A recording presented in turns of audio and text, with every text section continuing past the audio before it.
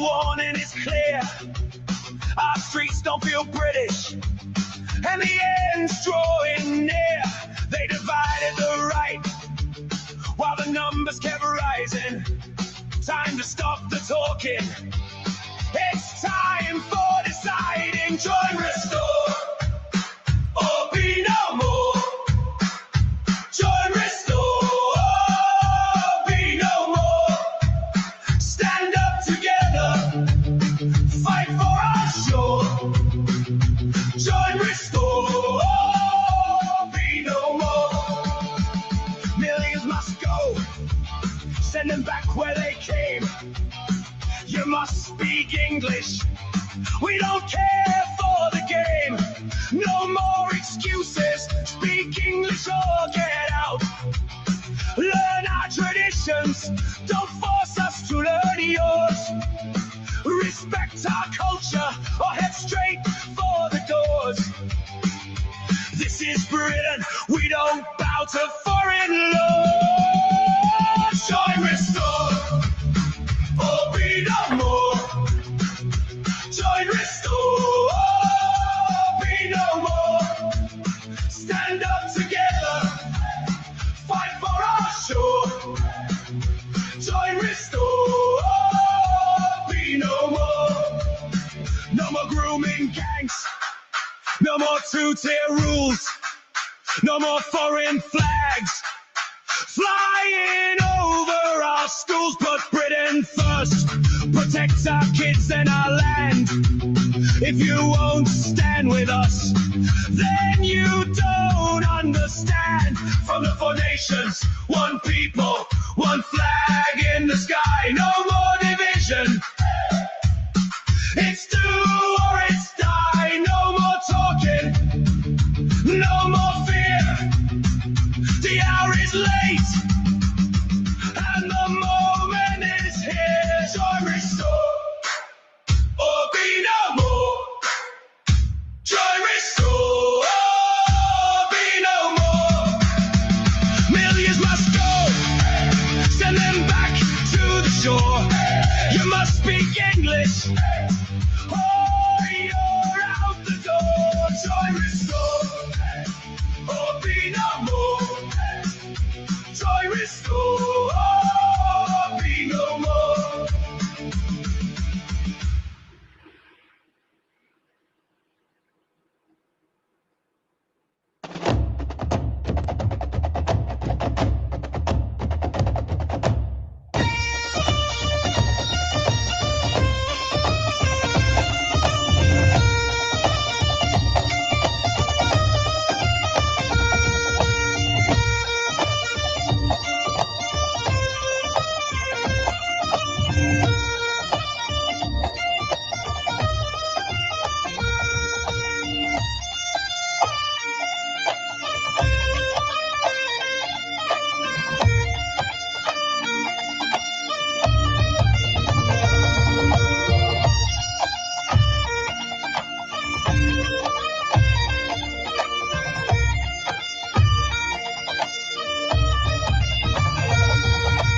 They locked us down where the freedom once shone. In our own green land, now the rights are all gone.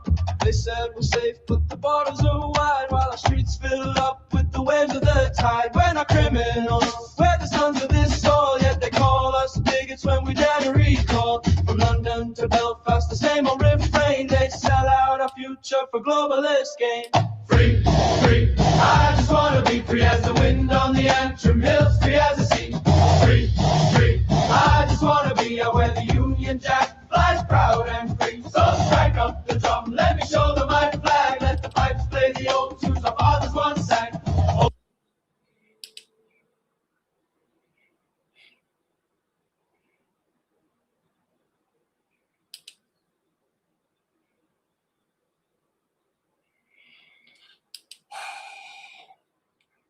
Joe.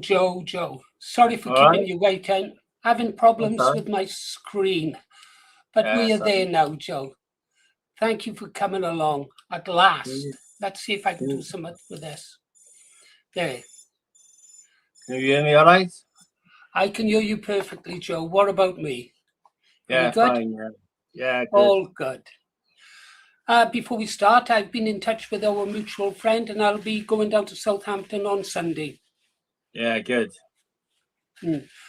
I'll do a report on it. You'll be able to watch the video. They just found him guilty of murder, didn't they? They did indeed. They did indeed find him guilty, but there's bigger issues than that. It's just, we can't just say we found him guilty and that's it, end of the story. We want to know about the police actions. We want to know about the carrying of curpans.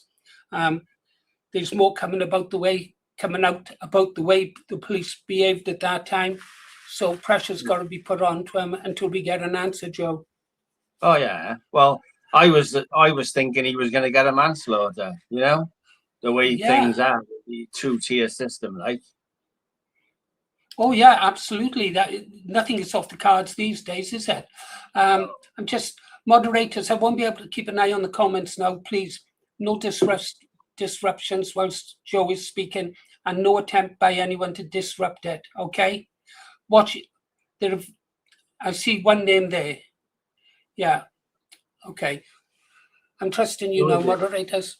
Joe, yeah, he was a bit of a twat yesterday, wasn't he? Yeah, well, I know him, Streaky, right? He's all right, but he likes a drink, like, you know what I mean? So that's probably what his thing is. I should probably get on okay with him then, because I like a drink as well. Yeah. Joe, I've got a lot of questions for you. A lot of questions. So, anything you'd like to say before we kick off? No, well, I've been running around all day. I've only literally just got in, like, you know, but yeah, I'm ready to go, like, so, and I can stay on as long as you want, like, but you know, it all depends what you want me to talk about, like, you know. Well, I'll ask some questions, and you talk as much as you like. I really don't want to say much at all, really, Joe. It's your story. I want to learn. Yeah. As much for myself as for the members. Let's start off, say, with the personal question then. Your personal background. Who is Joe Marsh? Who is he? Tell us in your own words. It's me. But like, what I've done is I started writing down things, like, because you said, you know, how I got involved in nationalism and all that sort of thing. From day one, I started writing down little bits and bobs, and I was going on for hours, and that's what I sent you a list of things that you can ask me as well. Like, there's just so much that, you know, because like when I joined the BNP, I think that was probably about 1990, you know, maybe 91, 92. I'm not really sure, like, you know, but that's how long ago that was, like, you know. And I wasn't in the BNP all the way through for years. I left and then I rejoined, and then I left and rejoined, you know. And then I got involved with Tommy and all the rest of that, like. But I can go through all that, like, you know. If you want me to, I just start from the beginning, like, you know. Well, yeah. If I tell you the first three questions that I've got. First is your personal background, who is Joe Marsh in his own words. Second, about your Welsh identity and Welsh nationalism. And the third was about the Welsh Defence League. But I tell you what you just said then makes more sense. Just start right at the very beginning, and we can be as long as you like. I don't care if we're here until 10 o'clock. I'll start from the beginning, right? But first, before I do that, I'll just explain why there's all this confusion about the Welsh nationalism thing. See? Yes. Right? Because 5 or 6 years ago, I started calling myself Welsh Nationalist, right? Because I got fed up of Plaid Cymru. They've hijacked it, right? They're not nationalists in any way, shape or form. They're the same as Sinn Féin, the same as the SNP. I don't know how they dare call themselves nationalists, because their country is the last thing they care about. They're just globalists, right? So I started saying, well, I'm Welsh and I'm a nationalist. Right, so you ain't nationalists, I am. And then I started arguing with them online, and now I've had to block hundreds of them, you know, because they've got no argument. And they go, you're not a nationalist, you're not. And I say, you tell me how you're a nationalist. Do you put your people first, or do you put other people first, and they put other people first. But as long as they're not English, you know, it's they don't care if they're, and just because the odd Arab or Somali comes to Cardiff and learns to speak Welsh and makes a big song and dance out of the fact that they've learned to speak Welsh, they think that hordes and hordes of them can be brought here, and they'll all want to learn Welsh, and they'll all want to be dressing in little Welsh outfits and everything. You know, that's how deranged they are, like, you know. Mm-hmm. So I say we're reclaiming Welsh nationalism. But I've had people messaging me saying, you want to break up the union, you want to force people to speak Welsh. No, I don't. I don't want to break up the union. I don't want to force people to speak Welsh. If people want to speak Welsh, that's up to them, right? But like, that's one of the only policies Plaid Cymru have got, is forcing people to speak Welsh. And 80% of people in Wales don't speak any Welsh at all. True. You know? So they're just nutcases, like, you know. So I just wanted to clear that up, like, you know. I'm not a cottage burner, you know, and basically that's what they are. They would allow us to be swamped by the third world as long as there wasn't a single English person in Wales. Right, I understand. I did have reservations myself when I read it before I really knew anything about you, Joe, and done a bit more digging. And I saw that you described yourself as a Welsh nationalist. I thought, well, I thought Joe's doing a good job, but I'm not we're not gonna get along if he's for breaking up the union, you know. Oh, well, you wouldn't, would you, if I was a Plaid Cymru lunatic, right? You know? And that's the thing. Well, it's clear now, Joe. Thanks. You cleared it up for me and hopefully for other people. I'm sure it'll be asked again, though. I'm sure it'll be asked again. Oh, yeah. So, well, you know, it causes a lot of confusion, but, you know, it's like the Yes Cymru idiots as well, like, you know, slapping their stickers all over every town. Now, like, yes is an English word. The Welsh word for yes is oist, isn't it, right? So why is their sticker not Oist Cymru? Because nobody would know what it meant, you know? So they hate the English that much, but they have to have English words on their stickers. You know what I mean? That's just how schizophrenic they are. Where I live, I've seen the attitude towards the English change in our club when the rugby's on, though. It used to be that everyone would be against the English. Apart from myself, I'd cheer on the English. They could never understand why. And I said, if, say, for example, England would play in France, they'd be cheering on France. Other than me, I'd be cheering on England. And I had to explain to it. It took a few years, but most of them seem to have got the message now. We're all in this together, the union. Yeah. Well, when I was in school, we were taught to hate the English. A lot of our teachers were Plaid Cymru types. We were told to hate the English, you know. Yeah. And that's the fact. And for a while, I did. You know, and especially because when I was a teenager, I became a football hooligan, and we used to fight the English at the football and everything, and I used to go along with all that, you know. And then one day, I just, like, when I started to become political, I just thought, what the hell are we doing here, like, you know? Well, before we jumping ahead a little bit there, Joe, can we jump back again to your personal beginnings? I mean, maybe from your teenage years. First of all, tell us about yourself as a teenager, how you came to start following football, how you got involved in politics. Let's go through your life from day one, yeah? All right, well... As it happened.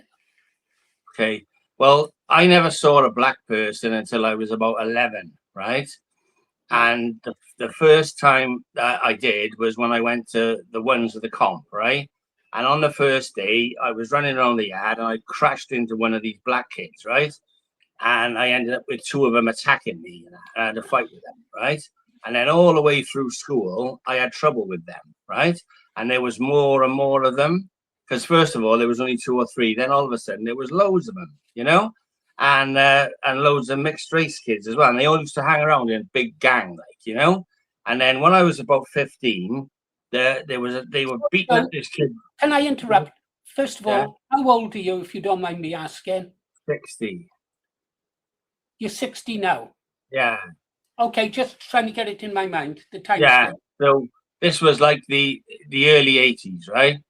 they were running around the school in this big gang, and even in those days, they had it down to a T, right, where they could attack somebody, and then when it came on top, they would say, "He called me this, he called me that," right?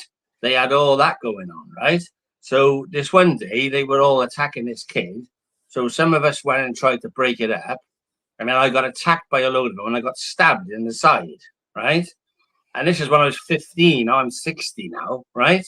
And Wow. I got taken to hospital, and I thought I was going to die, like, right?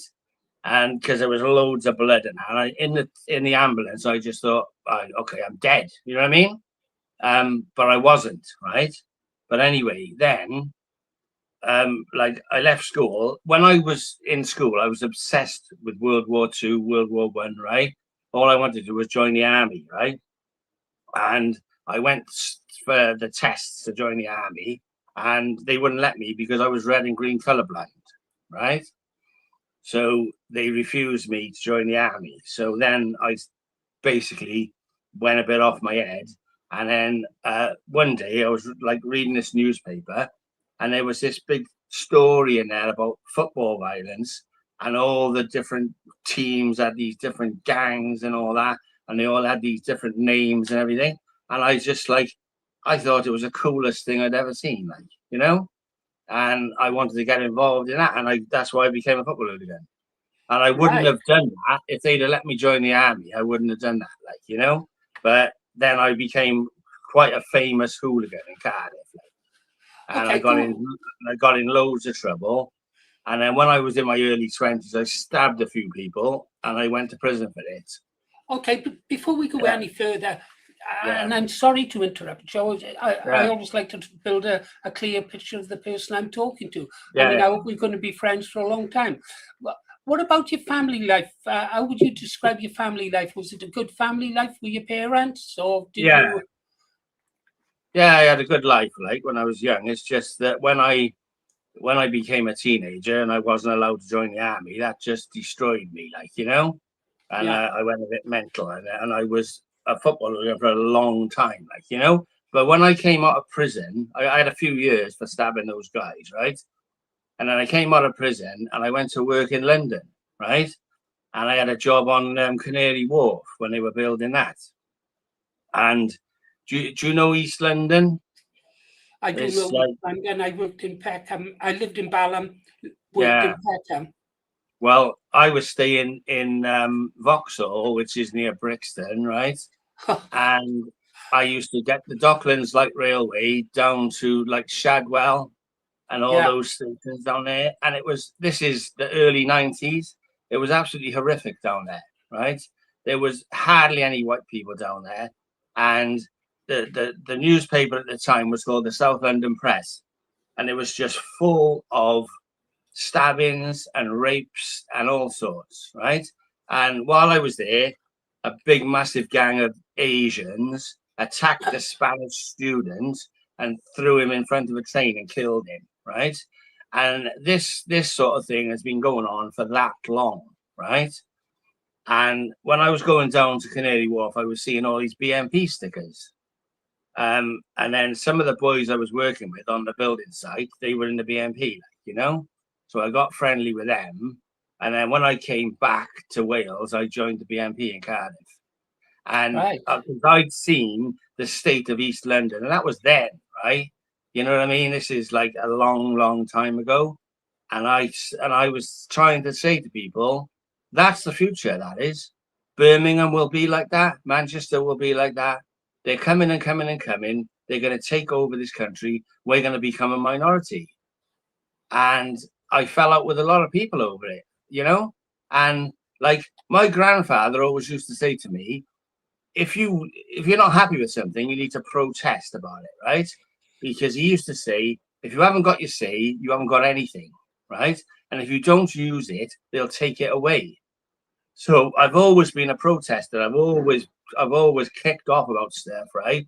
Mostly just me on my own, you know? And this is how I felt when I came back. I joined the BNP in Cardiff, and there was quite a lot of people there. We used to have some meetings, and there'd be like 60, 70 people there, you know? But in my life in Barry, I felt like it was just me. I was on my own, and everyone was just saying, he's gone mad, he's lost his marbles. He keeps saying that we're gonna be flooded with foreigners. Most people didn't even know any foreigners then. You know what I mean?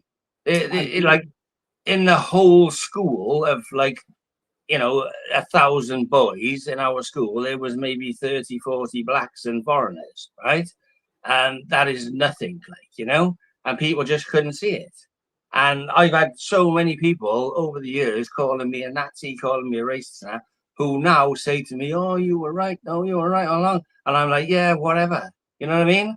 I just all the years of abuse and being called racist and everything. All the fights I've had to have, all the hassle I've had, all the threats I've had, social services get involved with my children. I've had everything happen to me, and I've still stood there windmilling, basically, and this is why a lot of people just say fair play to me, because I've never given up, Oh, well done. And from the BNP days, we used to go, do you know Canton in Cardiff? Yes. We used to go to Canton and stand there on a Saturday handing out leaflets, yes. Right? And that's you might as well just walk into no man's land, you know what I mean? Because we used to get attacked, we used to get spat on, and most of the white people thought we were assholes as well, And this is the thing, but and I said to people, we used to go leafleting, and we'd end up being chased. People would be coming out of their houses, going in the boots of their car, getting weapons and chasing us. And that's how bad it was. You were in the BNP, weren't you? Right? I know all too well. I've been through it myself. We used to go leafleting in places like Treforest and Pontypridd, right? We used to take our life in our hands, but we were all young men and we could all look after ourselves, but that's not the point, is it? No. And it was a dangerous business, and the majority of our own people thought we were the scum of the earth, and that's the fact of the matter. It wasn't go on. Before I jump back to something, I've travelled the same path as you. Well, earlier with the National Front, I was with the National Front, then the BNP in 2006. And I was having the same problems in my neck of the woods when I came home from London, warning them the same way you were trying to warn the people in Barry. And I was physically attacked by people from my village. But years later, many of them have come up to me and apologized for the things they said and they did to me in the past. Has anyone ever apologized to you, Joe, and said, "Joe, you were right"? Oh yeah, loads of people. That's what I was saying just now. I've had people who've, abused me, not spoken to me, caused problems for me, started rumors about me, all this sort of thing. And for years, and then I don't drink now. I haven't had a drink for about 6 years, and I used to drink a lot, but I just can't do it anymore, and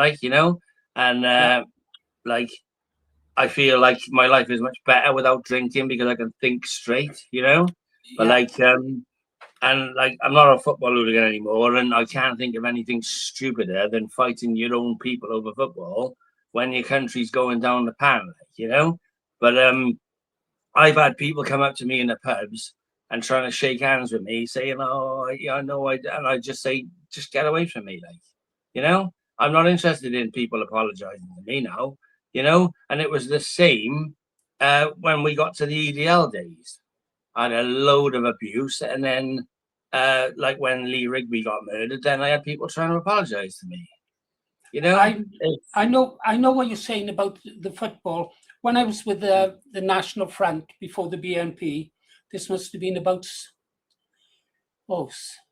78, something like that. We were trying to put the National Front into Newport fans, the Newport football team. NF, Newport fans. Put the NF into Newport fans was the sticker we had made.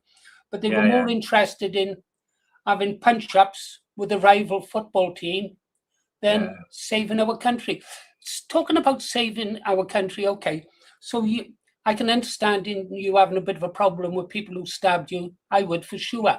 But you couldn't have gone into nationalism over just something like that. You must be cultural pride or political independence, unionism, ethnic identity, something else.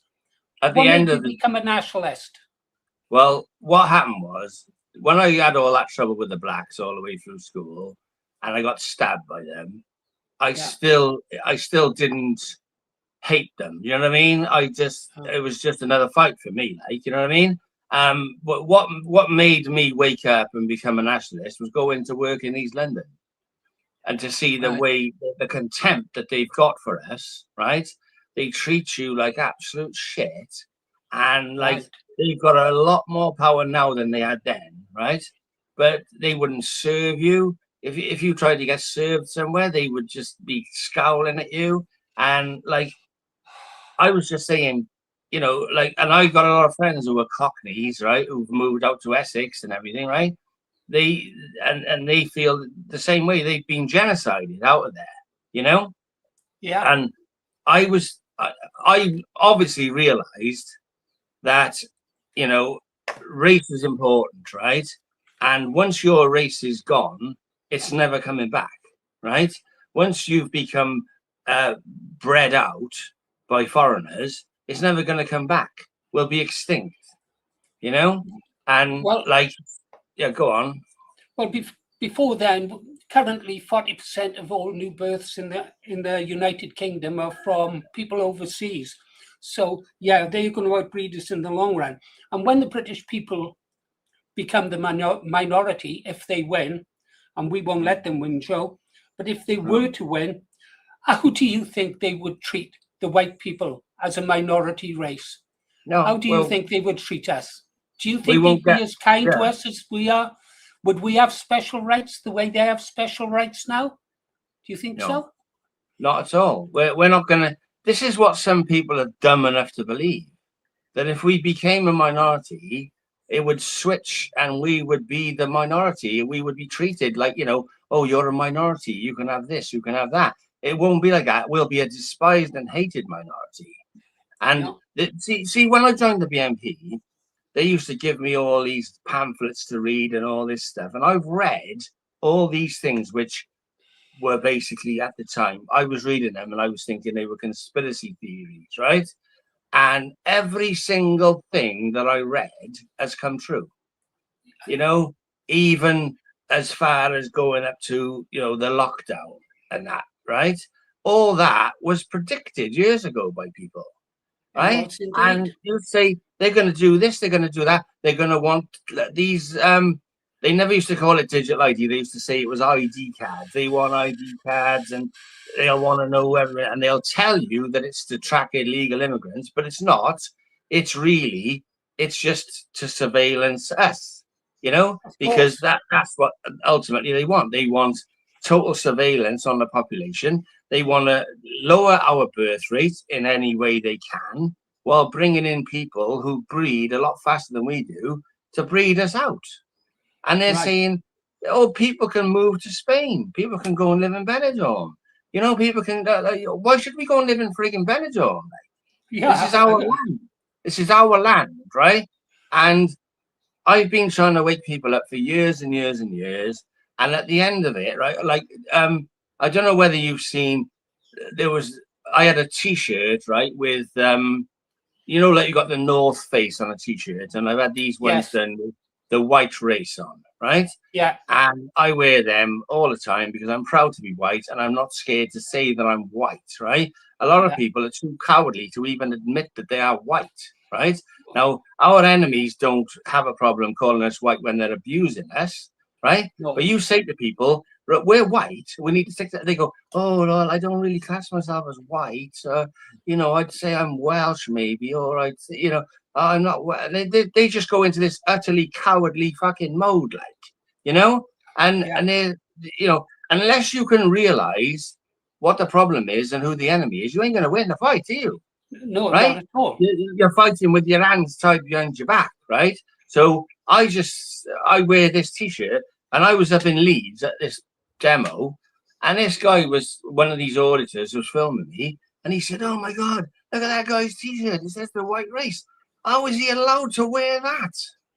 That's what he was saying, right? And so this is I say to people, you're white, right? You should be proud of it, right? Because when you see these little things, oh, you ask the black guy, are you proud to be black? Yes, I'm proud to be black. You know what I mean? And they ask the white people, oh, well, we haven't really got much to be proud of because look at all the bad things we've done in the past. Well, we didn't do any of it because, sorry, we weren't born then. Even if it did happen, we weren't around, so it wasn't us. So why should we be ashamed of anything? And you haven't got the guts to stand your ground and say, I'm white, I'm proud to be white. That doesn't mean I got to hate you. It just means I'm proud to be white, right? You're allowed to be proud of your race, so I'm allowed to be proud of mine. If you don't like it, just piss off, innit? Do you know what I mean? No, but this is what I wish people have lost their tribal instincts. This is the problem. I was gonna say about that. You're absolutely correct. You shouldn't be ashamed of your colour. There seems to have been, at first, you could say that there's something wrong with the youth of today. We know that testosterone levels are dropping amongst the male, our male children. But I think the problem really is the education system, Joe. Our teachers have been perverting the minds and even since the 1970s, we were talking about the influx, the great march through the institutions for the Marxists into our education system, corrupting the minds of our children and teaching them that white is evil, and we should be ashamed of the United Kingdom's past with its colonialism. I'm not ashamed of anything they done, anything at all they done. One, I wasn't there, and two, they done a bloody good job. Yeah. But that might be me. Well, why should we be ashamed? It's horrific that you can't be proud of your history. It's absolutely horrific. And this is why they've stopped teaching our history to people. Yes. It's like one of my daughters didn't even know about Aberfan, right?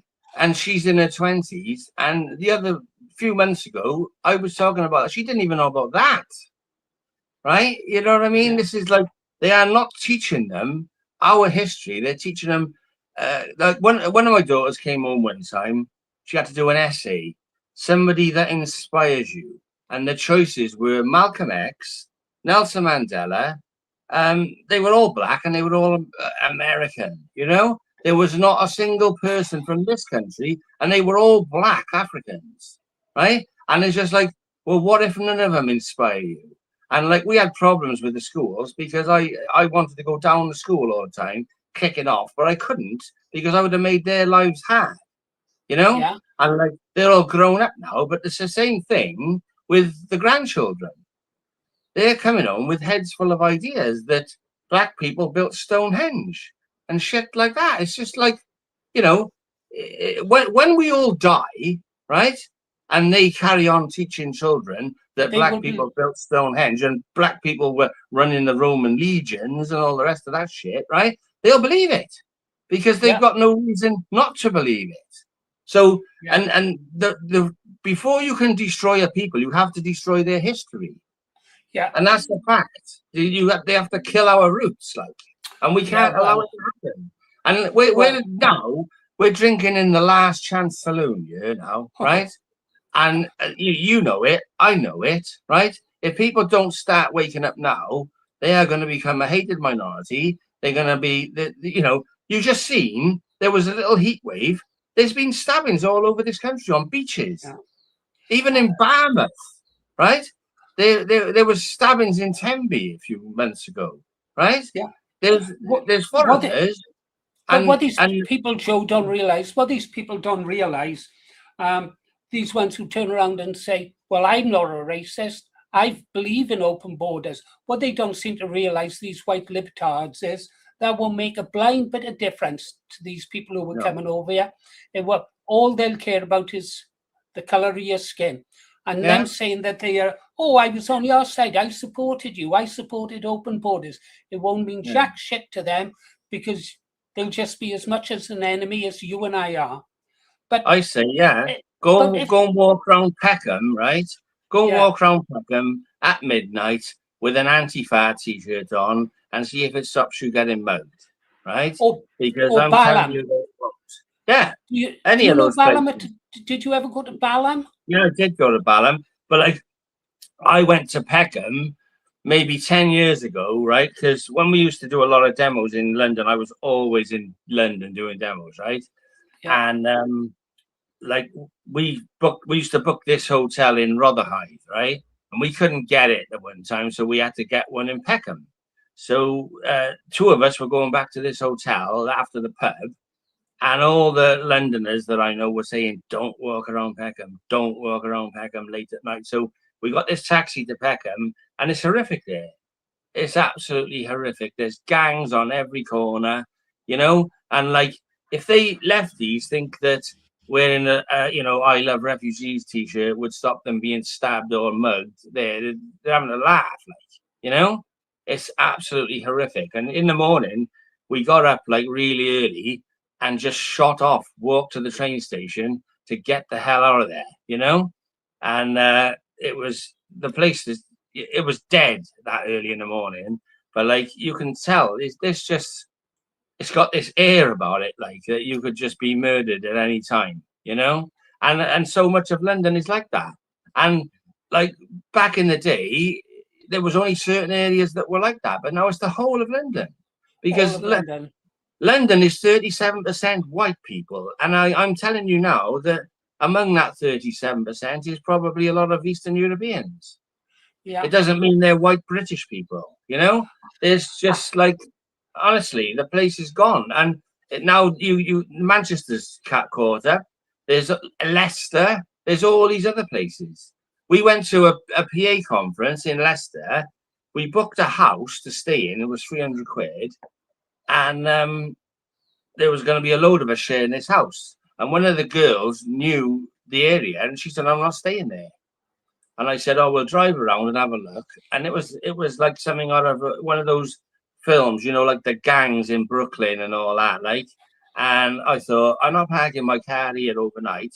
So we just abandoned it and went somewhere else, you know, because for the very least that was going to happen was my car was going to get smashed up. You know what I mean? So we didn't say that. It's horrific. And that is like the town centre area of Leicester, you know? Well, what I've noticed, and I became involved in nationalism when I came out of the armed forces after spending a lot of time in Ulster during the Troubles, and which is how I got involved in nationalism, Joe, because the National Front were the only people speaking out in support of our armed forces in Northern Ireland. Yeah.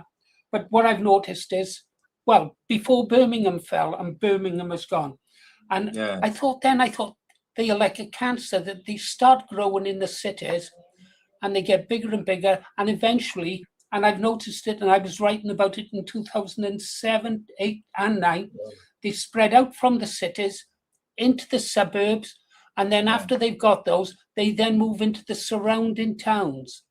And of course, white flight is going on, and you can't blame people for fleeing from them.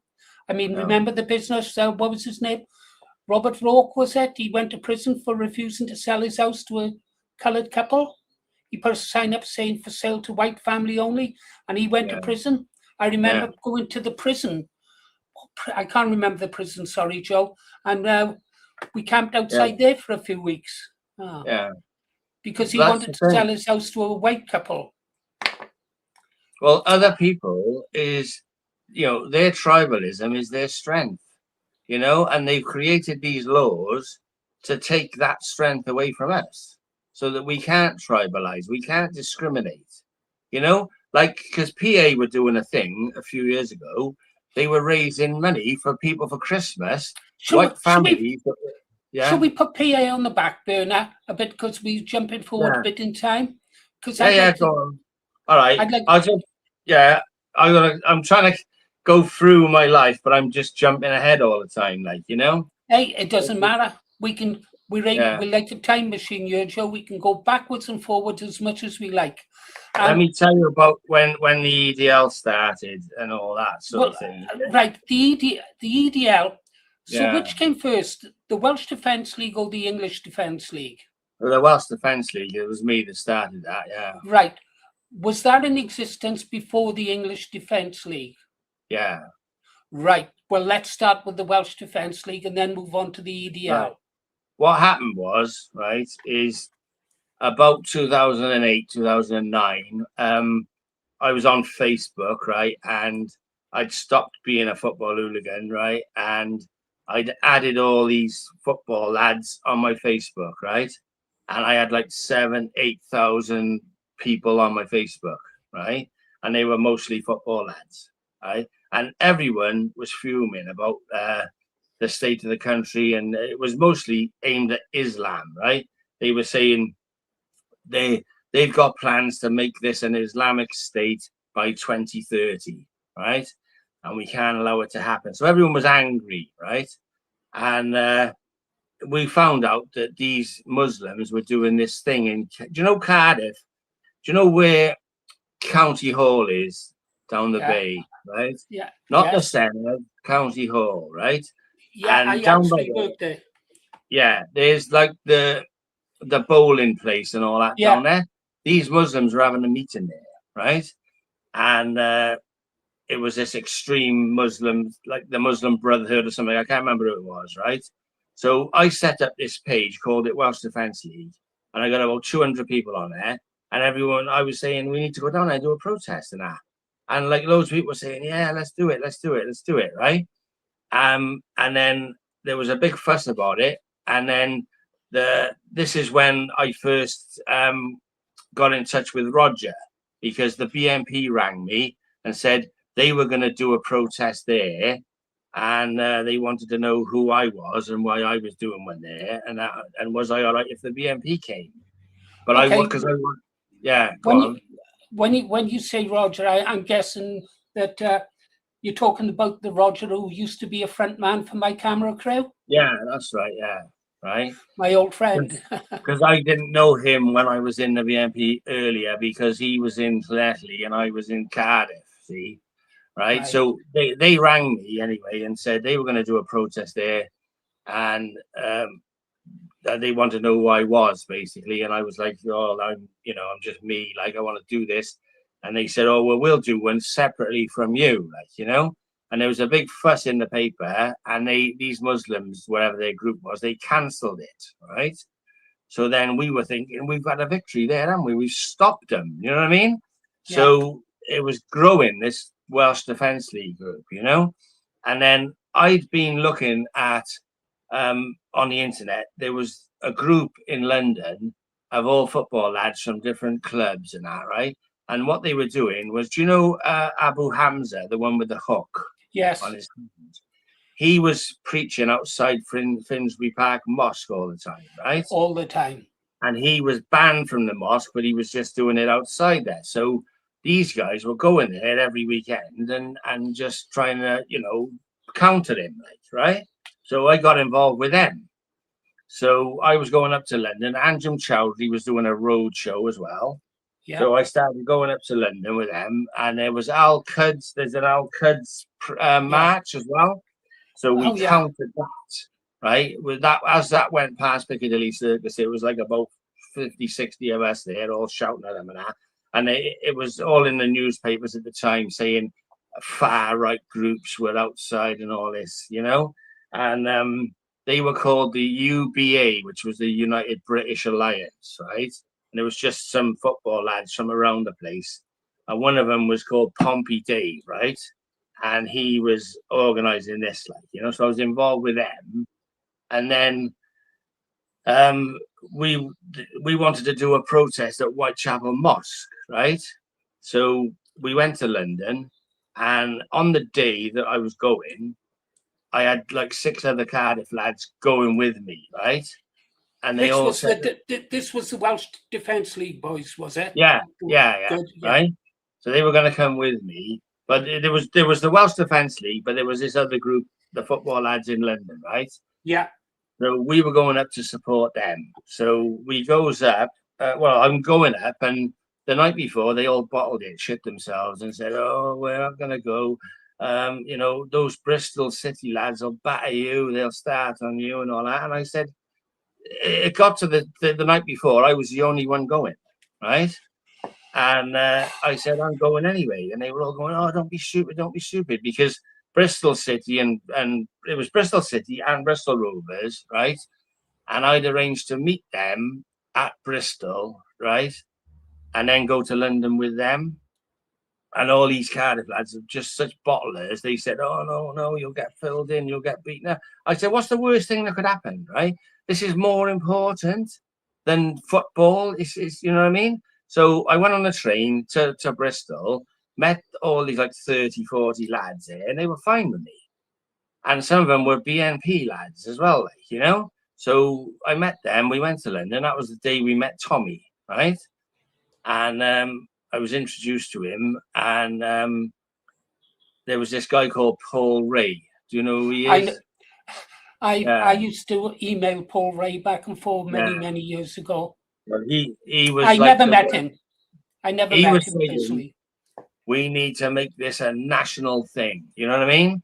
Not just you know, little groups all over the place pointlessly doing stuff. We need to be national, right?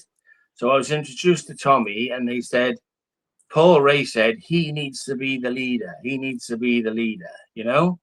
And he was called, at the time, Tommy was called Wayne Kerr on Facebook, right? So I was, when Joe, I first... Sorry to interrupt.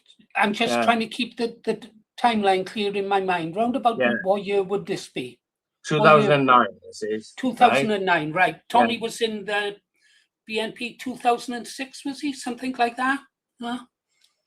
Yeah, well, he was, he reckons he wasn't, but like he was, right? But anyway, so I met him there. I said he was called Wayne. So as far as I was concerned, his name was Wayne, right? Yeah. And then we got really friendly. There was like Scottish lads there. There was like people from all the football firms, like Arsenal, Birmingham, Villa. There was loads of lads there, right? And we tried to go to Whitechapel Mosque, and somehow the police knew about it, and they intercepted us. And a load of people I got chased, and I got away, like, and a lot of them got kettled, and they got held there all day, you know. And it was a boiling hot day, so that was a big cock up. But the thing is that all these people from around the country had come together, you know.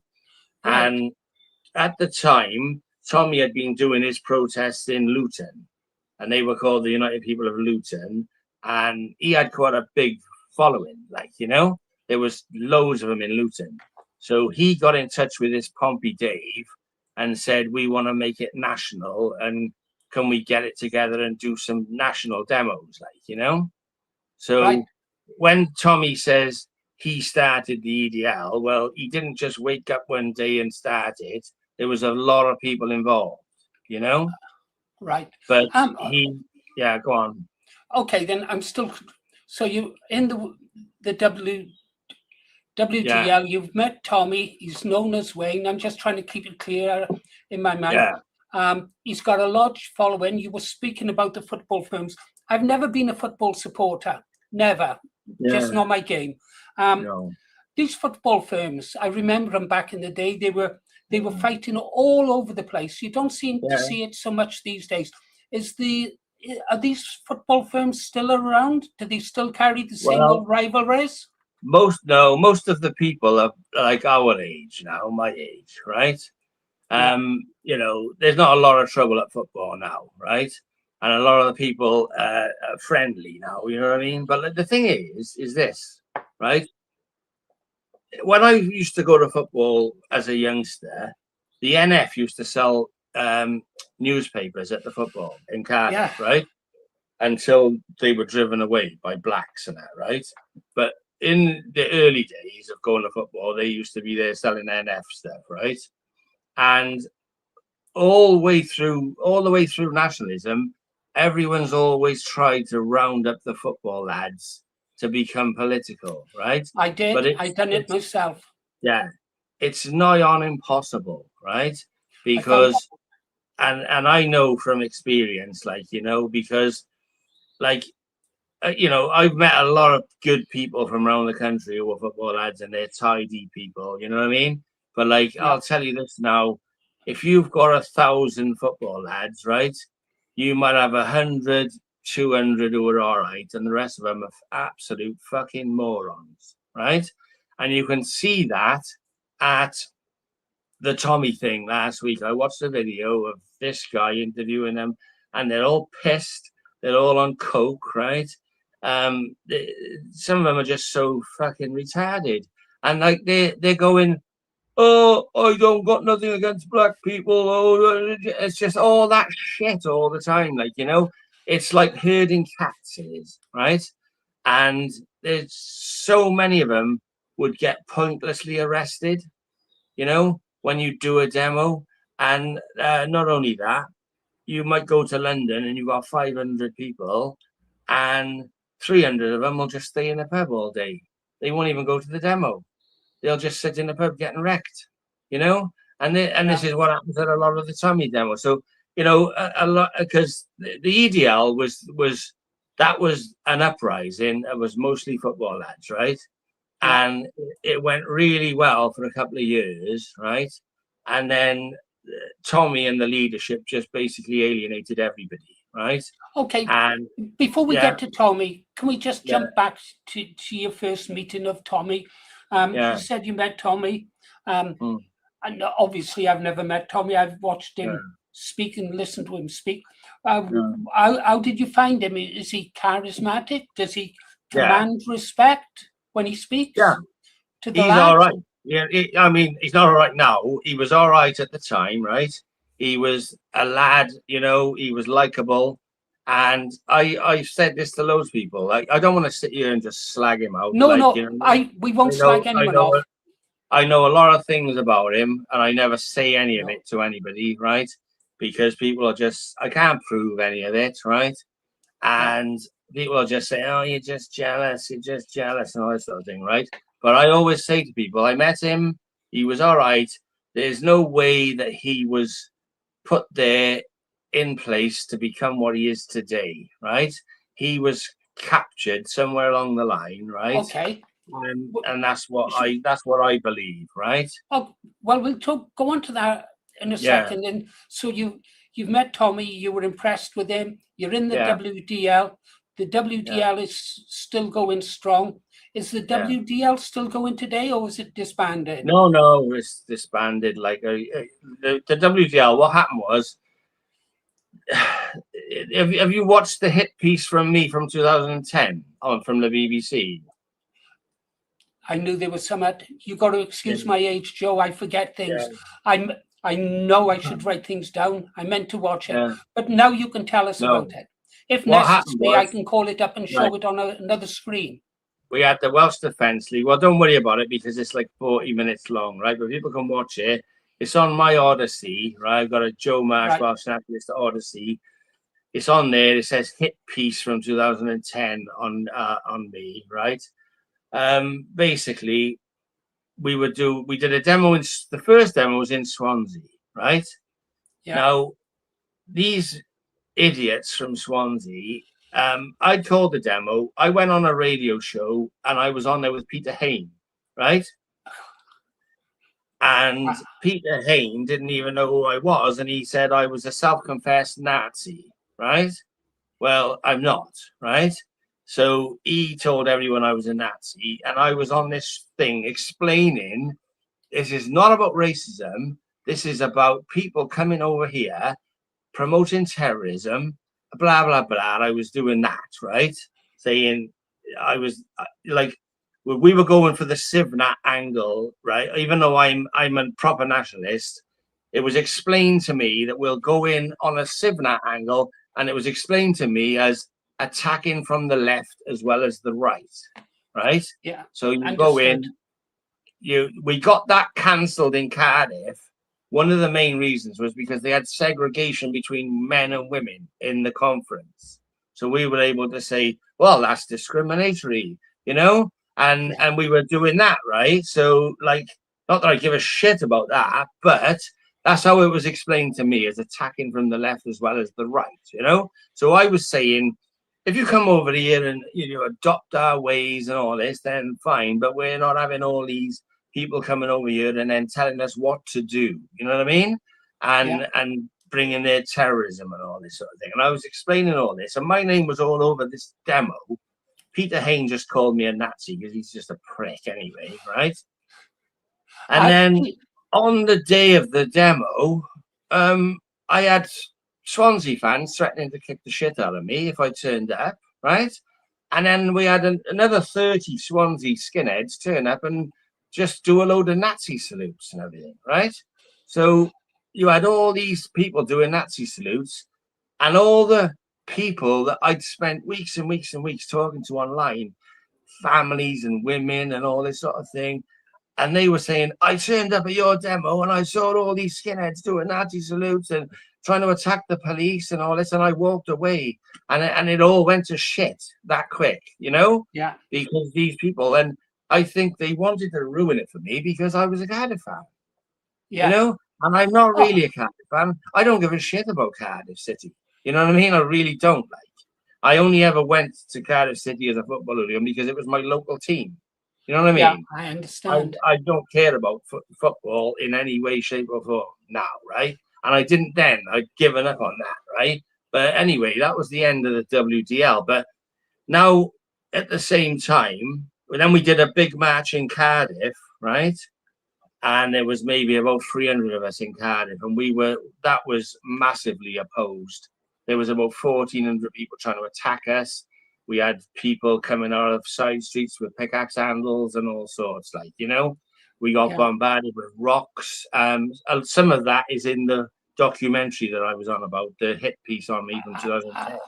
I will watch it, Joe. I find it kind of funny that Peter Hain would call you a terrorist, because if I recall rightly, Peter Hain was a big terrorist supporter of the terrorists in South Africa, wasn't he?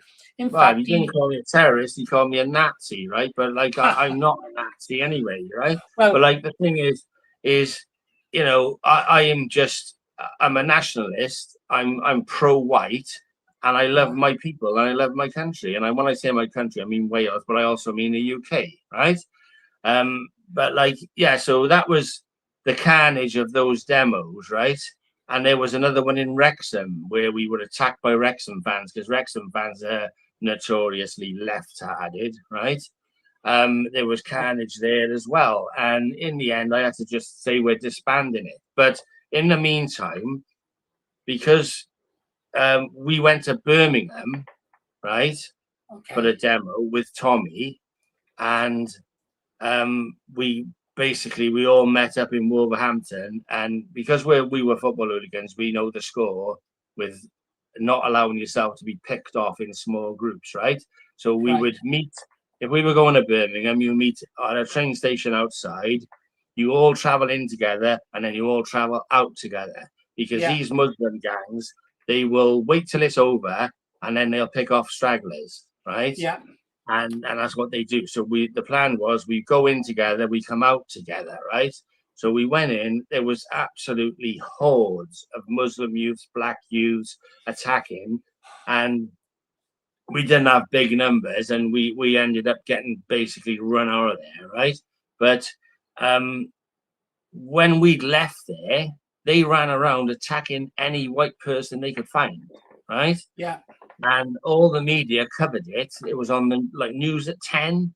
It said a far right group had turned up in Birmingham, and all the footage was gangs of blacks kicking shit out of people, Yeah. But the people they were kicking shit out of weren't us.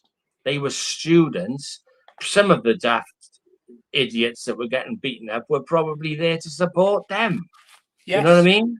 Right? So any white person that was there was getting and there was photographs of people on the floor with people jumping up in the air to stamp on their faces and all sorts, right?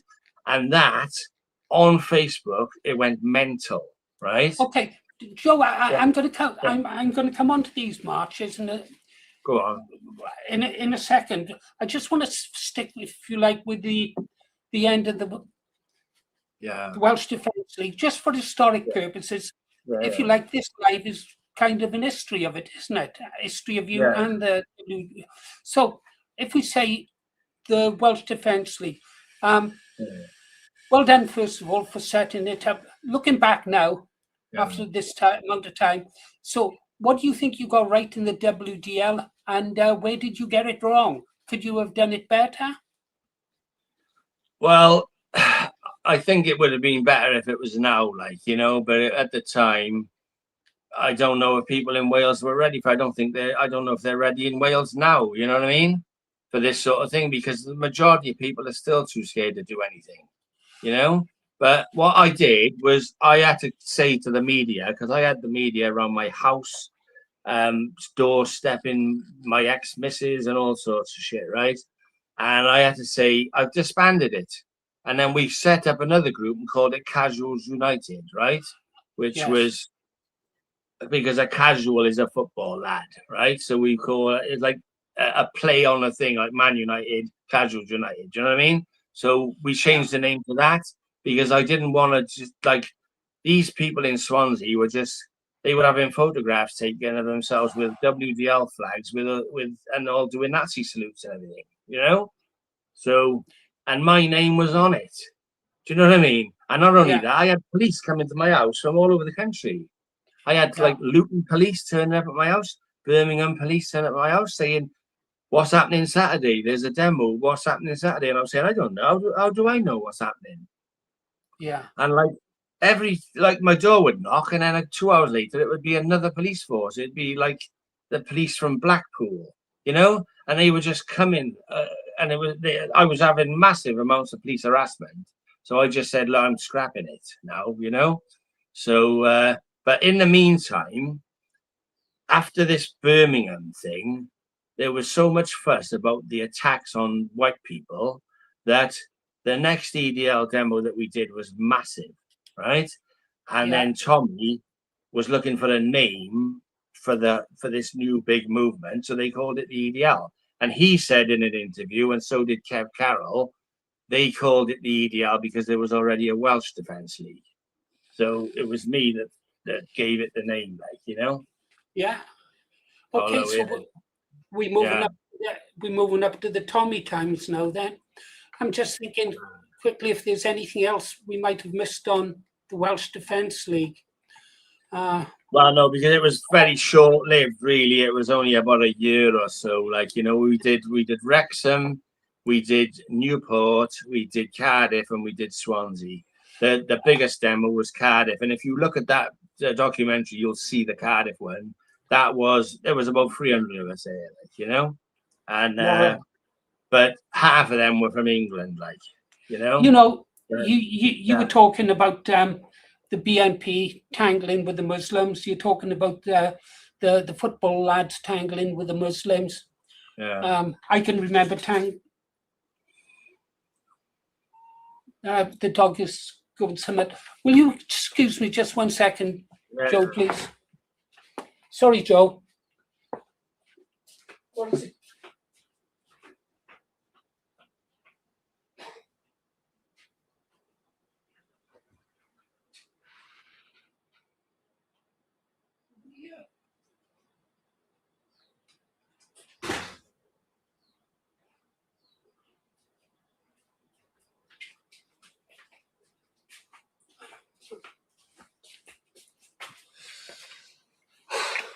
Sorry about that, Joe. I thought the dog was saying the door, but the doorbell camera didn't go. So I'm expecting a power bank today. It's supposed to be delivered around about now, a power bank, so I can take it down to Southampton on Sunday. Right. This question I wanted to ask you. Talking about the violence, you've seen it, I've seen it. I think you've seen the damn sight more than me, and I'd like to come back to your stabbings later on. Do you think you and I know what's coming? I suspect you and I both know what's coming. Do you think the youth of today are up for it the way we were when we were younger? No. Do you think they can handle it? They're going to get slaughtered, didn't they? That's the thing, like, you know. If this had happened, if we were at this stage back in the 80s, we might have a chance, like, you know, because everyone, when I was this young, when I was like 15, 16, everyone was hard bastard. They were all hard, like, you know, and we were all brought up that way because, like, if I went home and told my old man that I'd been beaten up, he would have dragged me back down there and made me batter them, you know? Yeah. And that's how we were brought up. Like. And, you know, you were taught not to be a crybaby and all that. But the state of the kids these days, they're going to be, if it all kicked off and law and order breaks down, and look at the state of the police. Look at the state of the actual police on the streets. They can't, it takes 6 or 7 of them to arrest one guy. Like when we were young, more. if we was all fighting outside a pub and a van full of police turned up, you'd go, whoop, because you didn't want to mess with them. Right, because they were all massive, they were all ex-army, right? And but they were fair, but they wouldn't take any shit off you. They, you know, if you got in their faces, they'd knock you out, right? As you said, they were all ex-army, ex-servicemen. Yeah. The police today, now, Joe, right? They lowered the standards for the police, the fitness standards, so they all look like Teletubbies, or they're 4'2", aren't they? Look Ridiculous. at those girls at the airport when they got punched in the face and had a hysterical breakdown. Like, you know, what the hell is going on, isn't it? Yeah, we got trouble in front of us, my friend. Serious trouble. And this is the thing, it's not just that. It's not like saying, oh, you know, there's going to be a race there. There won't be no race war. There will just be a complete breakdown of law and order, right? And you see that when the London riots happened, and that was years ago, the police couldn't deal with it then.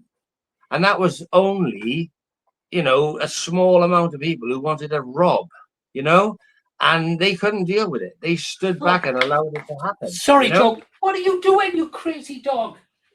Should kill him. Oh, God. Sort your dog out. It's not my dog. Get out in the garden. Go on. She attacked my wife's underwear basket. It's everywhere. Get Miley. Sorry, Joe. Don't wag your effing tail at me. Go on. Go on in the garden. Oh, she come in the other day. There was blood everywhere. Blood everywhere. My granddaughter brought her up here in a panic. She's a lovely dog, but right, let's move on. We were talking about the state of the police. I was saying the state of the police, right? And when the London riots happened, they couldn't deal with it, right? And look at that, the Manchester airport thing. They couldn't deal with it. Like, and the thing is, if we got to the stage where people, we're saying you're going to be deported, right? They're not going to just be deported, right? No. They're going to kick off. And not just that, the organised left will get with them, wind them all up, and there's going to be carnage.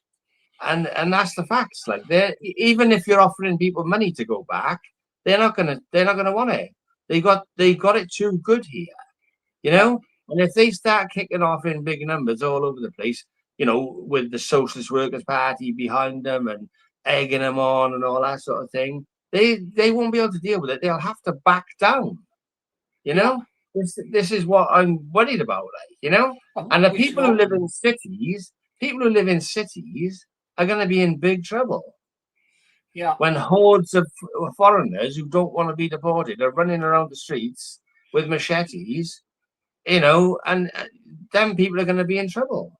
It's as simple as that, you know. Well, I don't know if you noticed the other day that Freedom Dad over in Ulster was arrested because he was handling a key ring, a toy key ring that was being given out to the pink ladies, one of those dangly key rings, and he was charged with an offensive weapon. And they've arrested him for holding a key ring, a trinket, a trinket child. So, and also, you know that so many of the police force today and security forces, they're not British, are they? No. Well, this is the thing, is the whole security industry has been taken over by foreigners, right? Yeah. And it's only a matter of time before they are used. They'll recruit them in big numbers to control us. And that's a fact. Because the police won't be able to deal, so they'll just deputize a load of foreigners. And they're all fighting age young men. Like. Of course they are, and most of them are Yeah. from countries where they have military conscription, and so they've already served in the armed forces. They already know how to serve weapons.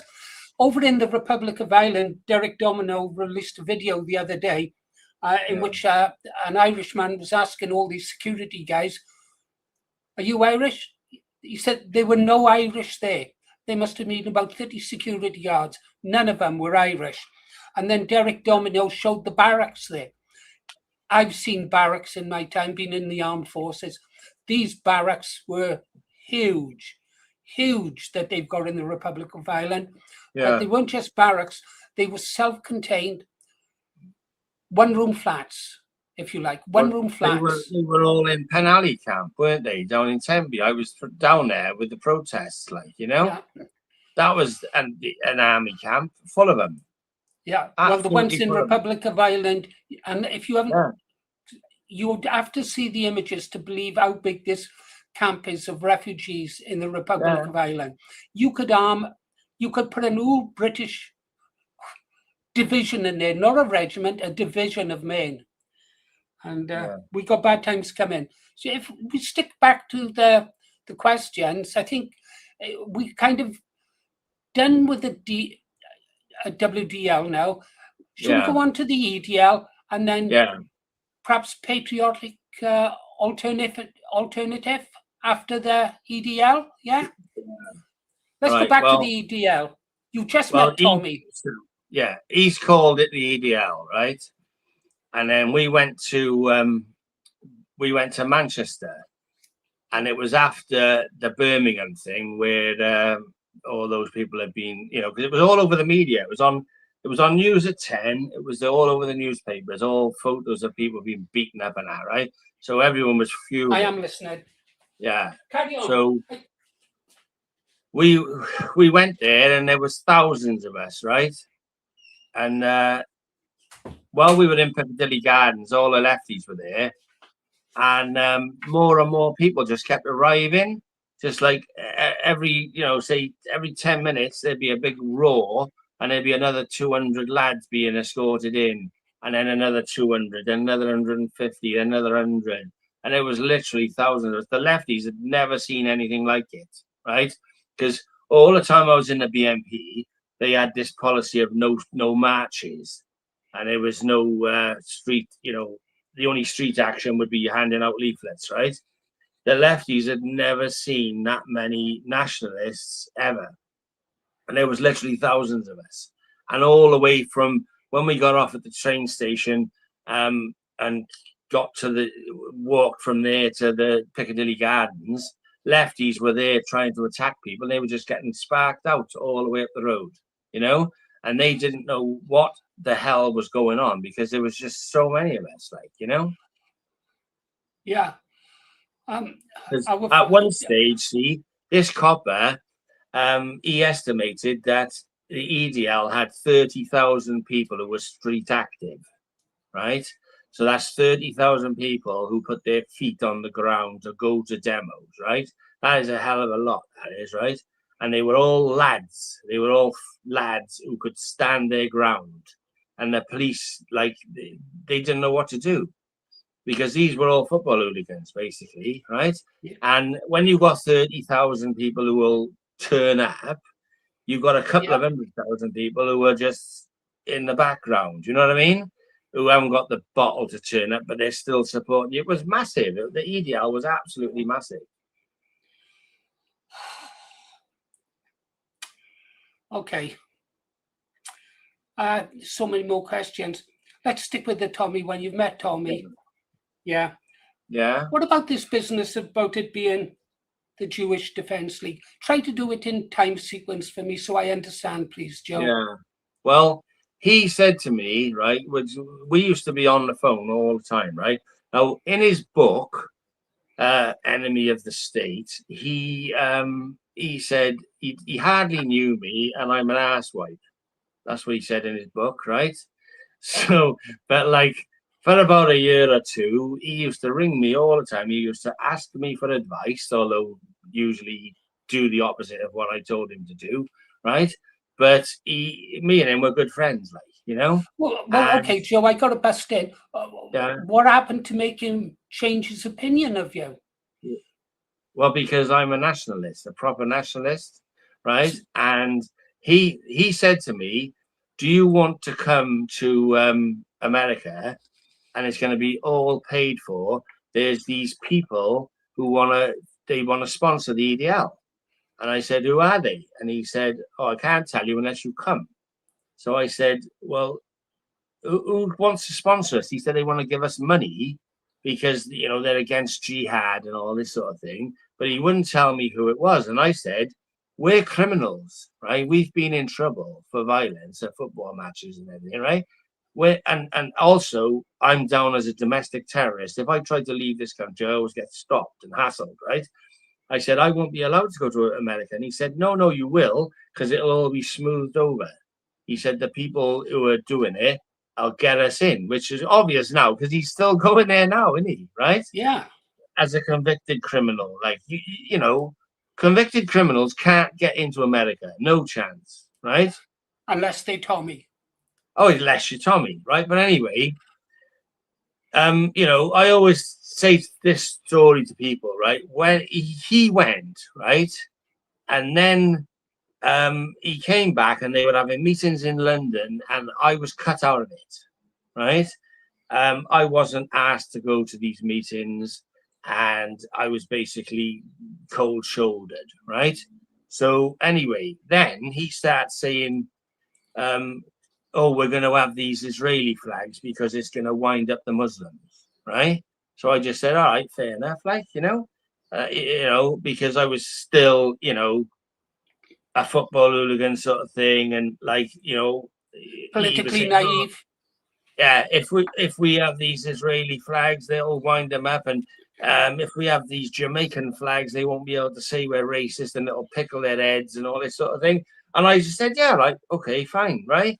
And then then he started going on interviews and saying he was a Zionist and that. And I was like, "What the fuck's going on there?" And he was saying, "Oh, yeah, because," I was asking him about it, and he was saying, "Because Israel is a shining beacon of democracy in the Middle East." And I was saying, "Yeah, but they're fuck all to do with us, right? We're supposed to be for this country. Fuck them." You know what I mean? And he was saying, "No, they're our greatest ally. They're our greatest ally." And I said, "They armed the fucking Argentinians in the Falklands War, right? They've murdered untold British fucking soldiers. No, they're our allies. And then it just got worse and worse and worse, right? And then these Jews turned up, who Roberta Moore, there's a Right. Pamela Geller, and it's quite clear that he took the money, But I don't know that he did, but I do know. Do you know what I mean? I can't give you any evidence of it, but this is what I say to people. I know this is what happened, right? Now, and since then, it's quite obvious, isn't it? You don't even have to tell people who's paying him. Before we go any further, Joe, before we go any further in time, would this be around about the time that for a short time they were the Jewish and English Defence League, weren't they? He said to me, to be fair to him, right, in the early days, everyone was asking for T-shirts and hoodies and all this sort of thing. And I said to him, if you start selling T-shirts and badges and stuff, loads of people will buy them, And he went, "Oh, I'm not in it for the money. I don't care about money. I don't want to do that, Right. And to be fair to him, this is in the early days, right? Yeah. He did say to me that he wasn't interested in money, right? And then later on, he started selling all the hoodies. They set up a forum, and they were charging people £3 a week to be on this forum, the EDR forum, and they were releasing the statements, and they made 45 grand in a month, off this forum and everything, right? And the old guy that was in the BNP, Mike, down in Swansea, he used to do, what about? I know, yeah. Is he? Yeah. He passed away, right? Bollocks to that. I'm sorry to hear that. I'm sorry to hear that. You know what I'm about, don't you? Yeah, right? I do. Hang Well, on. If I can he, show you. yeah, he was doing all the placards for Tommy, right? You know the Yeah, placards that I do. when you see the EDL demos, right? You have all these people holding up these no more mosques and all this sort of thing. Tommy was paying for all them, right? Yeah. Mike was doing them for him for free, not for free, but for no profit, right? So he was charging him like they cost us now a tenner, right? He Yeah. was doing them for Tommy for £3 and Yeah. making nothing off it. Tommy used to buy him a bottle of whiskey for doing it. So Tommy was spending some money, you know, on the EDL because people would turn up and hundreds of people would be given a placard, you know, but he Yeah. was making a lot more money than he was spending, you know. And like the EDL hoodies, everyone had one. Nearly everybody had a hoodie with, they used to have EDL Durham Division and Birmingham Division on the back of them, like, you know. And Tommy was, it caused a load of fuss because he was getting them from the Far East, you know. And he How was do- ordering, yeah. Joe, I see that Roger's in the room. Roger will remember these. Mike, I don't know. Mike Green made that. One of the badges for our website. You remember that, Roger? Voice of the British Resistance. Do you remember that, Roger? You've got one of these, haven't you? A green arrow. I can remember when your blog, like, Well, but Mike anyway, Green made it. yeah. Well, going back to the story, right? So they started making a lot of money then, like, you know, and basically there was a few things that happened. This is one of the first arguments I had with him was there was a list of people who bought merchandise from the EDL, right? Right. Are you with me? Yeah. And Tommy had wrapped this team round him, right? Of basically just yes men and that, right? And he would, if all the people that were like the main lads from some of the football firms, he was overlooking them to become regional organisers and giving all these jobs to these yes men. He had this team of them round him, right? And they had this big group of them. I think it was called some of the 101 group or something. And they were basically, they were all grifting in there, right? And they were selling all this stuff. And one of them leaked the list of people who bought merchandise, right? So just like when the BNP's list got leaked, right? It caused absolute carnage, right? There was chaos online. There was girls like who lived in Oldham and they were having their windows smashed and all this sort of thing, right? So I rings Tommy up and I said, Tommy, we're going to have to mobilize some people to help some of these people because some of them were having to move out of their flats and everything, right? Yeah. Because they were living in big Muslim areas like Burnley, Briarfield, you know, Oldham, and they were having massive hassle. There was girls saying, I got a mob of Muslims outside my house kicking off, like, you know, I need to get out of here. So I was ringing lads in these areas because at this time, I knew people everywhere, all over the country, right? And I was ringing people and saying, can you get down to this address and help this person and all that? So I rang Tommy and said, listen, obviously he's more well-known than me, Tommy, right? You need to organize people to help these people. And he went, oh, fuck them. He said, I live in Luton. He said, that's the most Islamic part of the country. He said, let them take a walk in my shoes. And I said, you can't say that because they're your people and it's your fucking fault because you've leaked the list.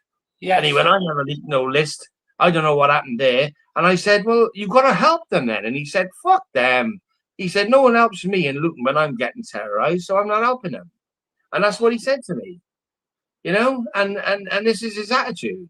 And like, and then there was a march in down in Brighton. March for England was a yearly thing where they used to march for St. George's Day. And the one year they got massively attacked by the left, right? And there was little girls getting hit on the head with bottles and all sorts of shit, right? And this little girl had been hit on the head with a bottle, and this girl had the little girl and was saying, "Can you get us out of here?" to the police, and the police were saying, "You shouldn't have come here." you know, and all this sort of thing. So I rings Tommy up and says, Tommy, you need to call an EDL demo down in Brighton, right? Because everyone's getting attacked. And he went, oh, fuck that. We don't protest against the left. And I said, yeah, but they've attacked your people. And he just said, oh, so what? You know? And this is how me and him were falling out, like, you know, because he doesn't care about anyone. He literally only cares about himself, right? And he doesn't like. One second, I got to come in on that. He only cares about himself. Originally, let's give him the benefit of the doubt and say originally when he started, he believed in what he was saying about what is happening to our country.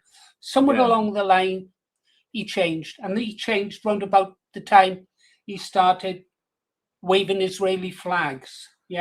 When you say he doesn't care, he recently said that he's prepared to fight and die for Israel. I offered to pay his air flight there. I've offered to pay Tommy's air. Yeah.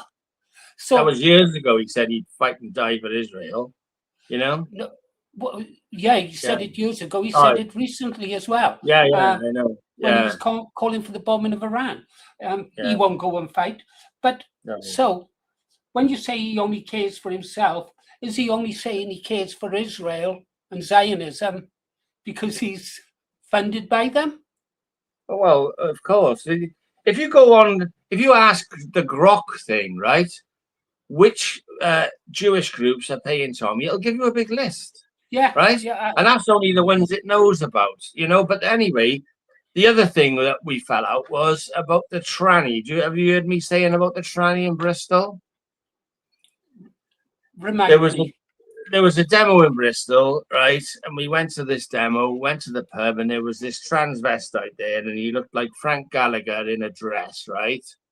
And he like Tommy and the Kevin that was saying, oh, this is like Daisy or whatever the name was, right? And I was just like, are you real or what? Like, are you real? You know? Oh no, they were saying what it is, the transvestite community, they're under attack from Islam as well, so they're our friends. And they're not my fucking friends, right? So anyway, we were in this park in Bristol. We were surrounded by police, and all the football lads were there. And this transvestite is up on the stage giving a speech, right, about how we're all in it together and Islam hates them and all that sort of thing, right? And all the football lads were coming up to me and saying, you fucking told us to come here. What's this? And I was saying, I don't know. I don't fucking know, do I? It's nothing to do with me. I'm not organizing anything. I'm just like, because in the beginning, people thought the organizers was like a few of us together, and I was one of them. But I never really was, like, you know? I was always kept at arm's length, like, you know? Because I'm a proper nationalist. And that's what it is, I think. Because I told him straight, I don't support Israel. I don't care about them, you know, and I'm definitely not going to promote them, and that's a fact, like, right? So anyway, and you know, I know as well that they're largely behind the influx of refugees because they're funding all the NGOs. You know, if the fact that they gave weapons to the Argentinians during the Falklands War is not enough. You know what I mean? They're funding the invasion as well. And I have this with these civnats down here. They say, I don't see Jewish people raping people on the street. I say, they're paying the fuckers to come here. Right? They are paying them to come. No, don't you get it? Don't you get it? And that's their argument. I don't see them on the street stabbing people. No, you don't, do you? Joe, I understand what you're saying, and I agree with you about the funding of how these people are getting into our country. I don't want to go down this rabbit hole because it's... No. After I say Let me carry on with the story about the tranny. But first, I just want to see how much you know about this particular rabbit hole. Do you know the reasons why they are funding those people to come to our country? You do know. Yes, of course I know. Yeah.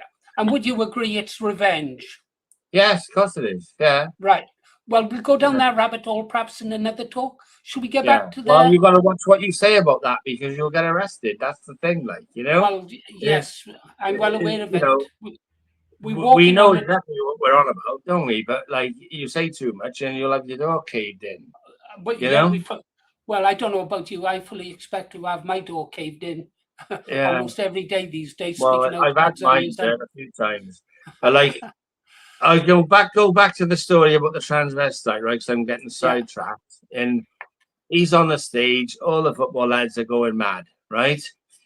And this was after we'd been to Dudley, and there was all Indian women and Rastafarians on the stage, and there'd been all these gay flags there. And then Tommy had told me they've now got a gay division and all this sort of LGTB division, right? Yeah. So this is after that. Football lads were leaving in droves now, right? Yeah. So this day in Bristol, nobody could leave because the police wouldn't let nobody leave, right? So they're going mental. And then, so when we get home, I had loads of people saying, I'm never going to another demo again. Fuck you, fuck your demos and all that. Blaming me, right? Blaming me, right? Because I was the one that was always saying to the football lads, come on, come Saturday, we're going here, we're going there, we're going there. I should spend all my time recruiting people and dragging people to demos, you know? Like I was having these pay-as-you-go sims and they were chucking me off, right? Because when you've got unlimited text messages, I was sending like 7,000 messages a month sometimes, and they were writing to me and telling me they couldn't continue to give me, because free text messages means 3,000 a month, they said. When it says unlimited text, it only means 3,000. I was sending about 7,000 texts a month, like, you know? And all these people were blaming me then, right? And I couldn't get hold of Tommy. He wouldn't answer the phone to me. So I rang Kev Carroll, and I said, look, you know, football lads don't go to demos to see transvestites fucking speak. You know, they just don't. And he said, well, that's their problem. If they don't like it, they can fuck off. And I said, yeah, well, they are fucking off. That's the problem, isn't it? They're going. They're saying they're not supporting the EDL anymore, you know? So, like, this is how it all started falling apart. And then there was the thing in Blackburn where there was a lot of really far-right lads up there, and Tommy started a fight with them one day, told them they weren't wanted, they were a load of fucking Nazis. One of them went up on the stage to try and talk to him, and Tommy headbutted him, right? And there was just this massive punch-up, and it was just like all these Luton lads fighting all these Northern lads, and I was just stood by the side of the road thinking, oh, this is fucking great, this is, you know? And then they all went home, and people were doing videos burning their EDL hoodie and all that, saying fuck Tommy and all, you know what I mean? And that was the end of the EDL. It was fucked after that, you know? And then they started saying, well, we don't need the football lads anyway. We don't need them. You know, well, there would have never been an EDL if it wasn't for the football lads. Because who the hell else is going to go into places like Birmingham and Bradford and Leicester if not football hooligans? Because, you know, if a load of pensioners go in there, they're going to get their heads caved in, you know? It's as simple as that, like. And it's so that was it, basically they pulled it apart, and like we were carrying on doing things as Casuals United, and this group that they had the leadership of the EDL, they were mass reporting our pages and doing copyright strikes on our fucking YouTubes to take us down, right? I'm not even joking about it. People were sending me screenshots of these pages where they were plotting to get our videos removed and all this sort of thing. You know, I mean, honestly, that sounds incredible. Yeah, but it's clearly true. they're not patriots or nationalists. Excuse me, Joe, my eyes are hurting. Clearly, they're not patriots or nationalists, are they? Some of the people that were regional organisers in the EDL had profile pictures of like a fist smashing a swastika and the kind of shit that you would expect to see on an Antifa page. and all of them were like, the Israeli flag was everywhere, all over all of it, right?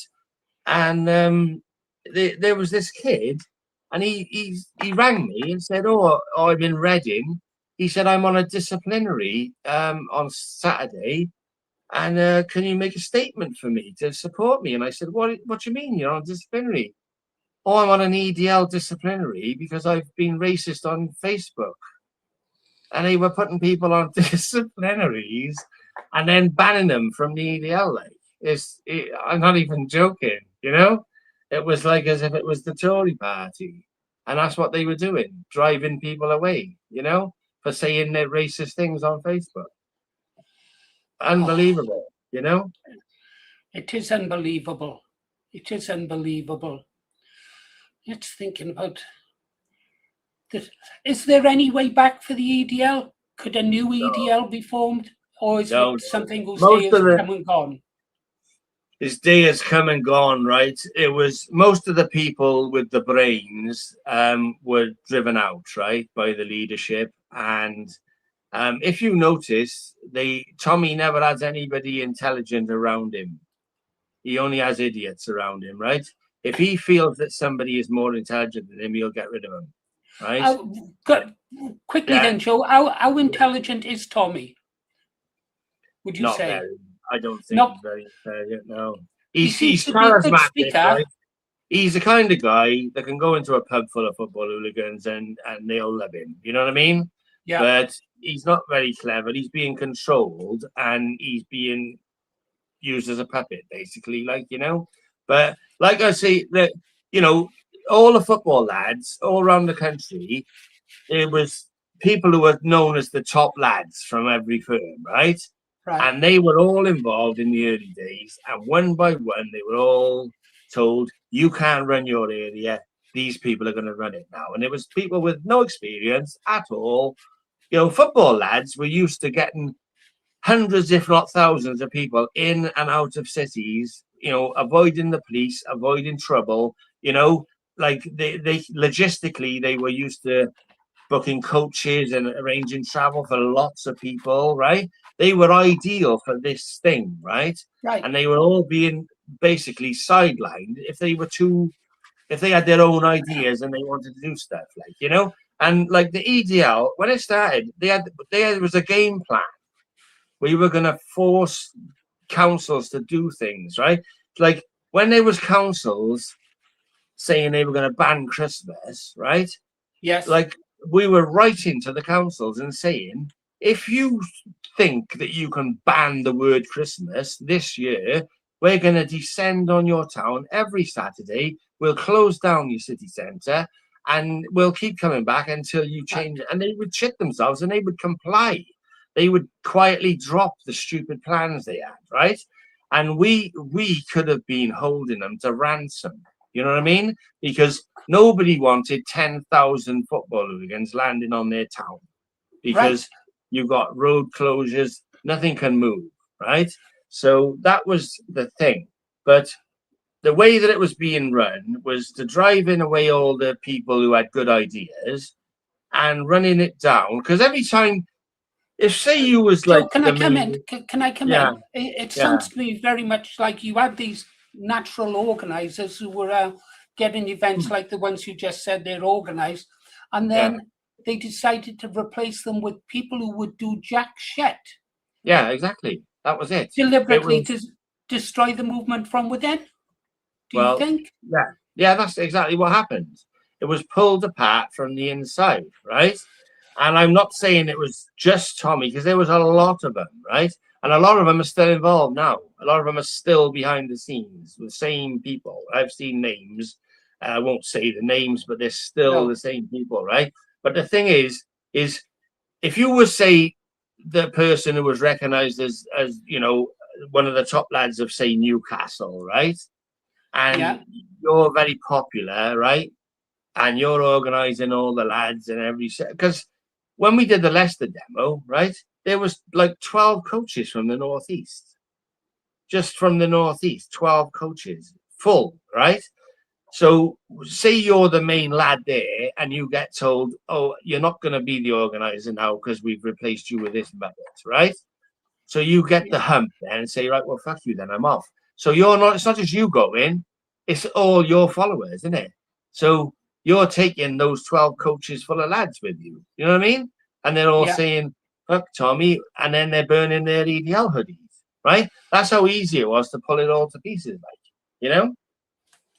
And it was just done deliberately. It was destroyed deliberately, and then it ended up with the Quilliam thing. I don't know whether you've seen the video of Tommy and Kev doing their speech with Quilliam. They looked like they were there at gunpoint.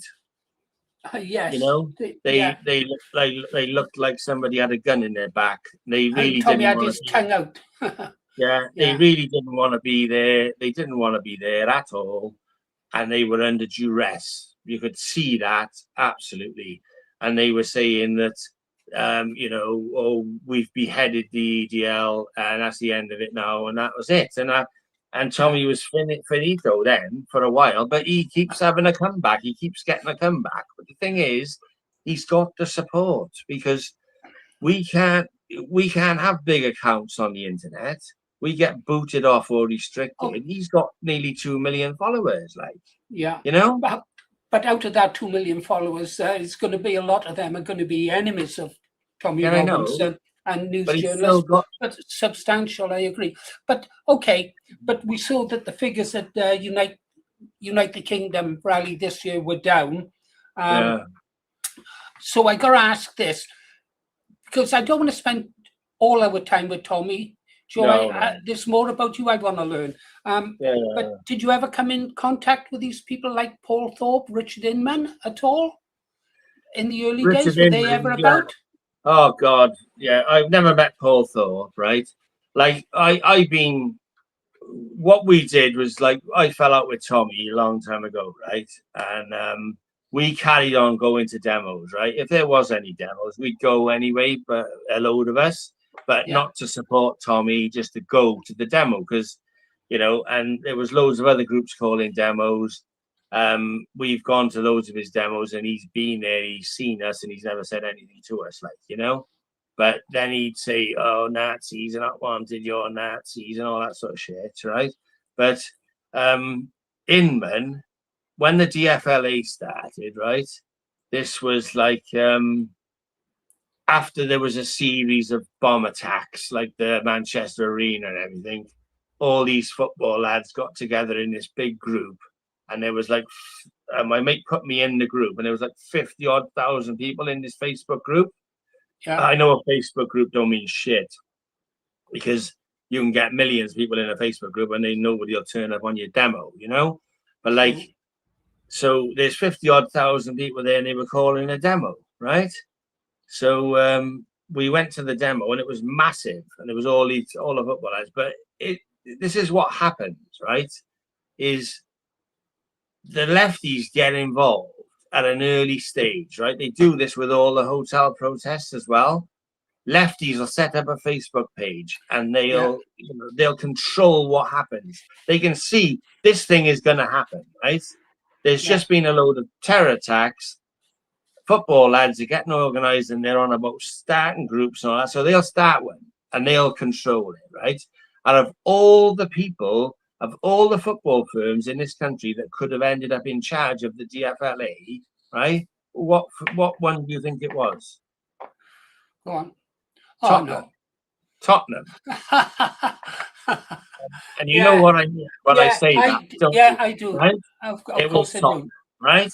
And the guy that nosed himself to the top of it was declared, I'm an anti-racist, I'm an anti-fascist, and all this sort of thing. So what are you fucking doing then, mate? Why do you want to do a protest then if that's what you are? Because you should be over that side of the road with the lefties, right? So anyway, they got in charge. That's where I first encountered Inman, right? Right. And we went to this Brexit demo and Inman had been doing his usual bullshit of calling people Nazis and saying people are not welcome on demos. And there was this big, massive Brexit demo in London with Juliet Hartley Brewer and all them on the stage. Remember that? Yeah, I do. So Inman was there with his missus, right? And I was there with all these Millwall and Chelsea lads, right? And they says, there's Inman there, he's fucking dead, right? So they've all gone over to batter him, right? So some of us got in the way and said, no, you can't beat him up. He's with his missus, you know what I mean? And we saved his fucking life, right? And he knows this, Inman, right? He remembers it. And he said, oh, they tried to fucking start me. I didn't give a shit. He shit himself, right? And rightly so, because they were going to kill him, right? So we stopped him from having a kick in. And I said to him, mate, you know, I didn't know half the stuff I know about him now, you know what I mean? Yeah. But like, I knew he was a silly that, and he'd been slagging people on the internet. And I said, just go, like, just take your missus and go, because these guys ain't fucking about. They're going to kill you, right? And he went, oh. And then when these boys got dragged away, he started saying, yeah, they want it, do they? They want it. And I said, don't do that. Because if, you know, you need to go, like, because they're going to do you in, right? And then he went, you know? And I heard him talking about it, but he was saying he wasn't scared and he was going to do them and all this sort of thing. He's an idiot, man. And he's just like, he's calling people Nazis who are not Nazis. They're not Nazis. They're just people who are proud of their race and proud of their country, you know? Yeah. And he, honestly, if I saw the same thing happen now, I would just walk the other way and say, fuck all to do with me, you know? Because that man is an absolute idiot. And the same goes for him in friggin' Benidorm, like, you know? I don't know how he's got famous because I can't watch him because he goes through me. You know what I mean? It's just like, he's got no charisma. He just looks like a dodgy car salesman, you know? But like, these are Tommy's, they're basically his backup crew, isn't they? You know what I mean? And they were controlling Advance UK for Benidorm. This is, you know, we are digressing, Joe. We are digressing, aren't we? But I was just gonna say, right? When what they call it, the files, the Epstein files, when it says Tommy Robinson, he's cheap at half the price, right? They are literally controlling the anger of the whole of Britain through him. Right? Yes. Because he's got a team of people who are bullying people, blocking people, and they cannot allow nationalism to rise that doesn't include the Jews, right? And that's a fact, right? So he is cheap at half the price. And as I say, if you even question anything to do with Israel on any of Tommy's pages, you're blocked, right? Yeah. You know? So that's it, really. We should stop talking about him now. Like, the thing is, Joe, you know yourself, if on your channel, if you put anything out about that country in the Middle East, bang, nobody's going to see it. If I ever write anything, I still think I'm writing articles. If I make a video about it, how Israel operates, how they control money, that video's going nowhere. It's not worth it because people know anyway. People know, like, you know, a lot of people know, and that's why they're kicking off so much at the moment, like, you know. I tell you what I'd like to do. We've been going 1 hour 48 minutes. We'll take a small break at 2 o'clock, if you don't mind, because I'd like to keep this going until we've discussed everything. And I was looking at my questions. I say I'm only halfway through, and then I've got even more questions to ask you about certain things in your life, you know. Yeah, so, go on then. Should we? I think just about now have we arrived at patriotic alternative yet? Have we got any other timeline? Yeah, nowhere near. Nowhere near. Okay, nowhere near. Let's carry on where you left off there, talking about Tommy and the journey towards patriotic alternative. Well, like, we were doing loads of stuff in London and that, right? I was in Dover when the Dover riot happened as well.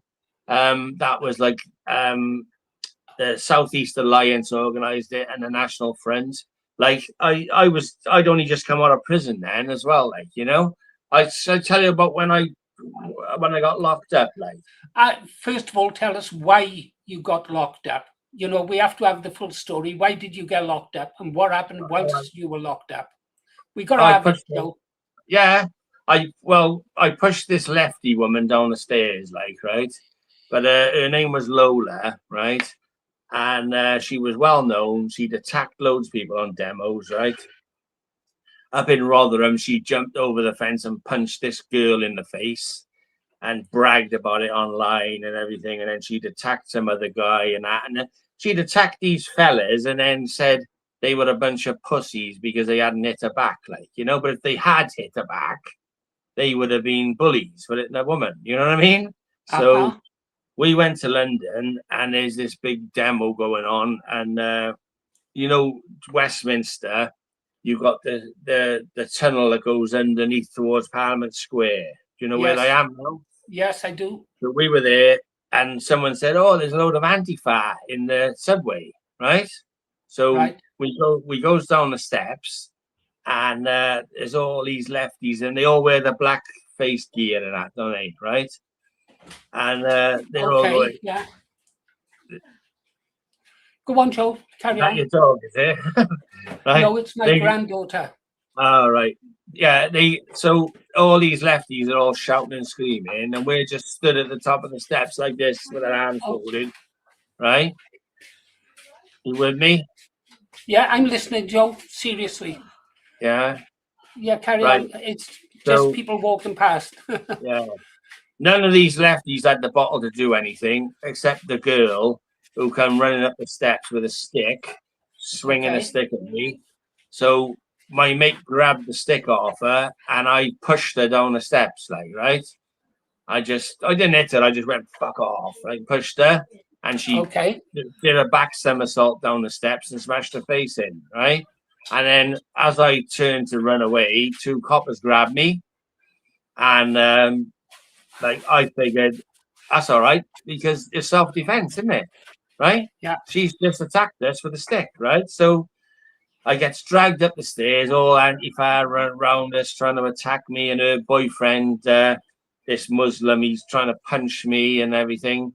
And the police were like, slam me against the van, and all these lefties were trying to attack me. And I was saying, get him away from me, get him away from me. And they were saying, shut up, shut up. And it's like, he was throwing punches at me, her boyfriend, and just missing my face, right? And then I said, if he catches me, I'm going to smack him with the handcuffs, right? So when I said that, they got him away, like battened him off and everything. And then I got taken to the police station and I didn't give a shit. I was just laying there thinking, well, it was self-defense. Well, I know there's cameras everywhere there, right? So I knew it was self-defense, didn't I? And my solicitor is my mate from Barry. And he said, yeah, seen the CCTV, you won't be charged, no chance, right? Next minute, I'm charged, right?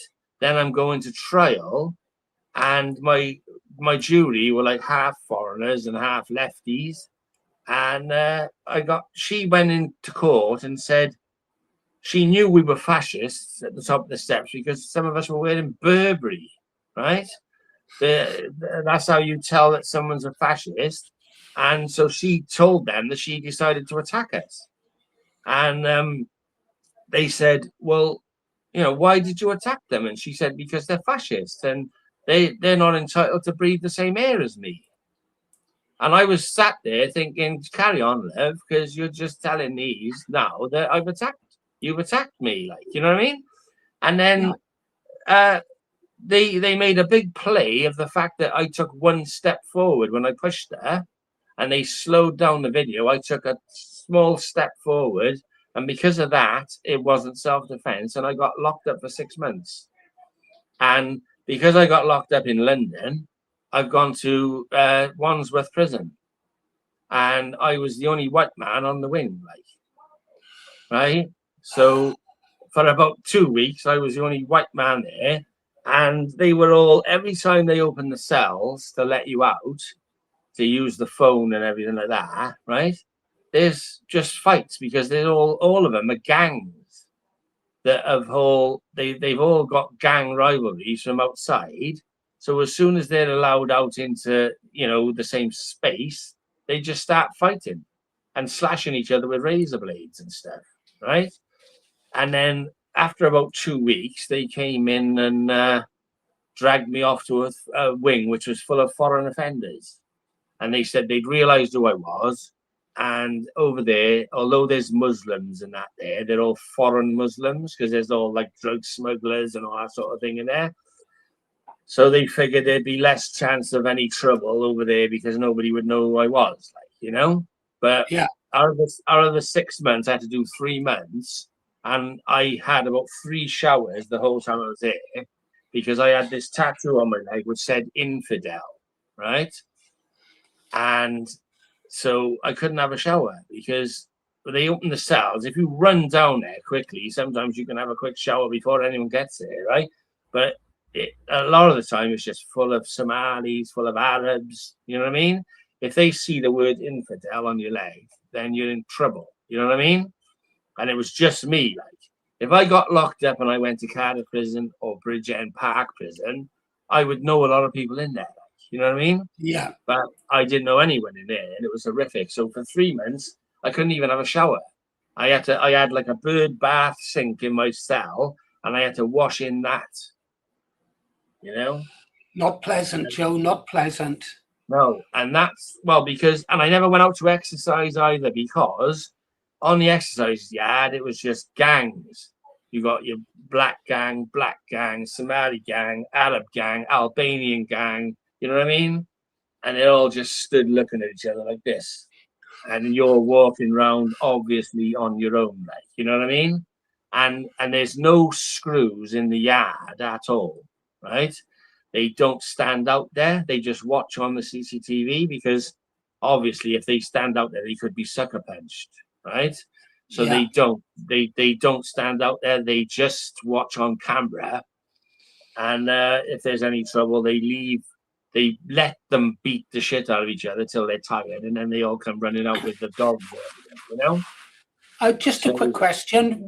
What sort of quality are the prison officers? I mean, once upon a time, they were quite respected because most of them had served in the armed forces, hadn't they?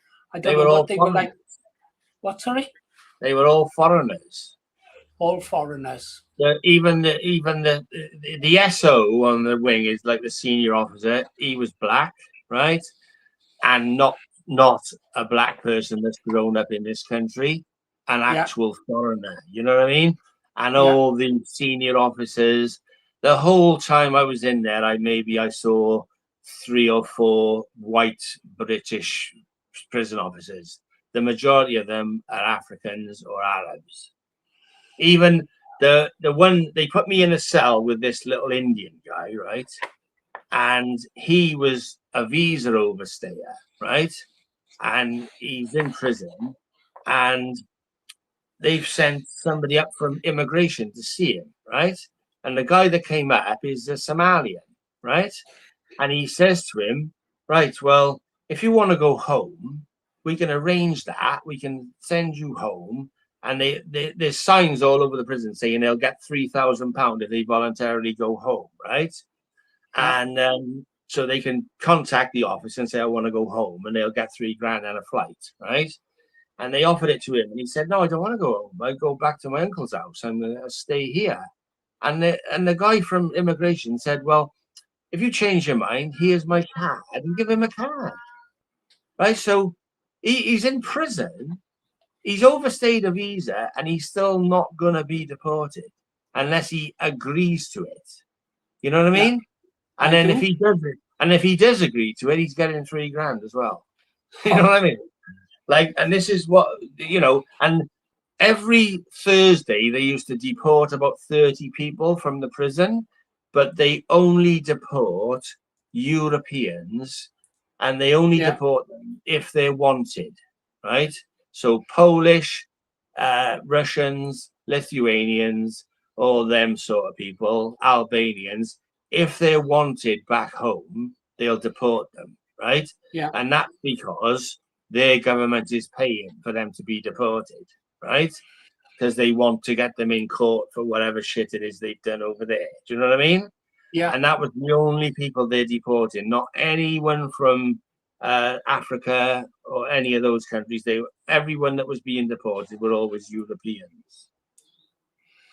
And you've got a prison full of Africans and Arabs that have committed really horrendous offences, and not any of them are being deported, you know? Not even safe in prison. You'd think prison would be one of the safest places in the country, wouldn't you? Yeah. Locked up in the cell, you think you'd be safe there. Well, they were in the morning. I got asked. Yeah. I read lots of reports about Muslim gangs in the prisons forcing indigenous British people to convert to Islam inside the prison to stay safe. You ever come across anything like that? No. But there was only foreigners in there, wasn't there? You know what I mean? Sorry. And I wasn't mixing with anyone anyway. And I don't think it's like that.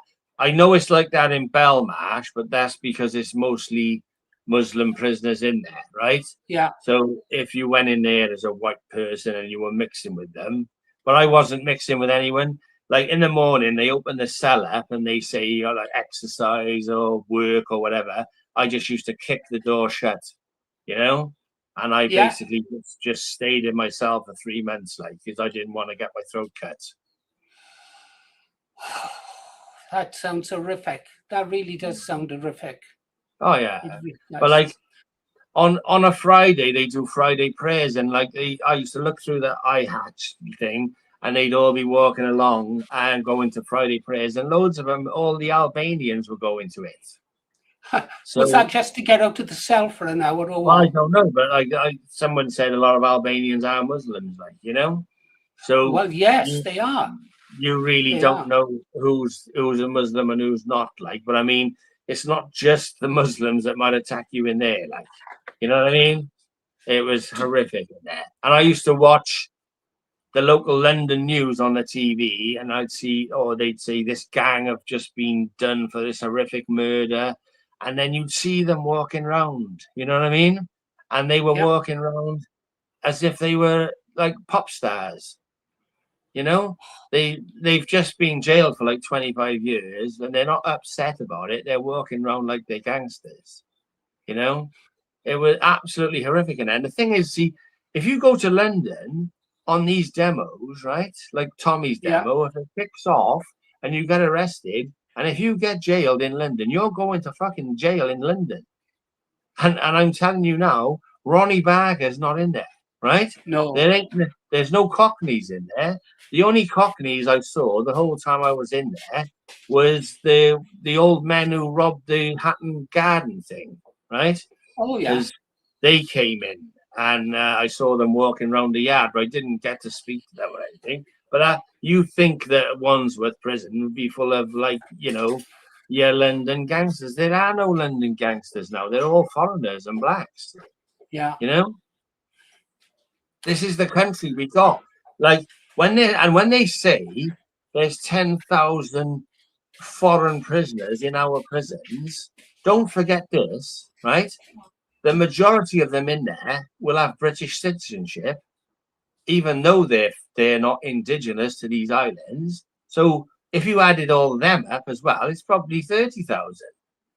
You know, is that 10,000 foreign prisoners, which Rupert Lowe is saying there's over 10,000 foreign prisoners in our prisons. That doesn't include people who've got British passports, because they're not classed as a foreigner, are they? Do you see what I mean? So you understand what I'm saying there? Of course, you know? I do. Yeah, I do understand. Yeah. It's really alarming. If only, you know, like, it's like that meme, isn't it? If only you knew how bad things really are. Well, I knew things were bad, but I didn't realise the prison service was that bad. It just shows how ignorant we are, and how ignorant the mass of the British people must be. Yeah, exactly. Yeah. Shall we, Joe, let's take a 3-minute, 4-minute break, chance to for me to pour a cup of coffee. We'll pour some out. We'll take a toilet break. I'll just pour myself a coffee. I'll stay off the drink today, since it's how we are staying off it. Yeah. And then we'll get back after this song, yeah? Okay, yeah, right, so then, go on. you can pour yourself a drink. I'll go make a cup of coffee now, yeah. Yeah, we got plenty of time, mate. All right, I'll leave you up on the screen and we'll just go play some music for the troops.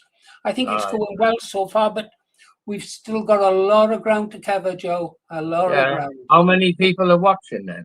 Can you see? At the moment, 92. Oh, is it? Yeah, a bit disappointing. But having said that, because of the time it's at, a lot of people will start watching. A lot of people are still in work now. See, that's the thing. Like, well, the sad thing is most of our people being British are out working to keep all the people who are not British.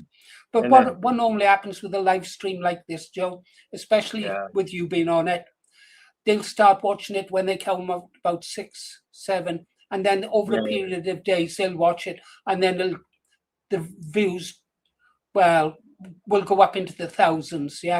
I'll keep you posted how many people watch it in the end. And of course, the more people who are currently online, if they like whilst they're online, that helps. And then people start commenting, and then that pushes it up.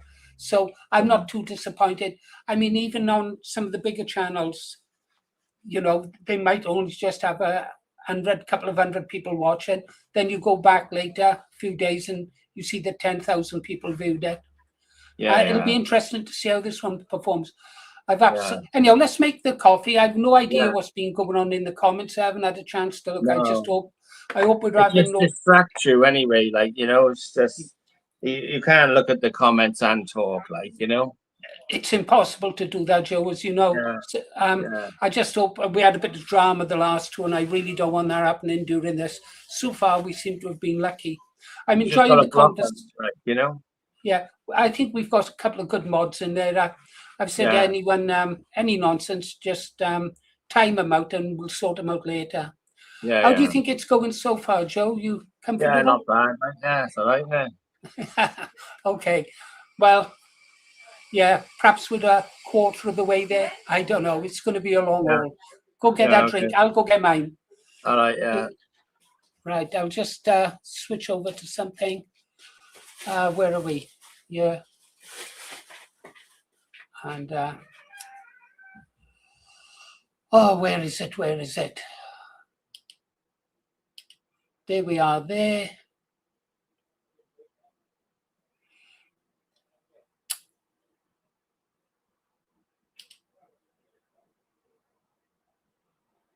Open the gates, let us stand once again as free men of Britain, defending our land.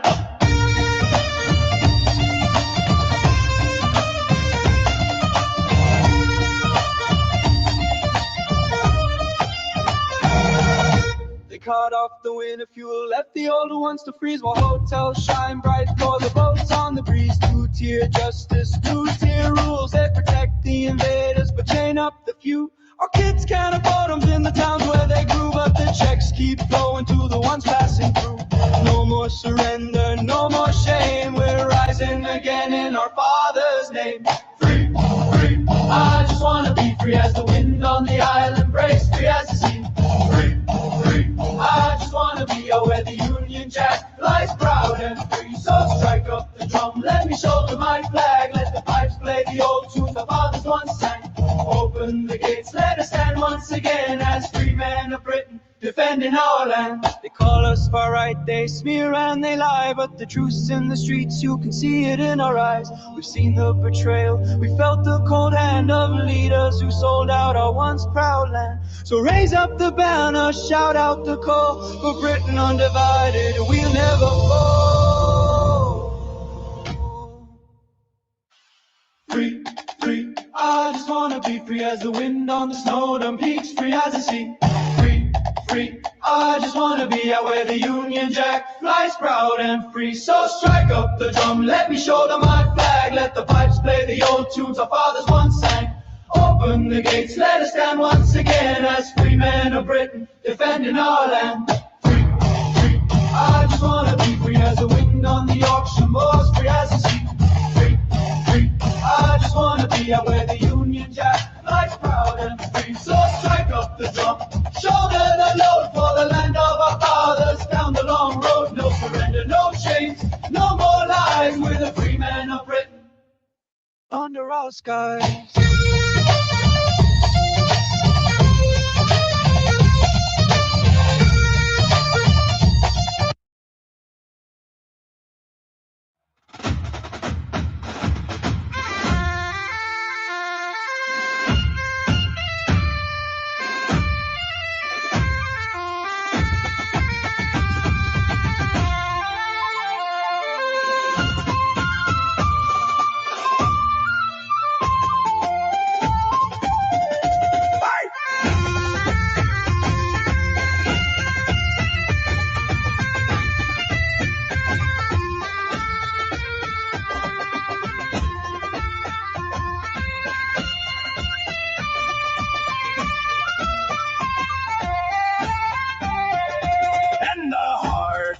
Belfast, where the red hand flies through the streets of the Shankill under loyal skies. The city stands defiant, loyal and true.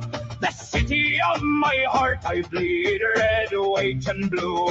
In County Antrim with the dance of green and grand, the giant's causeway carved by nature's hand. From Larne to Carrickfergus along the wild coast road, Antrim's rugged beauty is a glory to behold. Hey, Ulster, Ulster, the land that I love, from Larne to Newry and the hills above, through the wind and the rain, through the fire and the flood, I stand by Ulster till they lay me in the mud. In County Down, where the morns rise proud and high, and the Arth Peninsula meets the sea and sky. From Bangor to Newry, the beauty never fades. County Down, sweet County Down, where my heart was made. In County Armagh, where the orchard blooms so fair, apple blossom country with fragrance in the air. From Portadown to the ancient cathedral town, Armagh stands proud beneath the red hand crown.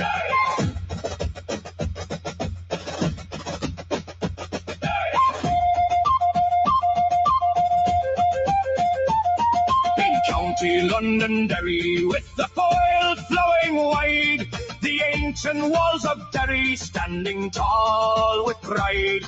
From Coring to the shores where the wild wind's blown, Londonderry's loyal heart beats steady and strong. Hey! Ulster, Ulster, the land that I love, from Larne to Newry and the hills above, through the wind and the rain, through the fire and the flood, I stand by Ulster till they lay me in the mud. Bye.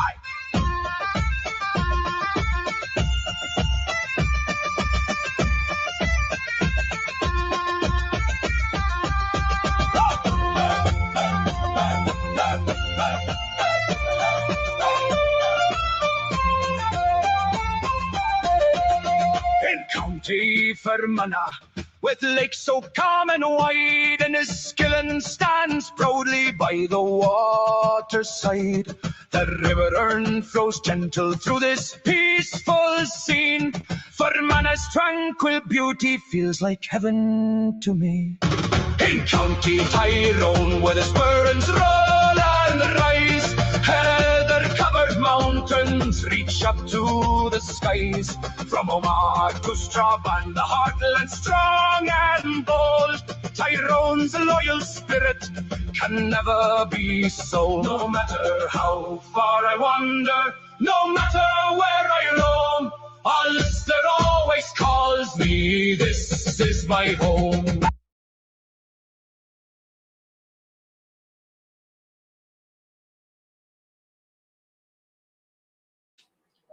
Okay, I'm back. Just wait for Joe to come back in a minute.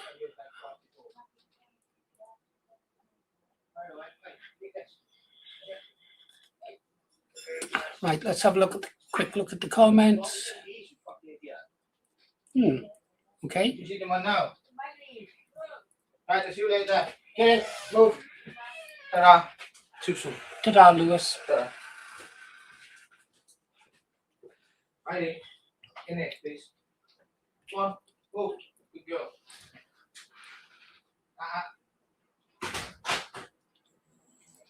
Miley, come on. Out in the garden, girl. Come on. Go on, good girl.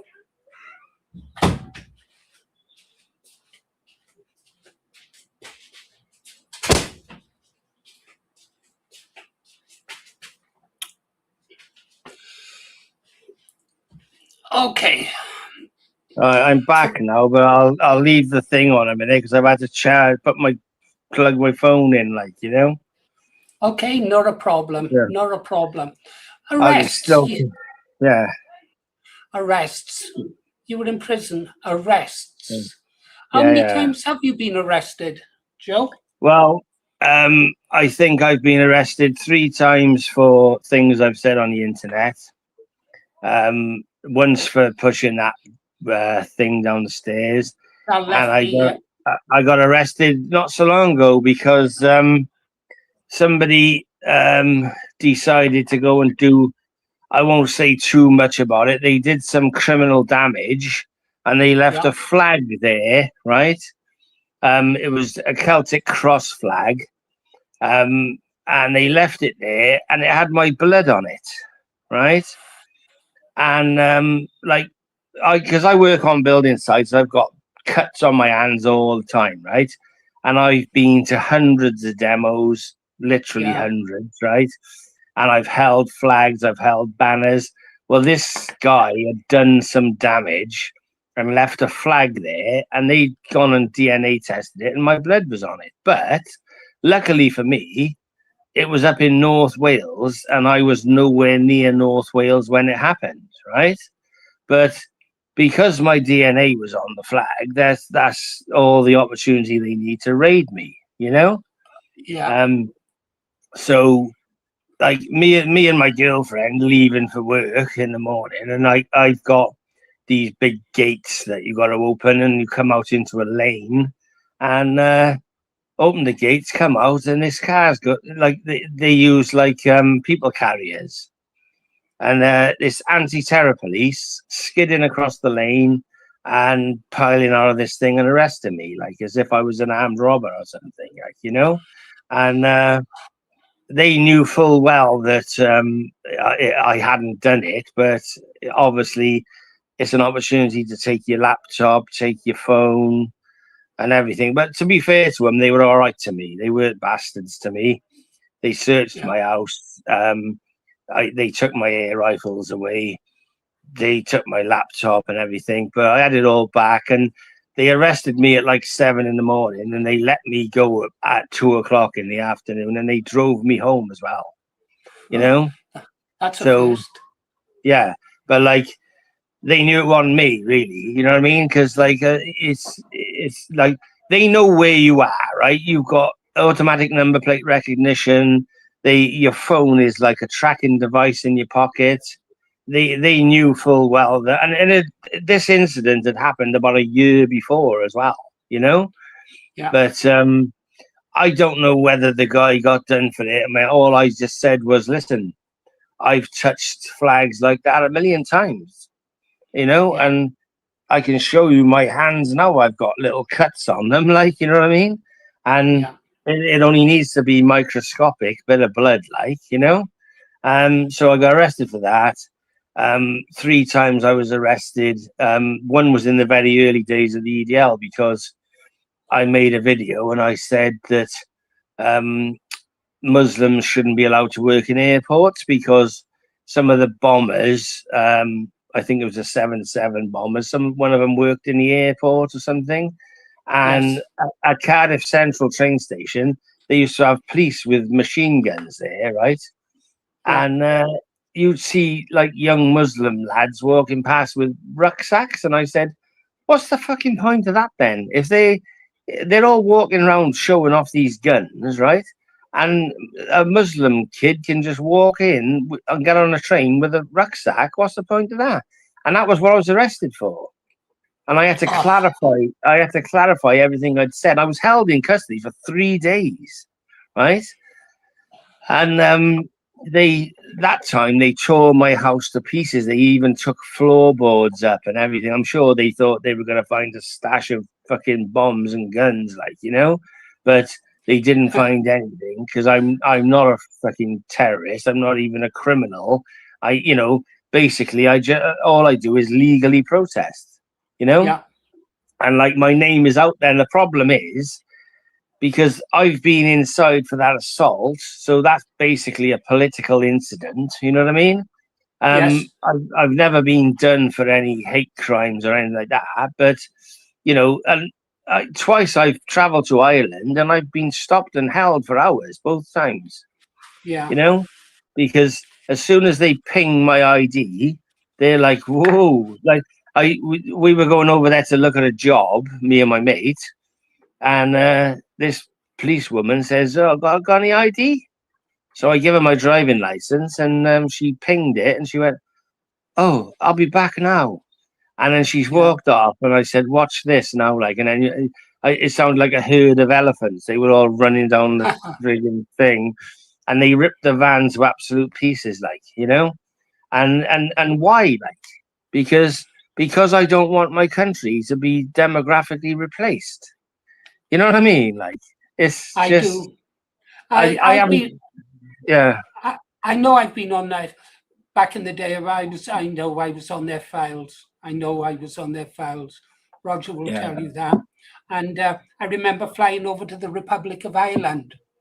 Yeah. And soon as I went up to the check-in place, bang, out they come. Yeah. I'd ordered the ticket in advance, and they were waiting for me.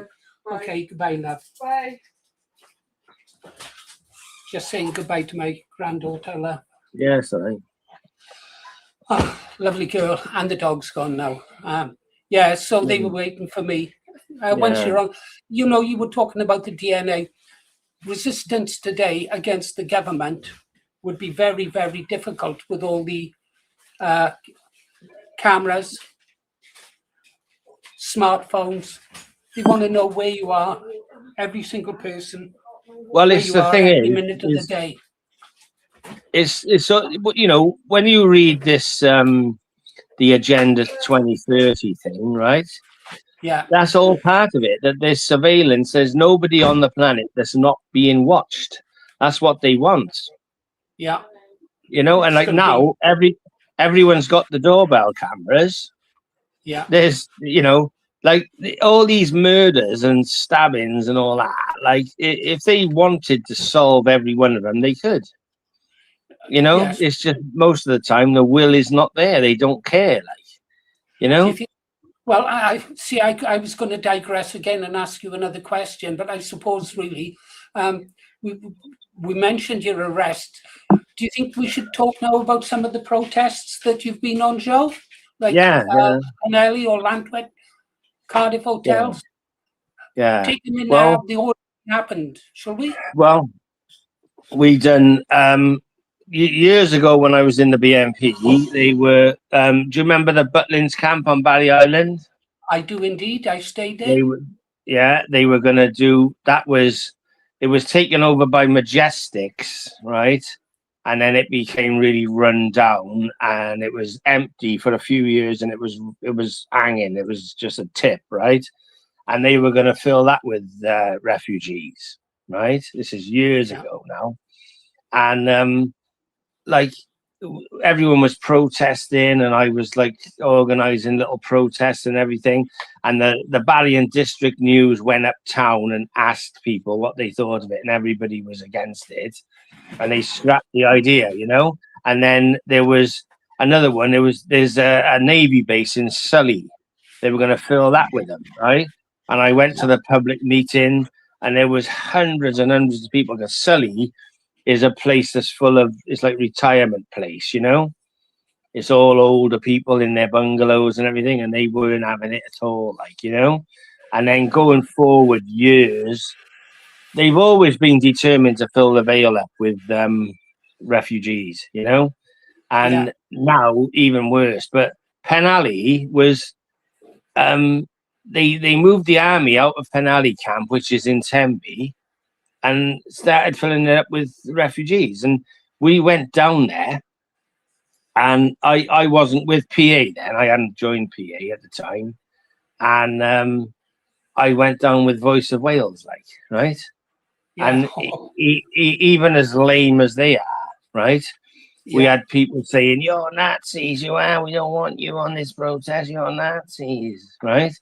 And like, but it was difficult because it was during the lockdown. This was, so the police were arresting people for breaching lockdown and everything, and it was hard work, like, you know. But in that camp, there was protests every day. There was a few hundred people, and what they did, they moved them in there 3 o'clock in the morning. They bust them in. Yes, you know, that's what they do. Like, and then in the beginning, there was like a handful of them in there, Africans and that, and they were like coming up to the fence and talking to us, and they were saying, "Oh, you know, we don't want no trouble. We just want to be friends. We just want to be friends," and all this sort of thing. And then next minute, there's a few hundred of them, and then the same people are then doing that cutthroat thing through the fence, and saying fuck you," and all that, you know. And they weren't allowing them out of the camp because there's so many local people were against it. And then they started letting them out, but they were coming out in 30s and 40s, big gangs of them, you know, and walking around the town. And then literally within days of them being allowed out, they were caught grooming young girls in the play parks and everything, offering 12-year-old girls alcohol and all this sort of thing. And there was a big massive fuss over it, and one of them stabbed another one of them inside the camp. One of them set fire to his bunk and everything, and they got rid of them, right? And they said, the lefties were all saying it's not fit for human habitation. And when they moved them out, they put the army back in there. Yeah, so that seems about right. It was good enough for the army, but not for these guys because they're used to a bit more upmarket, like, you know. And so that was that. Then I joined PA, like, right? And hang on, one second before we jump to PA. Was the Llanelli protests before that? No, it was after. Oh, right. So that I'm going in the right order now. I'm going in right order. Good man. Sorry, Joe. Right. Carry on. So I joined PA, and then obviously I've been going to PA demos and PA like meetings and all that, and conferences and stuff. And I'm good friends with Mark Collett, like, you know. I know a lot of people don't like him, but you know, I think he's all right. Can I interrupt there a second, Joe? Yeah. Funny enough, I was watching a video of Mark this morning being interviewed, and I thought I listened to all of it, and he said something. Yeah. I thought, this is bloody brilliant. I thought later on today, I've got to make a video highlighting the segment of speech that Mark was talking about, because it was that bloody good, and it made that much sense. And I thought, right, I'm going to push this out to as many people as this small channel can. It was that good. I'm really open, seriously, to ask Mark to perhaps come over to this channel one day so he can do similar to what you and I are doing now. Because he wants to do it. He told me, he said he wants to come on with you anyway, right? So, but like the thing is, he knows what he's talking about, right? Nobody can out debate him, right? And a lot of the people who don't like him, they can't tell you why they don't like him. You know, that's the problem. They go, he's a fucking prick. Why is he a prick then? Oh, I don't know. I just don't like him. You know? So, well, you know, he's all right. As far as I'm concerned, he's all right. And he's, you know, all the videos and all the work he does is epic for this movement, you know? So there's a lot of people who just, they've got no answers and all they want to do is slag everyone else, you know? So, but anyway, so I was with PA, and then the Llanelli thing happened, right? Now, because I know Roger's not in PA, right? But he's told me about it. So we've gone down there from the early days, right? And some of these twats down there have said, "Oh, Joe Marsh wasn't down here. He was hardly ever down here. He wasn't that, all this sort of thing, the usual bullshit." I've got photographs of us down there when there was only a handful of people there, right? Sometimes we used to go there and there was no one there, right? So, we were there from the very early days anyway, right? And I never went down there as PA, right? Like one day we took a banner down there, which is a famous photo that went viral of us with a banner that's patriotic alternative one, which says Wales belongs to the Welsh, right? But that wasn't at the hotel, that was at the Straddy pub, right? Right. But as the protests down there, because I know how it works, right, with the lefties, I didn't go there as PA. I went there as myself, right? And a few other people from PA Wales went, but we were just going as ourselves, not taking PA flags down, because people say, you're trying to hijack it. You're trying to hijack it. I'm not trying to hijack anything. We just want to protest because we don't want these hotels anywhere in Wales, do we? Right? So, and how it works with the lefties is they'll say, "Oh, I know you've got legitimate concerns, you people, but why have you got a Nazi stood next to you? Why have you got Joe Marsh there? He's a Nazi." And then if the people then say, "Right, Joe Marsh, you're not welcome here," and they fuck you off, the lefties don't say to them people, "Oh, great, that proves you're not racist." They just smell weakness. And then they go for the next one. And they say, "That's Roger Phillips there. He was in the BNP. Why have you got him there? I know you've got legitimate concerns, but why have you got the BNP there?" Right? And then they know the people will be weak as fuck and say, "Oh, well, we don't want you there, Roger, so you can..." And then they go, they don't say, "Oh, good work, it proves you're not racist." They say, "I know you've got legitimate concerns, but Dave Jones there, he's with the National Front." Do you get what I mean? This is how the lefties fuck your demos up, right? Because they need the people like us there, because we've got experience of doing this and we know what we're doing, right? So the lefties get into weak people and saying, "Oh, the legitimate concerns line." You know what I mean? They don't say, "Though, thank you very much, the people of Llanelli, for proving they're not racist and getting rid of those fascists." You know what I mean? They just take the piss out of them, because as far as they're concerned, everyone on that demo was a fascist anyway, you know? But it's just, if they can get hold of some weak, spineless twat, right, who hasn't got the bottle to stand their ground against the left, that's how they ruin these demos, and they tried to do it down at Llanelli, but it didn't work, because Roger is too far in with all the community down there, and I know a lot of people there. I used to work in Llanelli for years, so I know a lot of people there, so they couldn't ruin it for us, but they tried, and they grizzled about it a lot, you know what I mean? And then you had Voice of Wales going on a stream saying, "Joe Marsh never done fuck all down there. All he did was stand with a placard a few times. He didn't do fuck all." No, I never said that I won it on my own. I went down there and I was part of the whole thing. I did my bit, I never said I won it alone, and I never claimed it for PA either.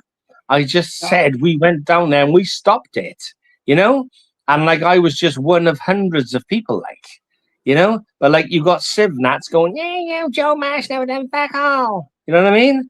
And it's just, the Civnats are worse than the lefties. They are. They are literally they are a blockage in the pipe. And that's what they're doing every single time. And you got people. There's loads of demos in the West Midlands where all these hotels are now, and you got certain groups up there saying, "I'm not going on Saturday because there's fascists going and there's far right people." Far fucking right? You know what I mean? I understand. Who are you calling far right? You know what I mean? We're just normal people. This is our country, and I'm 200,000 rapes beyond caring at the moment. If you call me far right, I'm just beyond it. You know what I mean?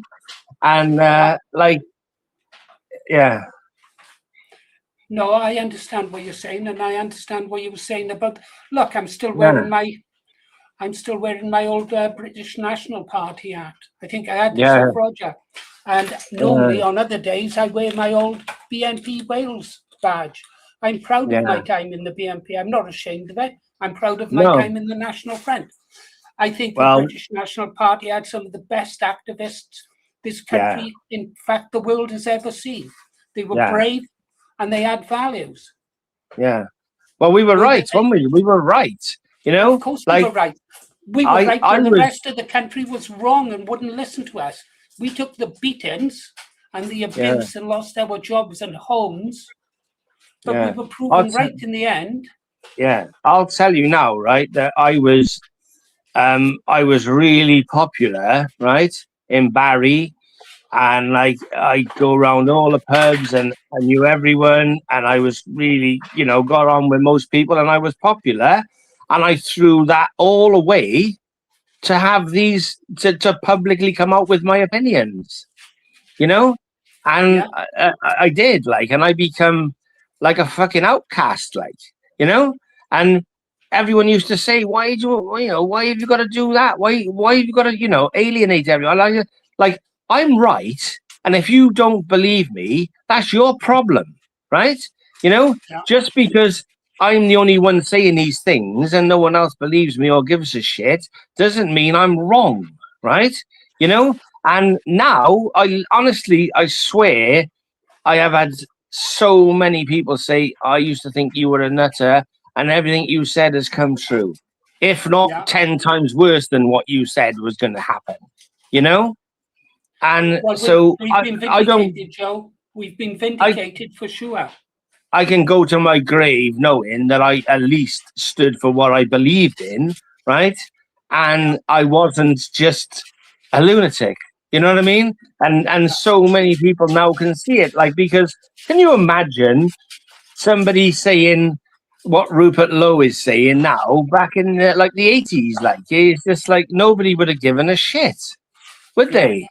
You know, and it's a true story. Like, and now people are ready for it, because if they're not ready for it, we're finished. We're literally finished. And like, all you've got to do is look at all the videos of the last few days when the sun's been out, the beaches all over this country. There's hardly any white people to be seen, right? And I saw images from Barry Island, Joe. It looked bloody horrendous, Barry Island. Yeah. Well, somebody got stabbed there. Someone got stabbed there the other day, right? Yeah. Not so long ago, some kid got his brains kicked in down there and robbed, and that was videoed, and that was a load of blacks from Cardiff, right? And Porthcall's going the same. Porthcall's going the same. Yeah. Well, in Porthcall, there's 980 new flats going up where the fairground was. I know. And over 50% of them are going to be social housing.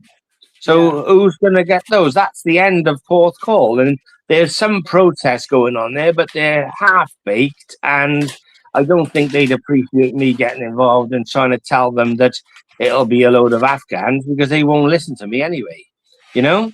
So they're going to have to find out the hard way. But anyway, there's 2 massive housing developments being done by Barry as well, right? The Roos Hotel now, the Holiday Inn, is empty, right? It's been full of Afghans, and they've all been housed, right? And now if you go down Barry Town, there's just Afghan people everywhere, you know? And it's just like, this is how it works. They don't come to Wales and become Welsh. It becomes Afghanistan. It's sad for the people in the valleys, Joe, because Porthcawl and Barry Island were our escapes for the weekend, to get down and see the sea and have a nice weekend.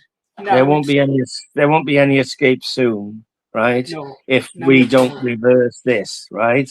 And it's like, you know, I totally support Rupert Lowe, but I feel like I'm just sat here waiting for the rug to be pulled out from underneath me again, you know?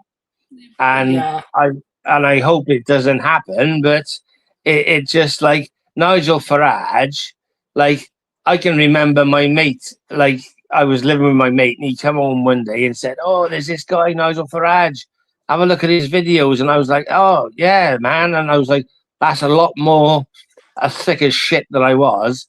It's a lot more palatable than the BNP for people, you know what I mean? Because he's like a normal politician, and I really thought he was something. And but the more you see of him, the more you know he's a snake. The guy is a snake. You know what I mean? Agreed. And the people behind him, the people when I need saw more BNP people. When I saw a video, needs more people like you, Joe. More people like Roger. More people, even more people like me. People who know what's happening. We're all getting older now. You know, like I was the organizer for PA for Wales, and I've had to give it up now because I got too much going on in my life, right? And we had the big expose thing in the BBC. That was just a big wet fart, like, you know. I'll tell you about that. But like I've had to say I can't do the organizing now. Someone else is doing it. But like you know, we're getting older. We can't do this forever. You know what I mean? I do. I'm going to be on a fucking Zimmer frame soon, and I won't be able to do it, will I? You know? and that's the thing. 60. I'm 77. Yeah, got to keep going until someone better comes along. Yeah, I know. But what I'm saying is, you know, why does it have to be the same people all the time? Like, you know? Because like people like Mark Collett. Mark Collett has all my life. Him since he was 16, I think.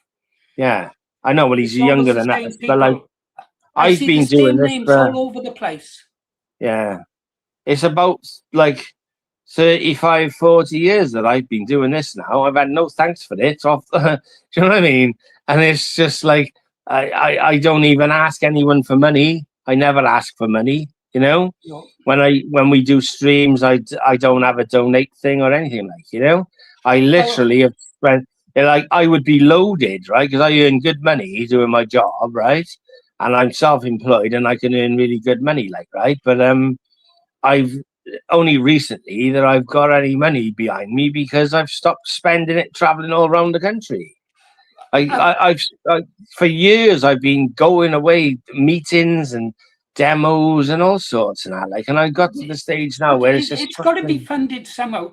It has to be funded, Joe. When I started this channel, I swore that I'd never take any money off anyone, other than the advertising revenue from Google, because they take the money otherwise. And anyhow, people then said, take donation. Well, I haven't had that many donations, 1 or 2 people, but they've paid for this gimbally thing. So I can put it on my camera. Well, it's fine. I don't mind people, you know. I don't mind people getting paid for their work if they're doing good work, like, you know. But I'm just on about people who are just in it for the grift, you know. Absolutely. Like all them auditors. Not most of those auditors are not nationalists in any way, shape, or form. Not even CivNats, right? They're just literally trying to make money, you know. And they really half the time they turn up on one of our demos, they'll film us. They'll go away and they'll put the video out and they'll call us fascists or something. Yeah. You know what I mean? They're a bunch of absolute twats. Or if you use their footage, they hit you with a copyright strike for using their footage. I know. No, that's plain bloody wrong. I said to Mark, don't let those wankers come to our demos. But he said, oh, no, you can't stop people coming. Well, I would. If it was anything to do with me, I'd say, fuck off. Right? Yeah. You know? Because if they were nationalists, fair enough, right? But they're not. They're just there to make money. Yeah, you know. I learned that. I used to give donations to them, not a lot, just token donations because of their recording of it. But when I realised what they were doing, I stopped there. But going back to money that's given by sort of channel members, I recently added. Not a large donation by some people's standards, but it's going to be enough for me to pay petrol for my car to get to Nottingham, and also it's going to help me to contribute to the petrol to get to Southampton on Sunday, because I am going to Southampton on Sunday, regardless of the trial. Yeah, no, I wasn't slagging anyone out for it. You know, if if you get donations, you get donations. You do good work anyway, like, you know what I mean? But I'm just on about people that just grift, like. But I never ask for money because I don't need it, because I can earn money, and like, it's, you know, it stops people from just calling you a grifter, because lefties call me a grifter on their fucking websites all the time. He's a grifter. Well, I'm a fucking grifter. I don't even have any way of people giving me money. I don't have a way of it. You know what I mean? I don't have a donation button or anything. I just don't. So they can call me whatever they want, them silly bastards. You know? Yeah. And it's just like, well, so go back to the demos, because we're getting sidetracked as well. Yeah. Like, you know? We were at Llanelli. Have we finished with Llanelli, or do we move on to Llanelli? Well, Llanelli, it was good, Llanelli, right? But like what they've done now, the Home Office, they've just, because they're malicious bastards, right? And they don't like being beaten, they've just filled the town up with foreigners anyway. They've got all HMOs all over the town, and if you drive around Llanelli, it's just full of foreigners, right? And some of them get picked up in buses and taken to factory jobs and all that sort of thing, like, you know. So there's some people down there now who've snapped back into their normie lives, and every year they have a little celebration and go to the Straddy pub and dance around and say, "Yeah, we beat the Home Office." You didn't beat nobody, mate. We did stop the hotel, right? But they've still filled it. They've still filled your town up with foreigners. So really, it was only a technical victory, right? Yeah, but Joe, you can't take it away from the spirit of the people of Llanelli. No, I know that. I know you don't mean anything by it, but I was up to every bit of information I could read about it, and I wasn't in a position to get down there, and inside I was burning to get down there, you know, Joe. And I've seen that. Oh, were you watching our videos then? Oh, I donated. Yeah, so me and Roger were doing videos all the time. Yeah, and well, Loopy that's how was I found out videos. I knew where Roger was from. I hadn't seen him for a long time, and I thought, well, if Roger's there, it's going to be organised tidy. He could have gone a long way in the BNP. He could have gone a real long way. He's a good actor. At one point, he'll tell you straight, him and I had our differences. Those are behind us now. I'll never take away from him what he did as an activist when he was.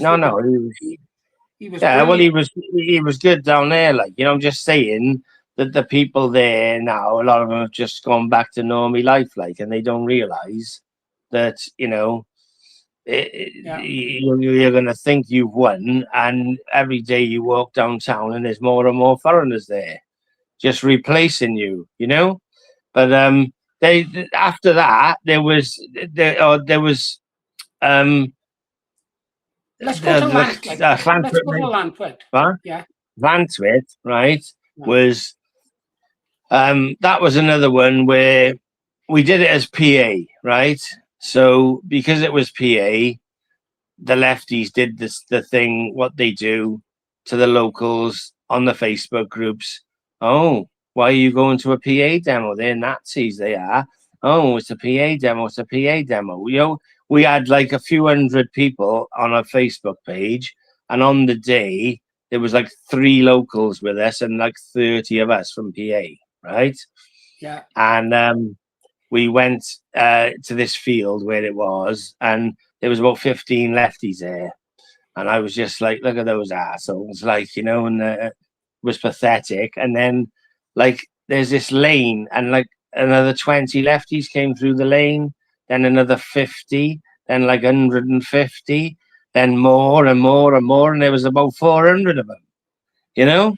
And it was like massively, because Llantwit, it's an easy jaunt from Cardiff on the train, right? And the week before, there'd been a big anti-racist march in Cardiff, and they'd handed out leaflets for Llantwit, right? And so there was about 400 lefties there, and they were all surrounding us. They were like screaming, shouting, all this, and they were saying that we were English, right? And there was a couple of English lads there, but they were going Siarad Cymraeg and all. They were going, hey, load of English bastards coming down here, and all. And that was how they sold it to the locals as well. there's a load of English bastards coming down, because we leafleted Llantwit, and the leaflets had PA's address on, which was Leeds. Right. So they said we were all coming down from Leeds, like, you know. Well, but well like done we to went the there. Englishmen who went. Well done to the English Yeah. who went. Exactly. Well, we went there, we stood our ground. Like, one of the guys there said, "Oh my God, are they going to rush us? We'll be fucked if they rush." They don't fucking rush us. They're fucking idiots. Like, and then as we walked back up to the train station, we were surrounded by Antifa, and there was trannies with their faces covered, right, trying to attack us, but like only half. You know when people do that "good job they're holding me" thing? You know what I mean? Yeah. If it wasn't for the police, you'd be dead. Like, and they were doing all that. Like, and there was an old fella with us called Michael Woodbridge. Do you know him? The name rings a bell. It really... From the old days, like, as I was in the BNP and everything. He was there. He's about your age, and he didn't give a shit. Like, he was there right in the thick of it, like, you know.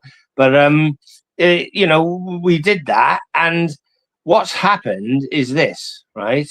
Because they don't know what we know, right?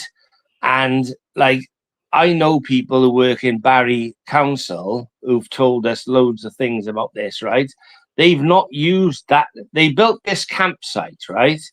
And it was all those porter homes, like, you know, and it was going to be for all the refugees, like, right?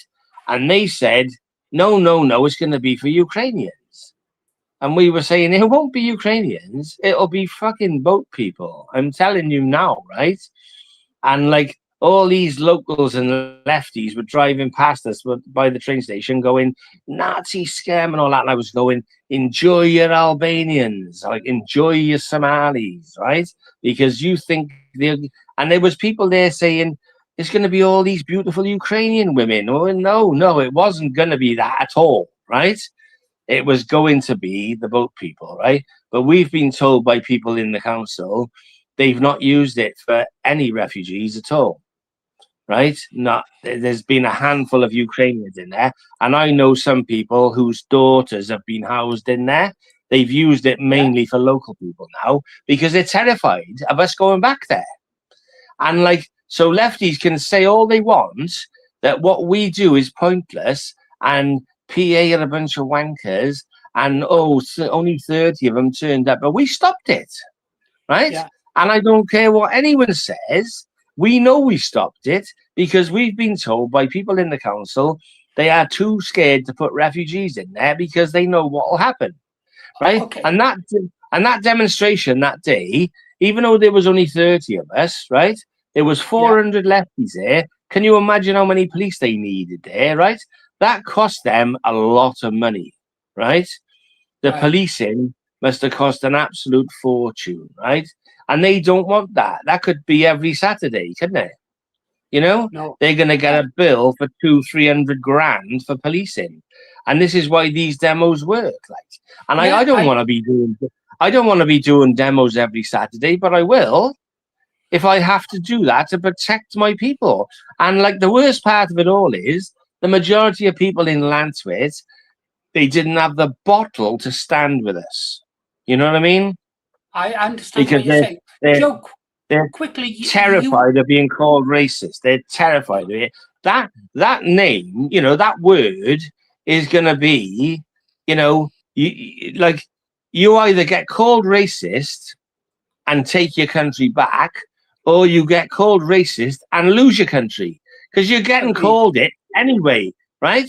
And you may be burying some of your children if you don't stop this, because this is where it's going, you know?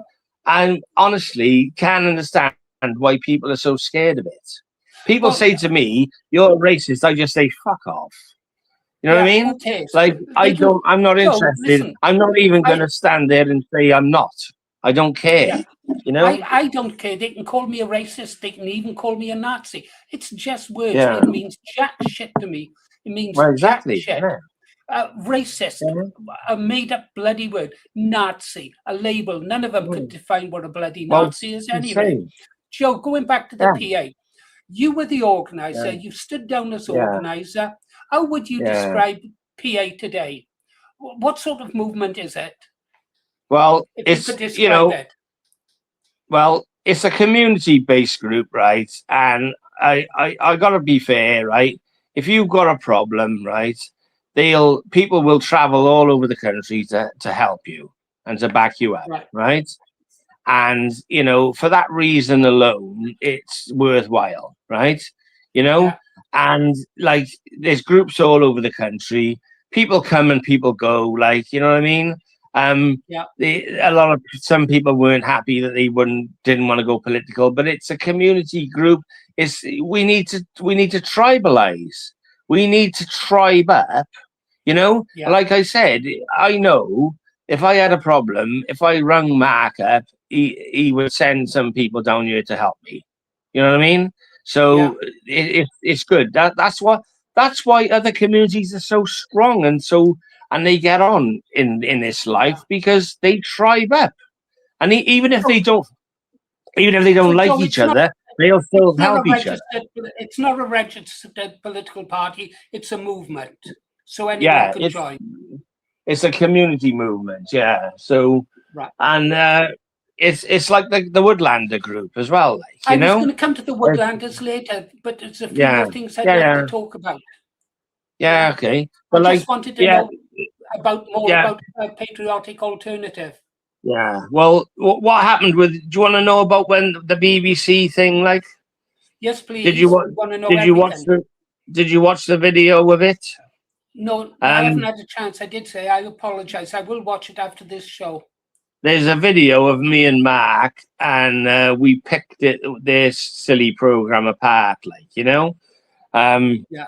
Because what happened was this guy got in touch with me, wanted to join PA. So I said, yeah, just come on a bridge drop. So he's come on a bridge drop, and then he's given me the money to join, right? You don't have to join if you don't want to. You can just come on a bridge drop, you know what I mean? It's like I don't make people join. He wanted to join, though. He gave me the money, but he said, oh, what it is, I haven't got a bank account or anything, so can you just pay it for me and give me the ticket, you know, the card? Like, so I said, yeah, right. So he's come on a few bridge drops, and he's covering his face all the time. He's wearing this stupid mask and that. And I said, listen, you don't have to cover your face up. Well, you haven't joined the fucking IRA. You know what I mean? And all we're doing is legally protesting, like, you know? And he was like, oh, well, you know, I don't want to get doxxed and all this sort of thing and that. And I was like, yeah, all right, whatever. Like, you know, he was the only person that came on any of our bridge drops that wore a mask, right?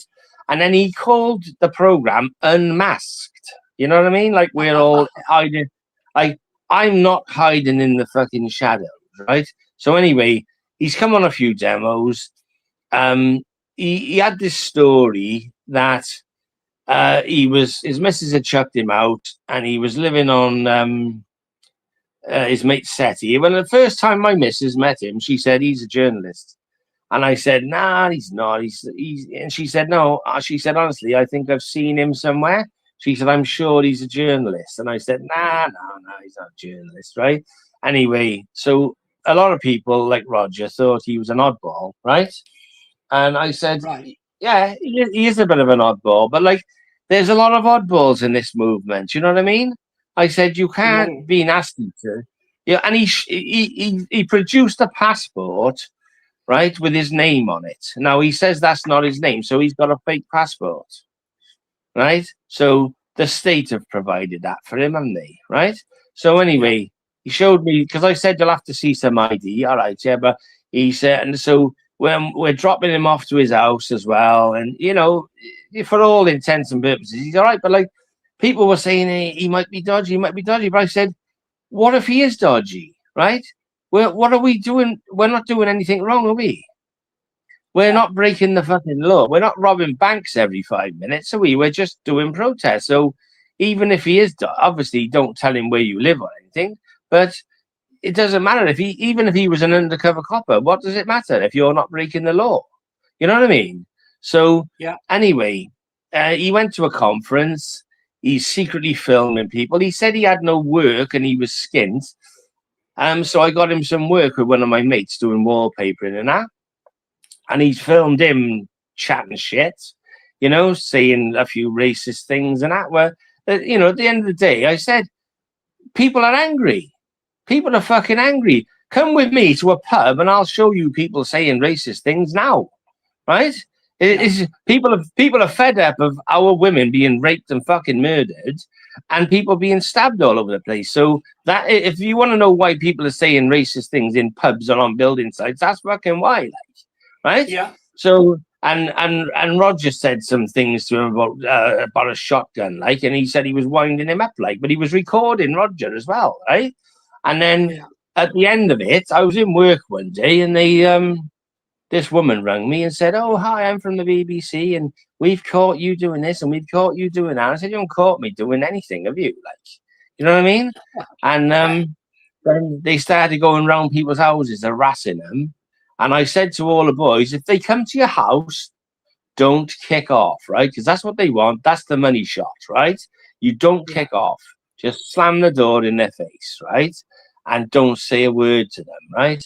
And they went round one of the lads' houses, and he kicked off, and that was the shot they always use. It was him kicking off, And then I pulls up in my work van, and I looked in the mirror, and I saw all these fucking guys running down the lane behind me with a camera, and he got all these bodyguards with him, and he's like, Mr. Marsh, you've done this, and you've said people have talked about killing refugees, and I just said, have I done any of that? And he went, no, but other people have. And I said, well, am I responsible for that? Am I? I said, no one said anything like that in front of me. And he said, what are you doing? You. And I just said, we're legally protesting. And loads of people, you watch the documentary, it's really good. And the best thing to watch is me and Mark Collett. We picked the whole thing apart. It's just a big wet fart, right? So could you send me the link to it later on, please, in case I will do. Yeah. You said it's just on Odyssey? Yes, on Odyssey. It's on Mark Collett's Odyssey. I think it's if you look on there, you'll find it. I'll find it. I'm good at finding it. BBC hit piece or something like that. But it's all just a big wet fart. They've got this Sarah Khan, this woman who's not indigenous to these lands, and she thinks that PA ought to be banned as a hate group, right? Even though they don't do anything illegal. Everything they do is perfectly legal. Because they can't say anything they do is illegal, they want to move the goalposts to make what they do illegal, right?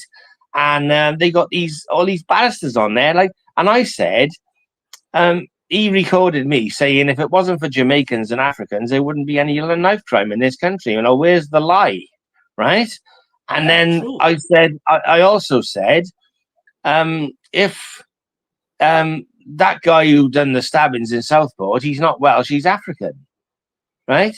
And they said that I ought to be arrested for saying that. And they got a barrister on there who's not indigenous to these lands either. And she's saying, oh, Mr. Marsh should be arrested for these comments. Obviously they're inciting racial hatred. No, they're not, though, are they? Honestly, I'm just stating the facts, I'm not inciting any hatred at all, right? I don't hate anyone. I love my own people, and I prefer if they didn't get murdered by foreigners. That defense, just stating the facts and the truth, wouldn't work in Belgium. There was a big story yesterday about a Belgian journalist. He's just been found guilty of inciting racial hatred for publishing the facts and statistics. And the judge said even though he's posting the information is factually true, it could be used to incite racial hatred. And so they found him guilty. He hasn't been sentenced. The truth is no defense in this country. That's why Sam Melia went to prison, right? Absolutely. But at the end of the day, I don't really care because, I'm not. They want us to be cowed into silence. Well, we're demographically replaced in our own country where we've got large numbers of foreigners coming here who just can't stand us, right?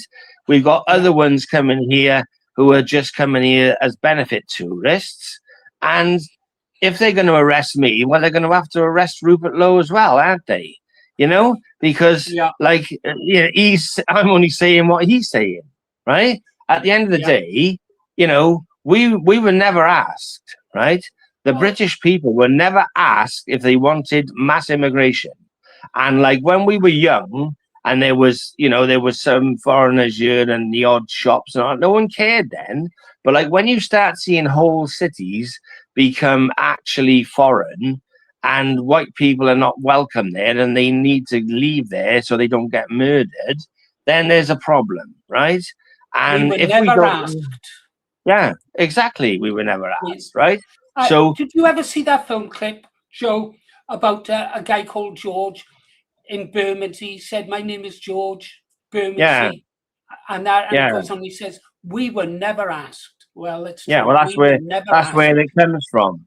It's I think that's from NCIS or something. The clip, I've got that clip on my YouTube, like, and it went viral on there, like, you know. Brilliant. But loads of people have shared that, like, but that's where it comes from. And Mark and Laura did a survey of people, and they were in the street with high vis on, asking members of the public what they thought about the fact that we're going to be a minority. And people were genuinely shocked, like, because a lot of people walking around with their heads up their asses, you know, and they yeah, go on.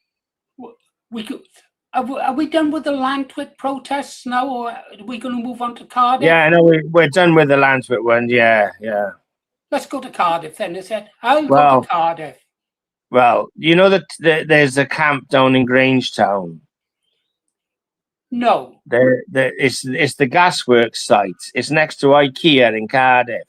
Right. I went down there because I had inside info from one of the builders that the place was being filled up with foreigners, right?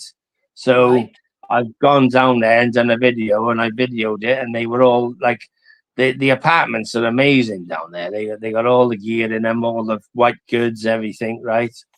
And they filled it up with Afghans and people like that, like, you know. And I did this video, and it went viral. I had police following me. I was told by somebody that from the council that they'd had a meeting in the Senedd, and they'd basically asked for me to be arrested, right? But I haven't been arrested, you know. And they were saying, "Oh, there's fascists coming down here, and they're putting people's lives in danger." I wasn't doing. I was just telling people what's going on, right? But what they do in Cardiff is they classed refugees and asylum seekers as local homeless, right? They don't call they've classified them as local homeless. So they say, no, it's not for asylum seekers, it's local homeless. I've driven down there a few times and drove around, and I can't film because it's all women and children mostly, right? But it's chocker down there, you know? And as like the local homeless were all in the old Toys R Us. They created like a sort of a, you know, like what they call it, where they have all bunks in there and that, and you know what I mean? I do. Yeah, like a hostel sort of thing inside the old Toys R Us. All the actual local homeless, I know a lot of them are pissheads and that, but like it doesn't matter. Like they get fuck all while the foreigners get everything, right? So all the foreigners have got all these nice apartments, and all their locals are in this basically hostel thing, like, you know. And some people have said, you see like the Central Club podcast, the people saying they'd rather sleep in a bus shelter than down there because it's too dangerous, you know, because it's just like you haven't got any privacy in there. It's just a load of beds and all that, like a dormitory. That's what the word is, isn't it? Dormitory. You know? Yeah. So, you know, these people are being prioritized over our people. And so that's what that, you know, down there. And we did protests. We've done protests, a few Cardiff hotels, like, you know, but Cardiff people are too scared to get involved. They'll moan online, but it's like Cardiff is a dangerous place to be outed as a far-right racist person. Cardiff people are shithouses. They really are, like, You know, they'll be online, chops in, but they won't come and stand next to you. They just won't. They're too scared. You know, and really speaking, who can blame them? Like, you know, because you know, the Cardiff is full of them. Like, it's absolutely heaving. Well, perhaps that's why Rupert Lowe Restores Britain is growing. They want people like Rupert Lowe to do the fighting for them. We do have some great patriots in our channel who are very active. Yeah. I'm pleased to say. But we're in a minority, I think, Joe. Minority. Yeah. What do you think is happening up in the Welsh towns at this moment? Oh, even up here at Edge of the Valley, I saw my first 2 black letterboxes the other day. What's happening is they're taking them all out of the hotels and HMOing them. That's what they're doing. They're determined. You've only got to watch. Have a look at the Doge Wales thing on Twitter, right? You've only got to look through that to see all the videos, all those Plaid Cymru Muppets, right? And it's the same with all the Labour people who've been running Wales for years. Them and Plaid Cymru are twins of evil. They've always been hand in glove, right? And they're determined to flood Wales with foreigners.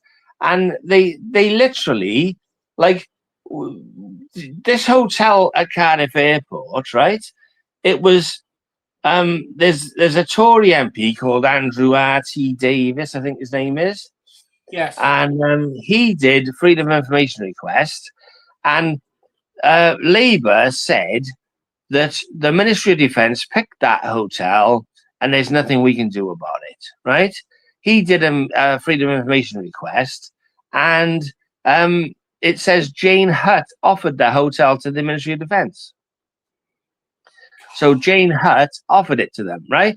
Plus, I forgot about this, St. Athan, we were protesting down there. St. Athan, the RAF camp, that's full of them as well. There's been about 300 of them in there, Afghans. They've been flying them in on military flights. And they're just housing them from there, you know? And, you know, all this, and this was all arranged by Robert Jenrick. Yes. Who's now part of Reform. And yet, like, to see that man there saying he's going to do something about immigration, well, he's just clearly not going to, is he? No, not at all. Not at all. Do you know what I mean? He is responsible for the Afghans, right? So the people who've been murdered by those Afghans, that's his doing. And he should face consequences for that. And he's not going to, but he should, because he did it. Yeah. No more than Tony Blair will face consequences for what he did. Yeah. Or Peter Rain. Yeah. Well, the thing is, like, if you were sitting in your garden and I come along the street and throw a fucking Rottweiler over the wall and the Rottweiler kills you, is it the dog's fault or is it my fault for throwing the fucking thing in there? You know what I mean? Exactly. And that's exactly what's happening. You know, they don't care because it doesn't affect them.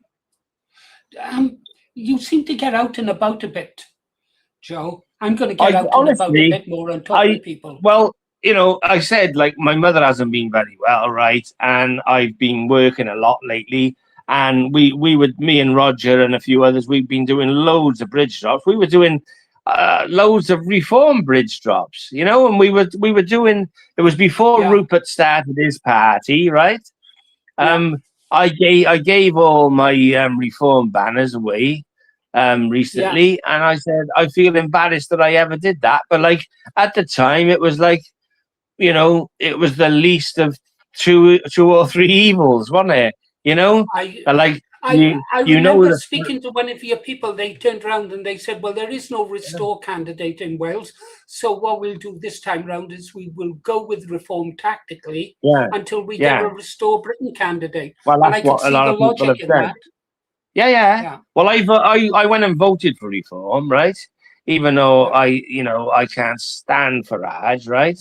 And I know what he's going to do is if he did win a general election, he'll say he's got poor health. He'll stand down and Zia Youssef will be our prime minister, right? Yeah, and he's not going to do shit, is he? Of course right? Not. Yeah, and we know where his funding comes from. Yeah, that would be a final ha-ha to the far right, that would, Yeah. And but well, hopefully Rupert can overtake them, but like I said earlier, I just keep thinking, I got this feeling that we're going to get the rug pulled out from under us again, because 1 second, Joe, 1 second. yeah. Okay. Yeah. We're going to talk about, if we're going to talk about, I was going to ask you what your thoughts on Labour in Wales and Plaid in Wales, but I think it's pointless to talk about them. We both know what they are and what their game plan is. So I would like us to talk. I'd like you to tell us your thoughts on both Rupert Lowe and Restore Britain, and what you think their chances are. To me, it's not enough to be able to take back the parliamentary seats. We know how many Muslim MPs there are for a start. We're not going to win those seats. But even if Rupert was to secure a big mandate, clearing out the deep state is going to take decades. What are your thoughts on Rupert and Restore Britain, Joe? Well, this is. I think they got a good chance. But even if they only got a few hundred MPs in, right? At least we'd be in a better position than we are at the moment, wouldn't we? Right? Because like with the Senate, there's 34 people in there now from Reform, right? Now I don't know what they're like, you know what I mean? But I've noticed by looking through Twitter that a few they're pulling Plaid up on a few things now, and they're saying no, we're not doing that. We're not wasting money on this, and we're not wasting money on that, right? Yeah. So we're in a better position than we were in, even though we've got these absolute nutters running Wales now, right? But we're not any worse off than we were before. At least we got 34 people in now, sort of batting for our side, and it's a shame that. But Rupert couldn't possibly have stood enough candidates and won, you know what I mean? It would have been a waste of time, and you end up you'll get nutters putting themselves forward as candidates who then get outed as some sort of freak, you know what I mean? So if you're going to stand candidates, you've got to do it properly. So by the general election, I think you'll be doing all right. And I was thinking this. We can vote people in from Reform, and when they finally click and realize that Farage is a fucking con man, they could cross the floor to Restore. Absolutely. Absolutely. And I did ask after the Great Yarmouth elections where we swept the board 10-10. I did wonder how many Reform Party councillors sometime down the road would switch over to Restore Britain. I think there's a very good chance of that. Yeah, there's a good chance of that, so that was the reason why I bothered to go out and vote for Reform, because so before I forget, what are your thoughts on the Welsh Assembly? I mean, personally, I'd like to ban the Welsh Assembly. I'd like to ban it and go back to having a Welsh office or something like that. All I've seen is jobs for the boys there, and they've just recruited another 90 MSs. I mean, I don't even know the name of their leader. No. Well, when they it's not an extra 90, it's an extra 36, right? Oh, sorry. It's gone from 60 to 96. But it's costing millions, right? And it's jobs for the boys. And when the Senedd thing, the referendum happened, there was 99 one or something. Yeah. And I was saying to people then, this will be another layer of treachery and bureaucracy. Don't vote for it. So we voted against it, And when they got it, oh God, it was just so poor. 0.5%. A lot of shenanigans there as well. I think we should have another referendum. It's an absolute, it's a den of thieves. That's all it is, and traitors. That's all they are, is traitors. And Plaid Cymru, when they first started off years ago, they were more ethno-nationalist than they'll ever admit they were. And they were being followed around by MI5 and everything. And they were properly for the people of Wales. I know they were always anti-English, right? But they were for the people of Wales. And this bunch now, this bunch of criminals here, they're not.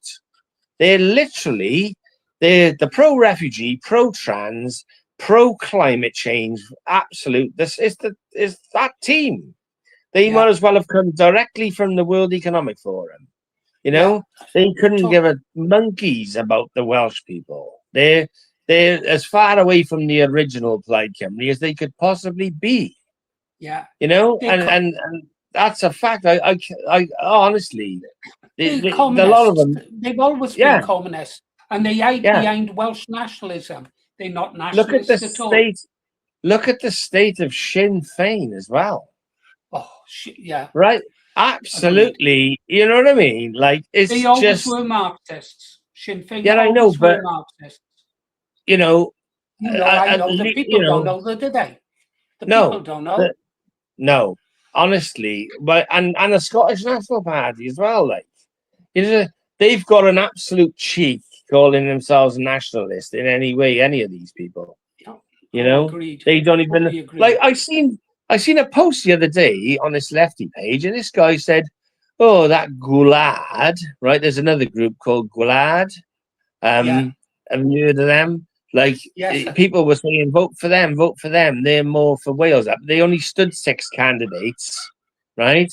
But Gwlad, someone said, oh, they dare to call themselves nationalists. Joe, can you hold on a second, please? Yeah, go on. I've been waiting for this. Okay, love.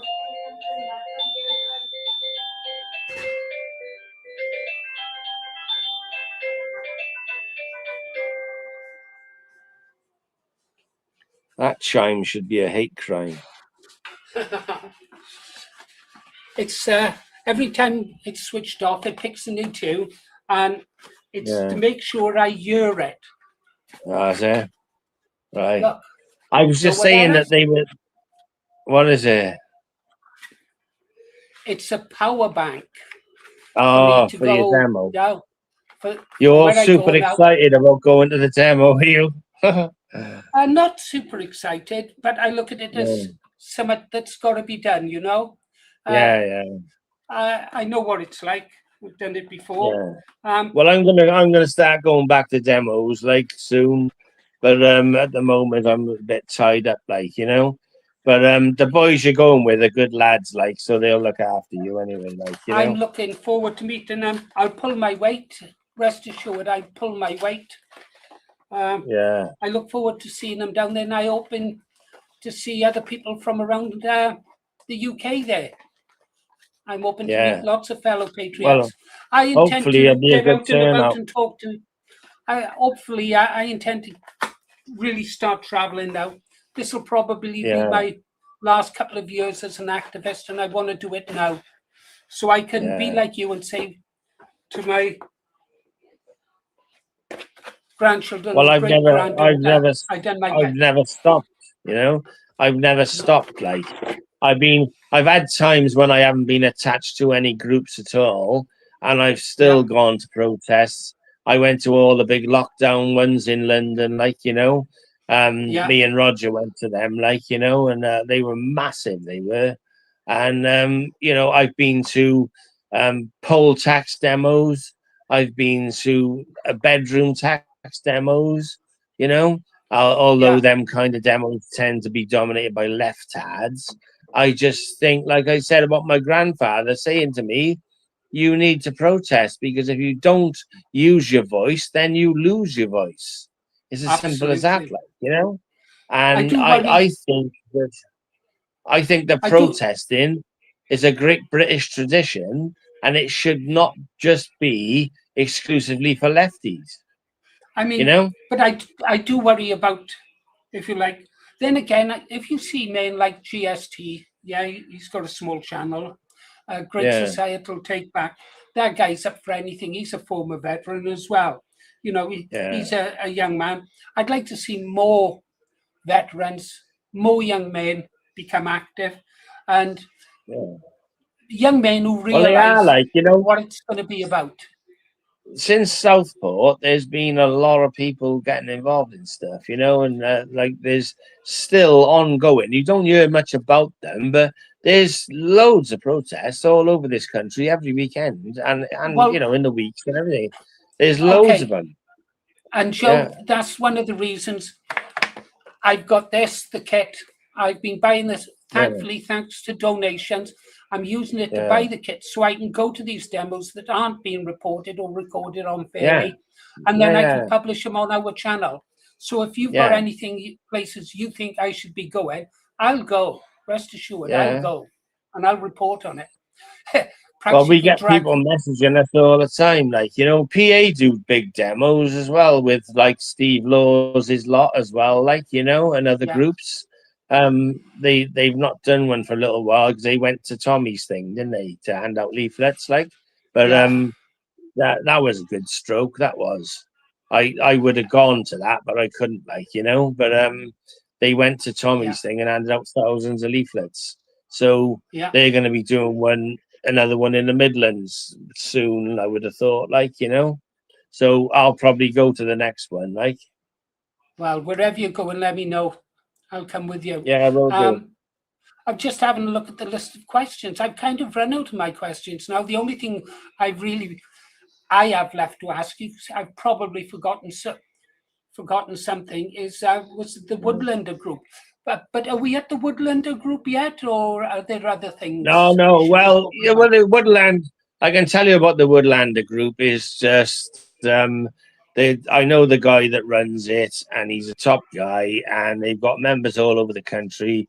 They've got groups like you can join for a tenner, right? Or you can Right, buy shares in it. You don't have to buy shares, right? People have invested a lot of money, and they're buying plots of land all over the country, and they have right, camping weekends and stuff, and they build, like, you know, toilet blocks and all that sort of thing, and it's like a community building thing. And at the end of the day, the land, you know, it's all done through solicitors. If you did invest any money, it's all done properly through solicitors, but you don't have to. You can literally just join for the tenner and go camping on the weekends that they organize and that. And you know, it's a good thing to get involved in. It's good community building, like, you know, oh, this is what we say. Like, all these other groups, all these other racial groups have got communities, right?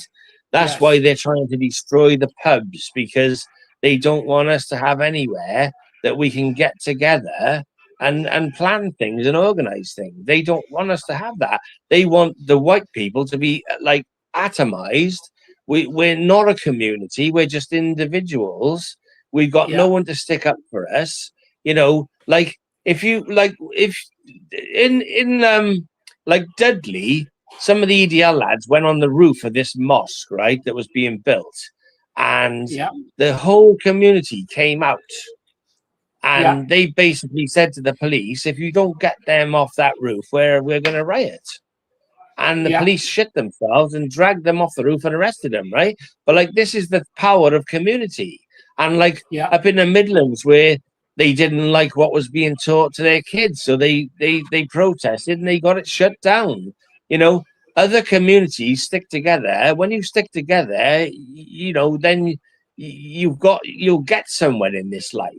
But they don't want us, and they're actively frustrating us in our efforts, right?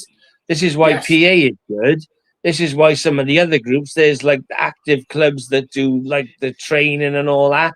There's plenty of other groups, and like the Woodlander thing. If camping is your thing, you know, you can go to one of their camps. You can meet loads of people, and you know, it's like-minded people. And there's yeah. nothing wrong with it. There's nothing illegal being planned at any of these things.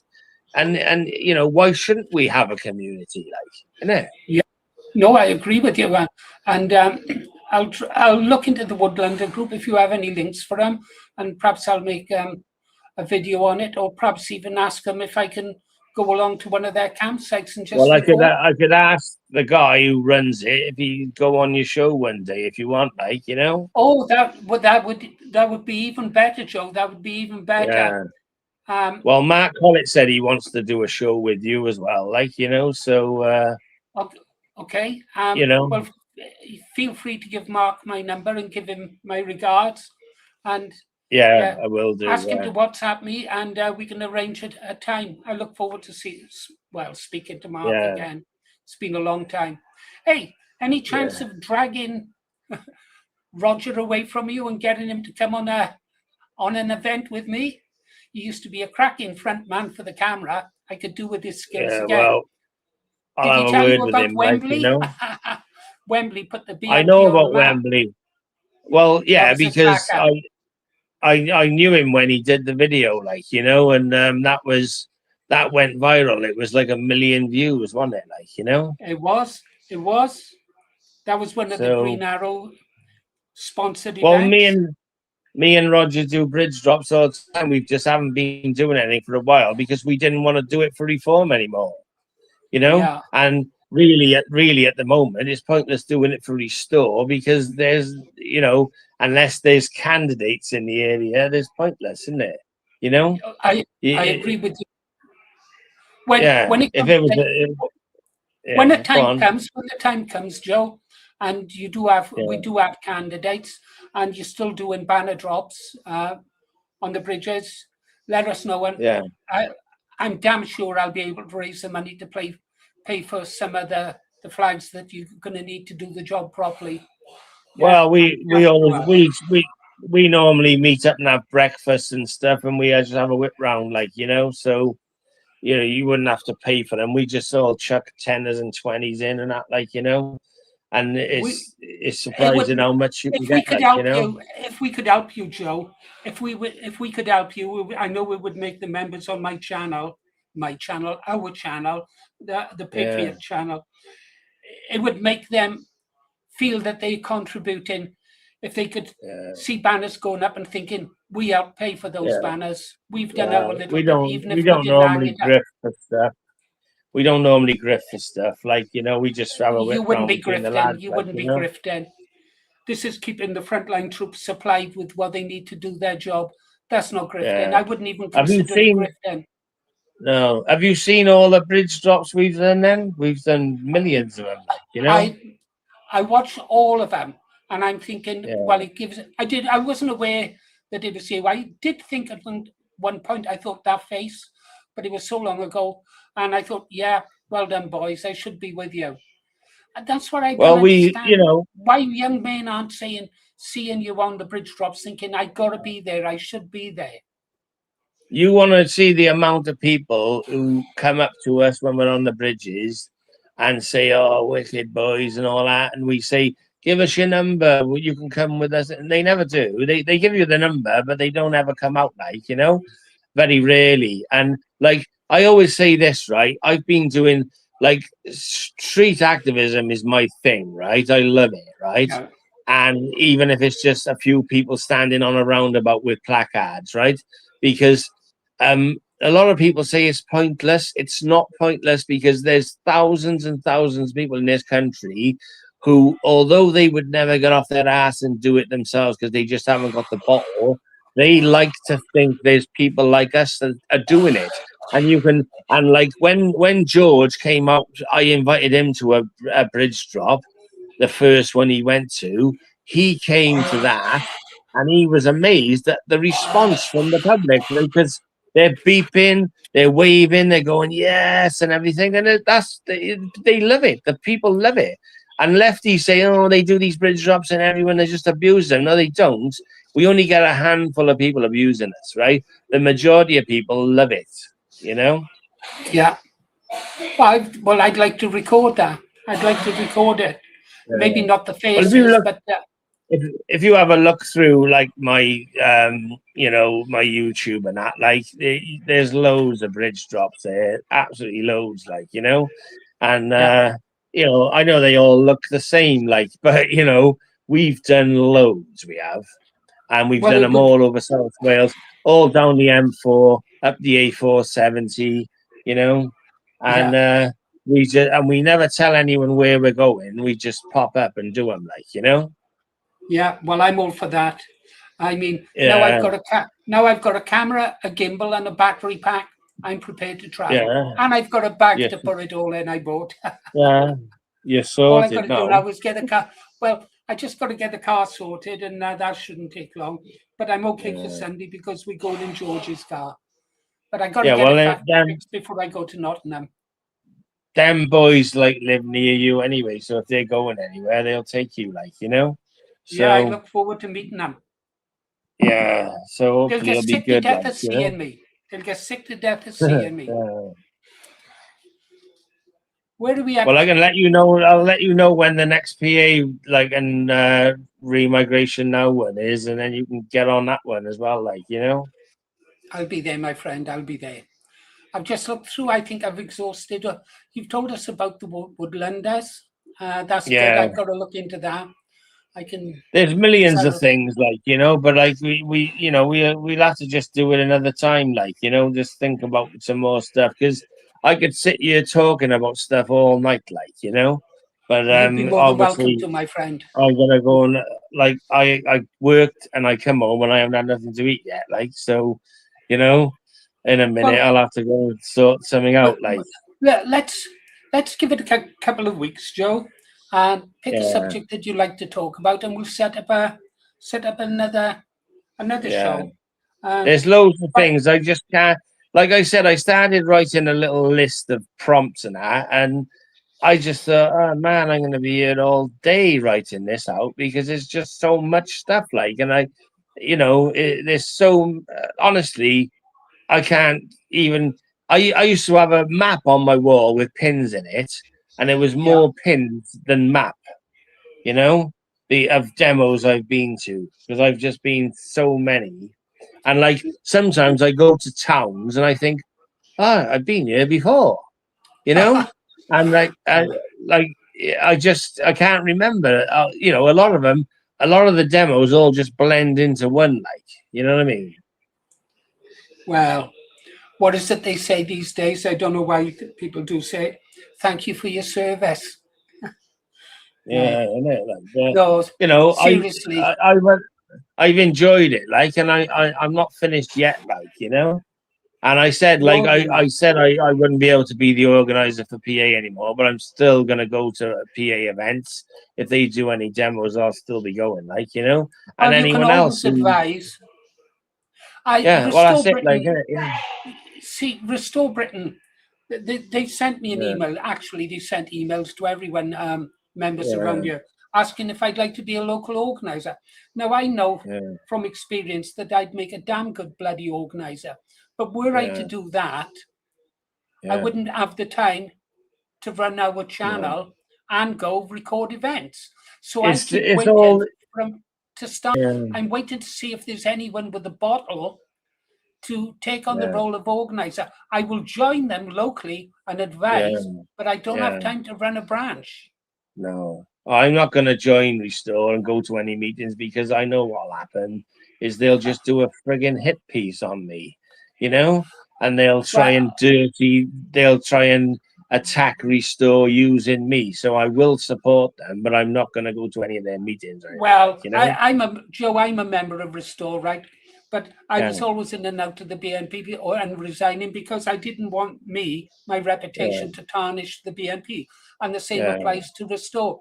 The slightest thing, and I'll just say, oh, well, I'm not a member of BNP, of Restore Britain. They say, why is he wearing the BNP hat if he's in Restore Britain? Because I love this hat and because I'm proud of it. And here's another thing. I can walk around my village now with this hat on and nobody tries to knock my head off. There was a time I couldn't do that. Yeah. No, I know. So that's right. I'm not in it for the political party. I'm in it for the cause. Yeah. Oh, I love the BNP. I loved the BNP. You know, when I first joined, it was John Tinlaw, and then when I joined, and when I met him once, I went to a conference in Middlesex, I think it was. And then I met Nick Griffin a few times, like, you know, but like I thought there would always be a BNP. I just thought there always would be, and there's not. It's fucking horrific, isn't it? You know, it was terrible. It was terrible. It turned how they did it, I don't know, but they turned brother against brother. Yeah, I mean, we had 2 MEPs, we had over 200 councillors, we had councillors everywhere. It was a I terrible, remember when terrible time. Derek Beacon, when that election in Tower Hamlets, and it was carnage up there, you know. And like I was dancing around the living room when that happened, like, you know what I mean? It's just like, you know, but and we were the scum of the earth, like. But at the now, everywhere you go, people are saying, "Oh, the BNP were right." Well, maybe people should have listened to us then, you know. Not and our own before the BNP, they should have listened to the National Front, and before the National Front, they should have listened to the League of St. George. You know, You can go way well, back. when I was like 15, right, I was like a little skinhead, and every time I used to go to discos, all the older skinheads used to say, "Are you NF? Are you NF?" And I used to say, "Yeah, yeah," shit myself and say, "Yeah, yeah." I didn't even know what it was like, you know. And then I used to go to Cardiff, and they used to be marching in Cardiff, and there used to be people fighting all over the place, and that, like, they were all skinheads and that, you know. But it was just like, I never joined the NF, but I know the guy that was running the NF in Bridgend, and I used to go to meetings. Like, maybe in the last 10 years, I've been to some NF meetings and that, like, you know. But he's thrown the towel in now, and he said to me, "The British people deserve what's coming to them," and he's no longer prepared to. He's no longer prepared to put his life on the line for people who don't give a shit, you know. Well, I Which can is understand that. you could, I you can can't understand blame people. people. But Yeah. that's not what we do, though, is it? No, I mean, well, I'm not doing it, but I don't blame him because he was, you know, he stood as a candidate a lot of times. He got threatened. He had police harassment. You know what I mean? He said, like, any kids used to do damage to local mosques and that, and then the police would be hammering his door. It was fuck all to do with him. You know what I mean? Yeah. And you know, he was getting the blame for everything that was happening, and he just said, "I'm not doing it no more." Like, and you can't really blame him, like, you know. You touched on something there, Joe. I always find this upsetting and worrying. You talked about attacks on their places of worship. Now, I can understand why they would do it. I always feel sorry when they get caught and they get lengthy prison sentences. I always feel sorry for them because it's the government caused them. I don't blame them. I blame our government for the crimes committed against those places of worship, those armories, their headquarters. I blame the government, not the attackers. Yeah. Well, I mean, you know. it's like you said, who threw the Rottweiler over the fence? They did. Exactly. Yeah, exactly. Yeah. Well, and there's, you know, there's it's only going to get worse, and the only chance we've got is if somebody gets elected that's going to start reversing migration, because if we don't, we're fucked, and it's as simple as that. You know it, and I know it. We've got to make our young aware that what is coming is not going to be easy, and a lot of people will probably get hurt. Yeah, I know. You know that, I know. But at the end of the day, if we don't, it's going to happen anyway. So, you know. Well, I do it for my great-granddaughter. If they think I'm going to leave this world before it's secure for my great-granddaughter, they can go fuck themselves, Joe. Well, because I'll fight to my last drop of blood. You know, if you see the state of some of these cities in Europe, like you know, Berlin, and Amsterdam and Brussels, like, I think I read that Brussels is like 26% white, you know, and like, you know, years ago I used to go on them city breaks and that, but like now it's pointless because everywhere you go is going to look the same. Yeah, you know, you see videos from all over. Paris is horrific. It's absolutely horrific. You know, and all Western countries are horrific. Yeah, it's getting every single Western style country controlled by the global Zionists. You know what I mean? Is horrific. Yeah. If you want to see what life could look like, go over to somewhere like Belarus or Poland, or even better, go see what life is like in Russia these days. I'm going to post some videos on it. I follow auditors around Russia. It's absolutely amazing. It truly is amazing. there was these foreigners in Dublin, right? And some guy was interviewing him, and he said, "How have you ended up in Dublin?" Right? Yeah. And this Arab said, "Well, the EU said, where did I want to go? And they gave me a list of countries, and this was the one I picked." Right? So the EU is directing these people all over Europe. You know? Every single, I would, Yeah. I'd arrest every single professional politician. I would. Although that woman who runs the EU is not even elected. No, Vandal. Yeah, I was Yeah. writing articles about her way back in 2007, 2008, 2009. Yeah. They are committing And genocide on the people of Europe, right? They are, It's and it's all planned. it's the UN's definition of genocide to create conditions of life that make it impossible for a people to recreate themselves, to reproduce. That is genocide. And that is what they are doing. Yeah. Right? And our children will grow up not even knowing their history. That, yeah, exactly. Well, what white civilization done for the world. The thing they is, will, though, they will know. The problem is, Joe, let's assume, let's just play what if. Even if, when Rupert Lowe takes back our country, that's not going to be enough, because then we're going to have to contest with Europe. And I wouldn't put it past Europe to bloody bomb the United Kingdom into submission. Or try to bomb us into submission. It's not enough for us to take back just the United Kingdom. Nationalism must rise across all Western civilizations. We need patriotic nationalism, nativists, ethno-nationalists, all of Europe, and then we unite. Well, you see what's happening over in Australia. They've got they've got probably the worst hate crime laws now anywhere in the world. And it's because some Muslims attacked some Jews, right? Nothing to do with white people at all, right?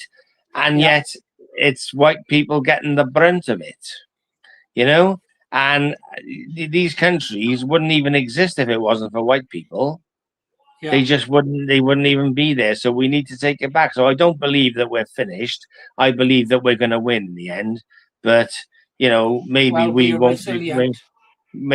won't be around to see it, but like at least I know that I've done my bit. Oh, you know the old saying, Joe.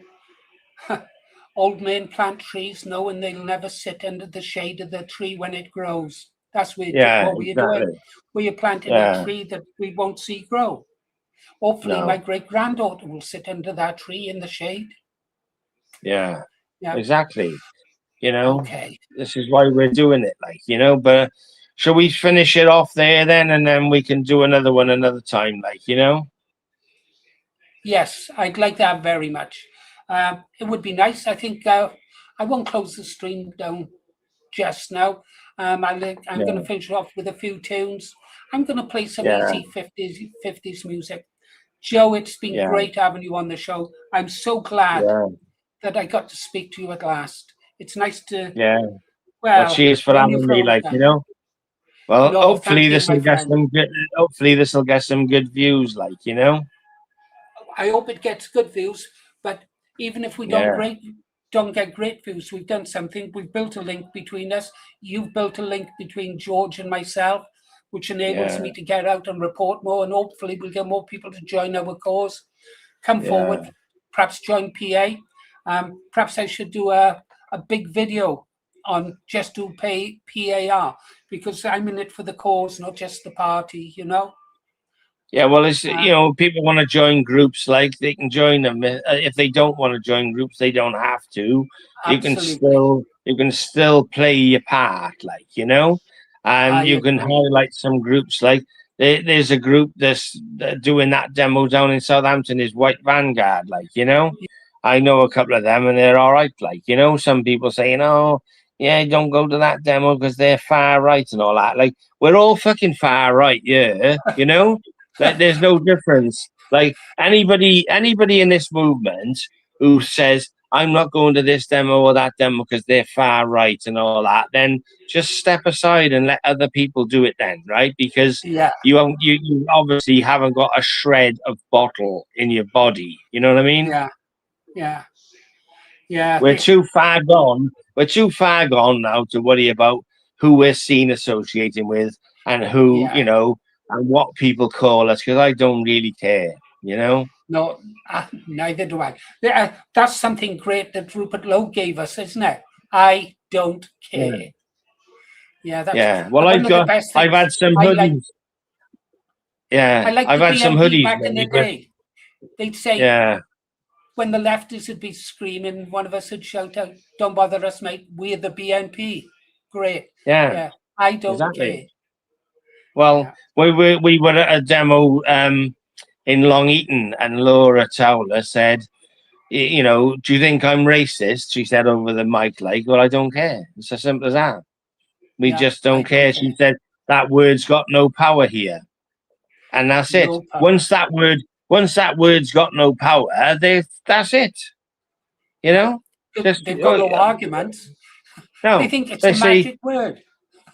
Yeah, they on Twitter they say you're racist. I just say and. That's it. I don't care. I don't care. Yeah, I like it. But there you go, Paul. I'm gonna get off anyway then, right? Because I haven't even had my tea yet. So we'll do this another time, and I look forward to seeing all the stuff from Sunday, Okay, Joe, it's been a pleasure speaking to you. Yeah. Thank you so much. Thank you so much. See you Salute soon, and respect. As we say in Ulster, no surrender. Yeah. Joe. See you later. Okay, guys, I can close that down. I can get that over there. Oh, well, that was Joe Marsh. I think I asked most of the questions I wanted to ask Joe. He gave some good answers, didn't he? Real patriot. The guy done a great job. Great job. Learned a lot of things I didn't know, which is great, really great. I'm going to play a couple of tunes now. If you want to go off and have your tea or dinner or stuff like that, I'm just going to play a couple of tunes. We'll have to finish off. No. You know what I'm going to play, guys, don't you? My eyes. If I can get it. Oh dear.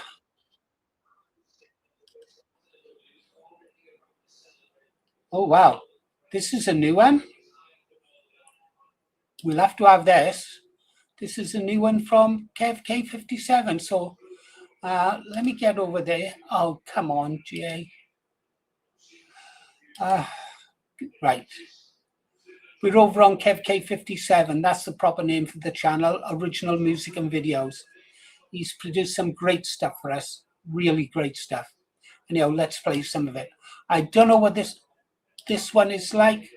I've never heard it before. So get our playlist. Come on.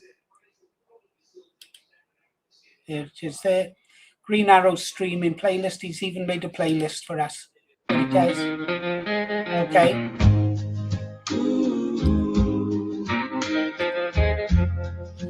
Ah! Bloody hell. Kev, you old dog. I know this girl. Well, I met a girl named Mary. You quiet fire in her eyes. She wore her sorrow softly, hidden under careful lies. She was my best friend's woman, but he never treated her right. In the silence of the shadows, we found our little light. But I still love Mary, though the years have slipped away. Her touch still haunts my heartbeat. Her Her smile still shades my day. We danced in stolen hours where dreams refuse to die. And even now when I close my eyes, she's standing by my side. We met beneath the moonlight, spoke the truths we couldn't fake. Her laughter warmed the hollow parts, the ones he used to break. Our love was wild and electric, like thunder in our veins. Well, Kev. Are you in the room, Kev? Time ain't kinda hearts that burn against their chains. Let's see if I can find the photograph. Yes, I still love Mary. Through the You old dog silence here. and the storm. What a lovely video. Though sickness came and dimmed her light, her memory keeps me warm. We parted not in anger, but by fate's own quiet hand. And every night I dream she's near, Recognize like this woman, footprints in the sand. She said, don't cry when I am gone, just live the love we knew. But I ache with every sunset, and mornings still feel blue. I tried to keep on walking, tried to leave the past behind, but Mary lives in every road I take, inside my mind.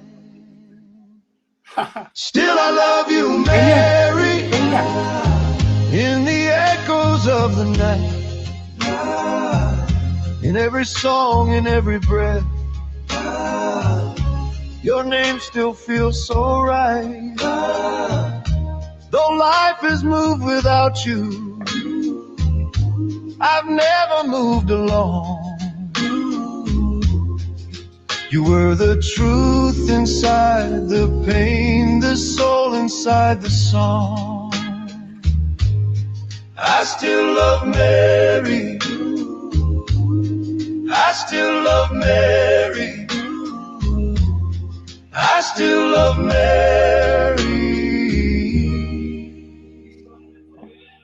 And I always will.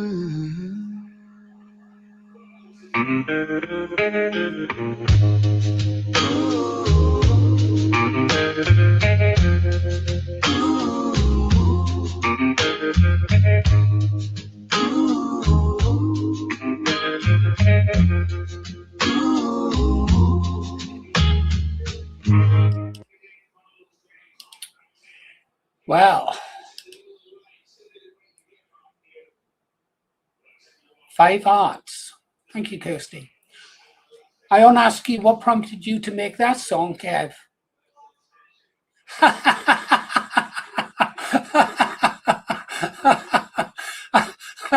Well, it was. But wait. Does she still have the photograph of her and myself together? I got that photo. I'll never throw that photo away. One of my favorites. You're lucky I'm a married man. I was a married man back then as well, wasn't I? Think the world of her. I love her. Like a sister, I love her. One of the best female patriots I've ever met in my life. That was beautiful, Kev. Beautiful.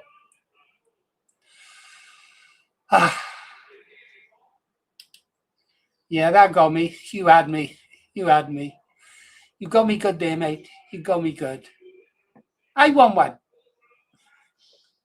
I won a video. Talking about that, I've got to do a video on,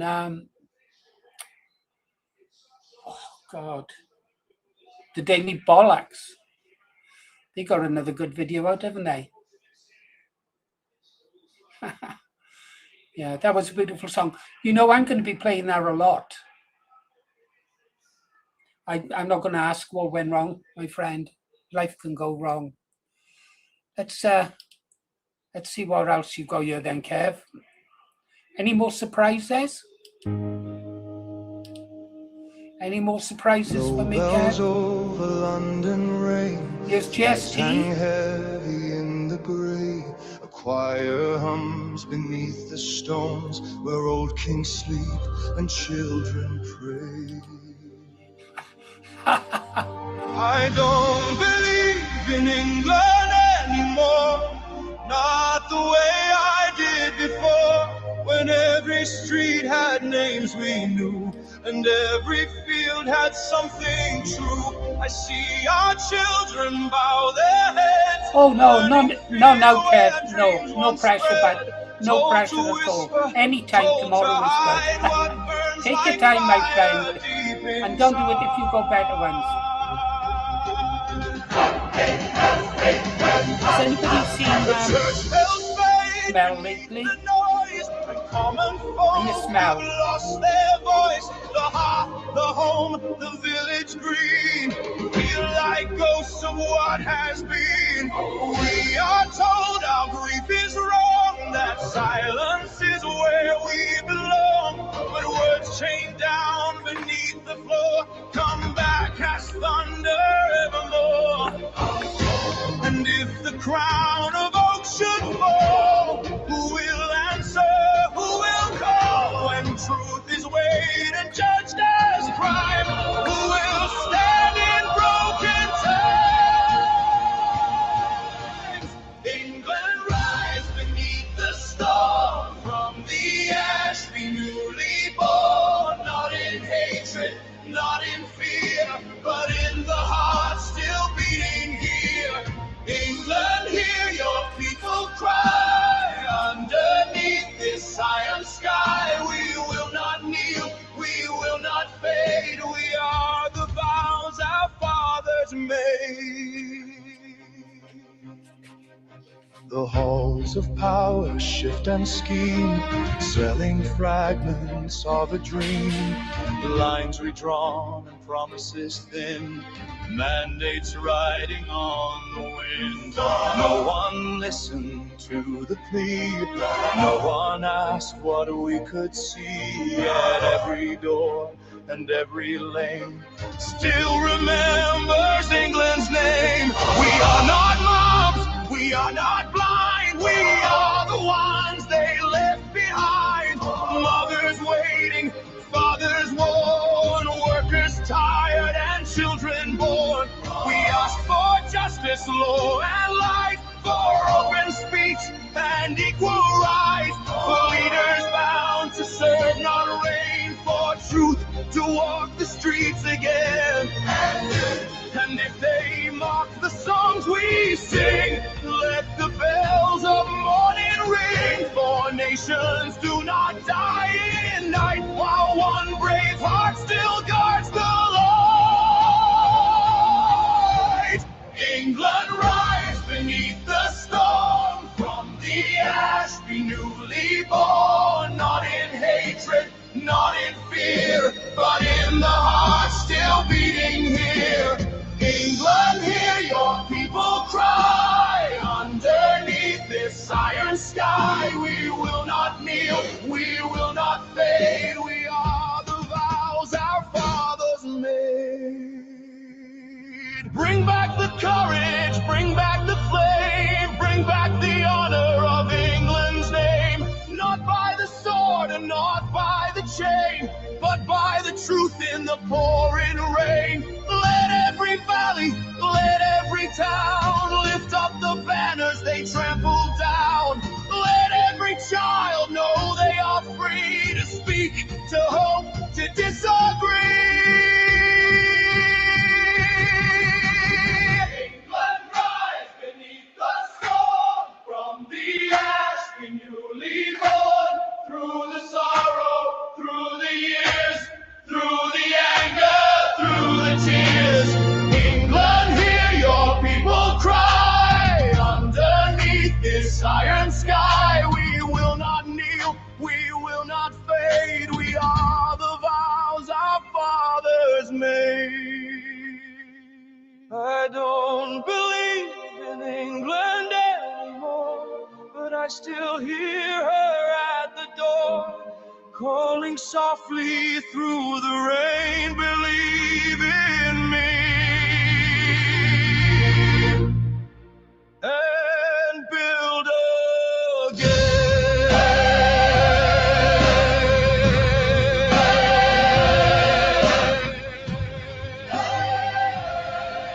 We are the vows our fathers made.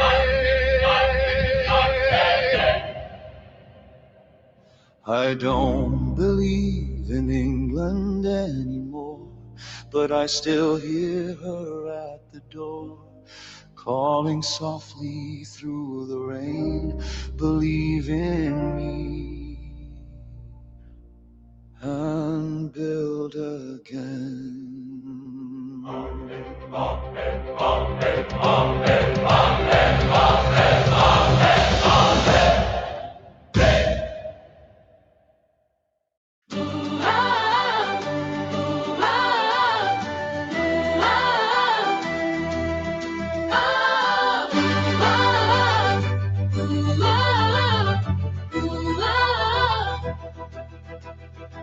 Sy het alleen geloop in die stad se lig, 'n wêreld apart waar drome nie verrig. Hy het haar van oorkant die straat gesien, 'n liefde buite bereik, soos 'n verre visioen. Maar iets in haar oë het hy verstaan, 'n vonk wat fluister, ek behoort aan jou voortaan. Tog het vrees hulle vas laat staan, Bang om te wys, bang om op te gaan. 'n Liefde buite bereik in verskillende wêrelde, maar iets tussen hulle het stadig ontvou. 'n Geheim bewaar, 'n versteekte vlam. In die skadu speel hulle dieselfde spel saam.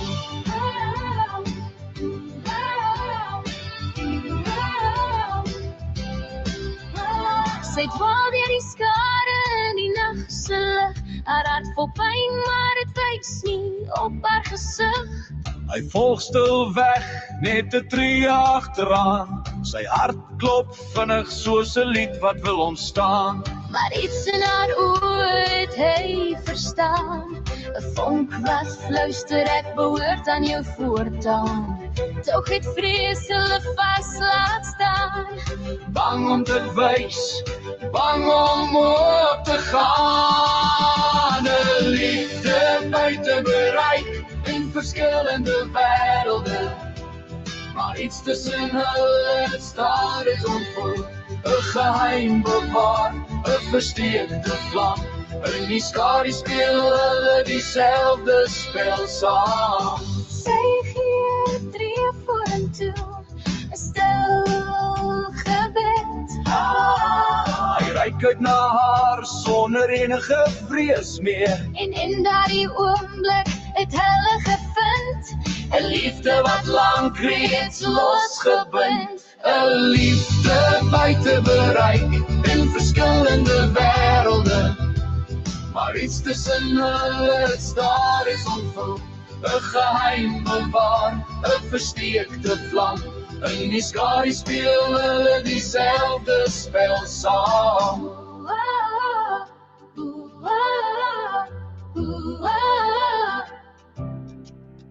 In die stad se lig het hulle hul pad gevind. De liefde buite bereik, nou vir altyd verbind.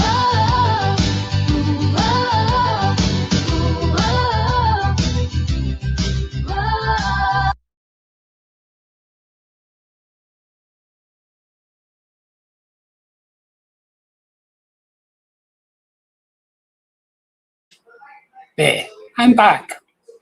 Right, guys, I'm going to close the stream down now. You're supposed to go, oh, no, don't close the stream, don't close the stream. Ah. Yeah, I thought it was Welsh to do. Right, I'm going to close the stream down now because my machine is a bit screwed in the background and stuff like that. I don't know whether it was a result of the stream, but also I'd like to keep it separate for the Joe Marsh interview, which I thought went quite well. So I'm going to close the stream down, reboot my machine, and I'll probably open it up in about 5 or 10 minutes, okay?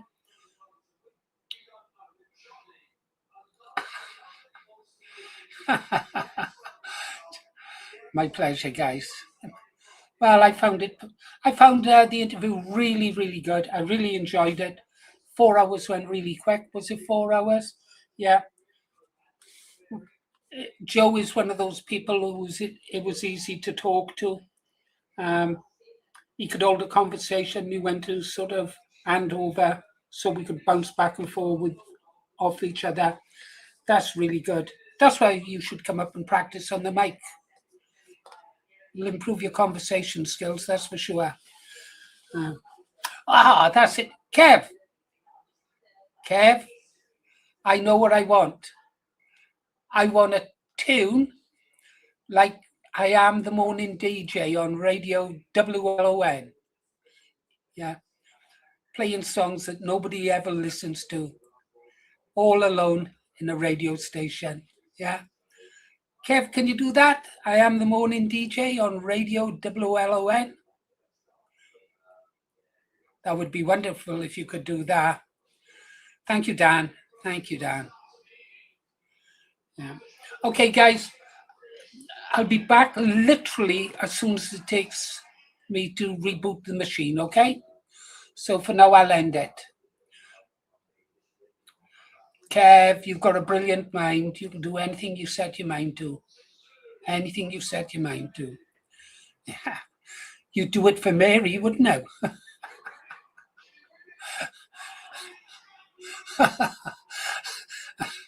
And you done it for Harry and him. Sion, I can never say your name.